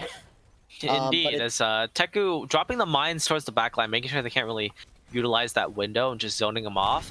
And with just mere 6 meters to go, Waffle have to contest as Jordan rolls right into the mines, getting instantly burned. Mind.Hive have a chance to take this one out and bring us to another map as Jeff and Rymax pick up kills. And that should be it here from Waffle. Will Jordan be able to tag on time? The answer is no, as Mind.Hive will be moving us into a map 3. What a thrilling time. What a thrilling end to the day. I mean, like, no, I don't think anyone really expected Waffle to come out with that on that first map being so dominant, and Mind.Hive were just really able to turn the tides here. They did a really good job of just making sure that, hey, you don't do that again, and just absolutely assert their dominance here. Sure, they were a little shaky on the fence after their rush got broken through, but they were able to, really push it forward. And I mean, it just speaks numbers here. It just really speaks numbers here. Definitely. I mean, we saw just some really good aggressive play from Mind.Hive. Exactly what you want to see to bounce back from their loss in King's Row, where some of their passivity just kind of not being passive, but their recklessness in their engagements, I guess, is more accurate. Just really took maybe some poor engagements, didn't take some advantage of opportunities, and thus made them sit around for a while and not do anything. They didn't have to have that as much problem on their, at least past their first point attack. Like on second point, these teams rolled through it. Third point, they steamrolled through it. First point was kind of rough. They were sitting there for a while. But I mean, that's always kind of Rialto first, so nothing too crazy. I believe we are getting into Lijiang. That'll be our final map here for Lijiang Control. will be the final map here, and remember, if you haven't already, remember not only should you obviously continue watching this match, but also remember to check out expressvpn.com/BPL, because remember, you will get 3 months free because you are a BPL fan and you click that link. And who doesn't want 3 months free? And you know what? And you can get a nice taste of our our action here if you don't live here in North America. It'll help out a lot. Trust. You can play on North American ping. It'll be great. You can even use it to matchmake on other servers, like on. Unfortunately, does not help you. Does not help you when you are on a hotspot in a car. Or on a laptop. It will not help you if you are in a car playing on a laptop using your mobile hotspot, however. So don't do that. Not advised. Yeah, so it's not particularly applicable for Jeff here. But we are going to come out. We're going to see standard dive composition, I think, from Waffle. We have Ball Diva from Mind.Hive. Just kind of classic compositions. I mean, I do like the Sombra pick from Waffle. I'm a fan of it. That's interesting. Even though they are Waffle. Dishonest Hero. Yeah, they're running the Mora Lucio with the Sombra, Dishonest Hero, but that is definitely interesting because that's not typically what you would like to run in sort of like this dive comp with the Mora Lucio healing. So it is interesting how they're going to be able to take advantage of it. It's like they're playing like a hybrid of sorts, but no matter how hybrid you get, Cards does fall low, but not without taking out Teku as he falls. He is halfway to his mines, which is quite impressive for having just capped the point for Waffle here. As Jordan getting a little too overzealous, as well as Cards, they do fall, and Bird Boy is also getting taken out. So Mind.Hive should be able to instantly bounce back and take this point out after clearing out the stragglers. I mean, Yahoo almost has a pulse bomb. Does have a pulse bomb, but right before death. I mean, I think it's interesting to say because I mean, I think it doesn't really matter what we're gonna say for the rest of this point. We might have won it. What's interesting, I think, is that Dubu's playing this Sombra as if to say that Seismic Jeff's playing the Echo with ping does not matter. And we see Jeff playing with ping does is still a huge impact because Dubu is not getting a whole lot done with this Sombra. Just with Sombra in general, yeah. Not great necessarily. You kind of want to be higher than that. Mind.Hive's gonna have all 6 of their ultimates, so they're gonna get another night. They're gonna get like one really solid hold. I mean, the best thing about Waffle is that you got 40% off of it. Originally, you were probably gonna get like 15, and your stall got it to 40. That's good, but now you're gonna be fighting at 6 ultimates, and it's going to be very difficult to make that push. Yahoo already falls by the hands of Andrew, just a nice dome in the head. Yeah, and Birdwood has to use the coal, I think, just to protect the rest of the team. After that, that pick. Dubu dies to the minefield. that one's definitely interesting, as it looks like Mind.Hive will be able to hold this. Seismic Jeff copying the Diva just for, security, making sure they definitely take this. Jordan popping the Primal again in a very inopportune scenario. And he wasn't able to take out 2 of them this time, so it doesn't really matter, as Mind.Hive are able to hold on to that, as Dubu still has not built an EMP. Yeah, we are. I don't actually know how much time has passed, but it's going to be like the net total of 100%. Still no EMP, which is, I think, just generally unacceptable. Sure that these fights have been difficult, but it's been about 2 minutes, and you still haven't built an EMP. That is very concerning. Much faster. As on the topic of concerning, though, Jimmy Blanc does get taken out. Seismic Jeff does get traded for it, but there's no supports alive for Waffle. So even though Dubu has finally built the EMP, and he built that AKM EMP there, you still really can't use it because your team's dead. Yeah. Karts just has to throw himself off of the cliff, and they have to hope that they can get that one touch because they do not have a lot of time. Dubu's been found. gets to use the EMP, gets 2 off of it, but I mean Andrew does not get to use the trance. I guess that's important, but trading 2 for 2. Oh my goodness, yeah, the trade from 2 for 2. Bird Boys with the Coalescence able to just go on a killing spree there. As Waffle looking healthier on the point, but as I say that, Teku taking out Jimmy Blanca, cogging on the point, as he also gets taken out alongside his nice teammate Air Trek there, and the pulse bomb invested from Yahoo just to make sure Infinity's mech gets popped and making sure that Mind.Hive has no chance of recontesting. But as I say that, Andrew pops the Transcendent. Yeah, that was a little overzealous. For sure, but Mind.Hive are stalling this somehow. They are putting on a good stall. I think they misread the 3. That's a 3, guys, not a 9. You don't need to stall this out just yet, Mind.Hive. Yeah, not for a while. I mean, like, part of me wants to say it's actually not too bad. You like, Andrew's been getting the trances pretty quick, and the rest of the team's pretty close to not grab, but the rest of their ultimates. And so I think it's pretty important for them to capitalize off of this, for Waffle to capitalize off of this lack of ultimate. On the topic of capitalize, yeah, there it is. Very quick. Andrew Air Track they're gonna taken out. Retreat. Oh, Jordan picked up, I think, 2 people off the map with that Primal Rage. So absolutely impressive stuff coming out from Jordan. Potentially the, inspirational Winston play coming out today. Even though his primals have been a little questionable, but some of them do get a lot of value as Zubu builds another graph, an EMP. But Yahoo's dead.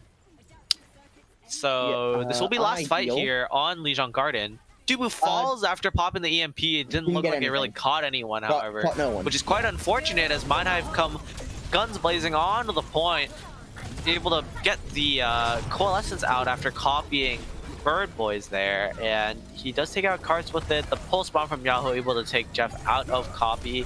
However, he is playing Echo, so he will still be around as Dubu gets instantly blown up. Jordan back on the ball, but not really for long. Jimmy rolling around on the point, looks like he has something to prove. And he's dead already, so Mind.Hive should be able to pick this one up. It will not be a repeat of what happened last week on Lijiang Tower when Mind.Hive played PXP.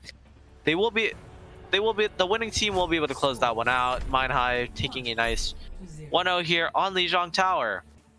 Yeah, I think I see some just confusion in the chat about cancel the EMP. No, that was actually just a 0-man, and then Dubu died. It's very unfortunate, but that was a 0-man. I mean, I think we're about to see the classic Lijiang Night Market composition come out here. Except we do have wait, the J Silly. J Silly? We have a Junkrat. Dubu on the J Silly. It looks like both teams are gonna go for a rush comp here with the Symmetra teleporter. As Mind.Hive opting for the Symmetra May and Waffle opting for Symmetra Junkrat. Who will teleport first? Looks like they're about the same time, but Mind.Hive has the May just to sort of split up Waffle, as looks like they're able to take out Jimmy on the Baptiste. That's a lot of healing gone if you are Waffle, and with the Symmetra beam, and you will just not survive. Despite Jordan trading for Teku, you are just still down net players here if you are Waffle, so it looks like that will be first capture going to Mind.Hive. Definitely going to Mind.Hive. I mean, Infinity just got to for a while there, just hold the right click with Matrix, and that stifles anything Dubu wanted to do. Like, it doesn't matter, because the bombs go away when they enter the Matrix. So Mind.Hive just gets a lot of the amplification matrix, different matrix, amplification matrix does get used. It is able to zone out Waffle, just making sure they can't really aggress there. Just giving Mind.Hive a nice little breather, as they do swap Yahoo onto the Echo here, and Jimmy Blanc onto the Mercy. So still not a lot of healing if you are the ground players on the point. Jordan unable to land his shatter before getting blown up. And the Blizzard being invested by Jeff just to really nail the coffin here. 43% for Mind.Hive. Yeah, this is just the strength of Mind.Hive's rush composition. Just being able to hold out on Night Market. And keep in mind, we still have control center after this. So even if Waffle somehow get the rest of it, they can pick up this map. They have to then survive the Mind.Hive rush composition on control center, which is no easy feat. Control center is a little tough. The beat coming out from both teams. Mind.Hive a little bit later, so that will benefit them as they're able to burn Jordan, but not without taking Jeff to the grave. And it looks like Carts and Jimmy as well. 2 melees, very interestingly. So Waffle gonna have to reset once again. The next fight will be their last fight, as they should be able to recontest. They did, as it is currently at around 85%. So Waffle will be able to get another clean fight out of this, but it is, you don't have much to work with. You have a Valkyrie, you have a Duplicate, and you have a Graph. I mean, they actually all like just swapped their ultimates. This is really bad. And Mind.Hive running at them, just taking advantage of, you know, their just Waffle looking lost. They take out 2, but air check falls to Dubu. But Waffle is just hemorrhaging players left, right, and center. And Jimmy Blanca pop in the Valkyrie. Will he be able to do anything with it? The grab from Carts is eaten, so no heroics to be had. The Valkyrie is just barely able to touch, but it should just be enough. Mind.Hive should be able to clean up the players on the point from Waffle, and as that occurs, they're slowly trickling in though. Jordan coming in. Overtime Wick is going to burn faster and faster, and looks like they keep tagging at the last minute. Jordan gets taken out, and rest of Waffle has returned. They're able to stall it out, but the Paywall, and they can't touch anymore. Mind.Hive picking up a nice 2-0 on Lijiang. Send themselves forward, making sure there will be no upset today. Moving forward in the bracket with a 2-1 victory over Waffle. Yeah, so they will be playing. They are making it to quarterfinals. They will be playing against. They're playing against NightDrive, which that's an interesting opponent. I don't think any of these teams have played NightDrive yet before, which is that'll be an interesting match. But congratulations to Mind.Hive. I mean, just really solid play from the whole team. Got to play their rush composition really well on the map, like on all their maps. Got to and also showed off on the ball comps on particularly on Rialto. Just solid play. I mean, like I was saying before, that the difference between winning and losing King's Row was slight decision making on the last fight of their attack. So this is a very it was a very close loss there too. I don't think they got scored or they wanted out of this, which would be they're saying that we're not just a team, but we're a really strong team, and really validating themselves. But they do have another shot to do that tomorrow, so that'll be really interesting to see if they could do that against a team that's already upset a pretty strong team in Alpine. Yeah, pretty strong upset, yeah. And I think all this match proved is that Mind.Hive is a rush team. they won on the rush multiple times. That's all this proved. They are a rush team. And with that, let's talk to some players here. You know, we have Teku, we have Jeff lined up here. Right, yeah. Hello everyone. Congratulations on your win. Thank you. That was crazy. And everything ran pretty late. We're an hour late. We're an hour after schedule, everybody. Bugger. I mean, so you know, how are you guys feeling? I know, Jeff, you're playing from a car on your laptop on a hotspot. How are you feeling, Jeff? I am cramped as fuck. One guy on my console with my laptop on the back seat, my mouse pad on a pizza box, my finger's too big for the keys, and I'm fucking like Mr. Incredible 6'4" in a tiny car. I walk into. That's a good one. That was such a crazy match to play. It looked crazy. Wow. Props to Waffle. They destroyed us on King's Row. I'm not gonna lie. They caught us off guard, and it took a hell of a fight to claw back. Mad props to Waffle. Yeah, and you know, Waffle taking that first map really looked tricky for you guys, but you guys were able to clutch it out at the end of the day, get him with the nice reverse sweep there. You know, how are you feeling, especially now and going into tomorrow? Me personally, the I feel like I was kind of like, if we lose today, I wouldn't like be too unsurprised. We have Jeff in the middle of Saskatchewan, playing in a car. 3 of us DC'd during scrims. Blame wasn't able to make it.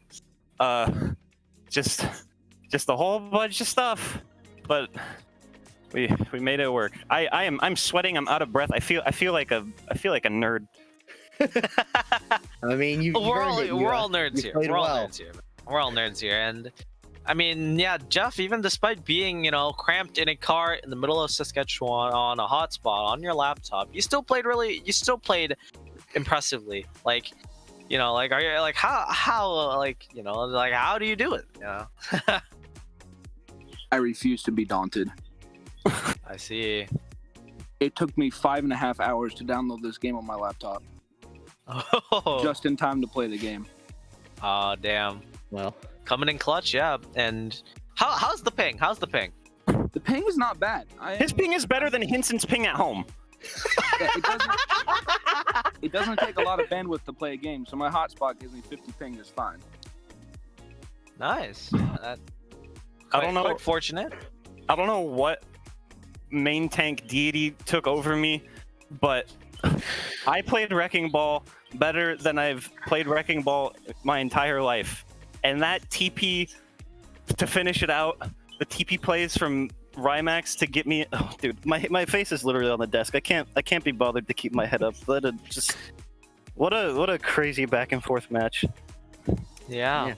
Congratulations. And, yeah, congrats. I mean, like what? What was I gonna say? I mean, you are now. I mean, after that game, that should just prove that you are no longer the 19th ball in BPL. Nah, I gotta keep the name. Infinity has added. I forgot to add Infinity Extremely Intoxicated. Yes, that was also a part. The part where on Rialto and Infinity grabbed high ground and didn't get anyone in it. Andrew said like, "Oh my God, you are so gone." God. Well, oh my God. Impressive that you still came out with the win there, and like with that, I mean, like, who do you think deserves the MVP here? Before before we send it off. Dude, I want to be able to give MVPs to everybody. Like Jeff for literally I think we'll give it to Jeff for playing on a hotspot on a laptop in a car and still being able to pull such a good performance. Well, Jeff, you know what? You're the MVP of the match. I mean, crazy. We had to pay tribute to Kid in a Hot Car. Indeed. And with that, that's enough here from our casters. You've heard enough of us yapping. I mean, everyone go to bed. Hug a loved one. Yeah, everyone go to bed. But we all know you're not gonna go to bed. So instead of going to bed, we're gonna throw it over to the desk. So we have to break down our matches today. Yeah, they're gonna break down the matches. I mean, get ready to be up for another hour, everybody. All right. Hey. Let's go. All right. Yeah. Have we transitioned? Have we transitioned? I've got an hour drive home still.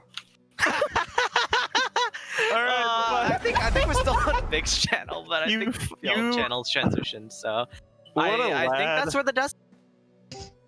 All right, here's Vic's shadow. Hello, B stream. You can raid mainstream or something if you want, and just we can get everybody together.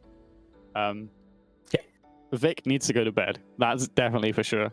Those are some really crazy games. We were watching that Mind.Hive Waffle game just whilst we were chilling around, letting everything finish up here. Dust is also here. Let me just hi. You guys aren't on stream, right? Yeah. Yes, we are. Oh fuck! Sorry.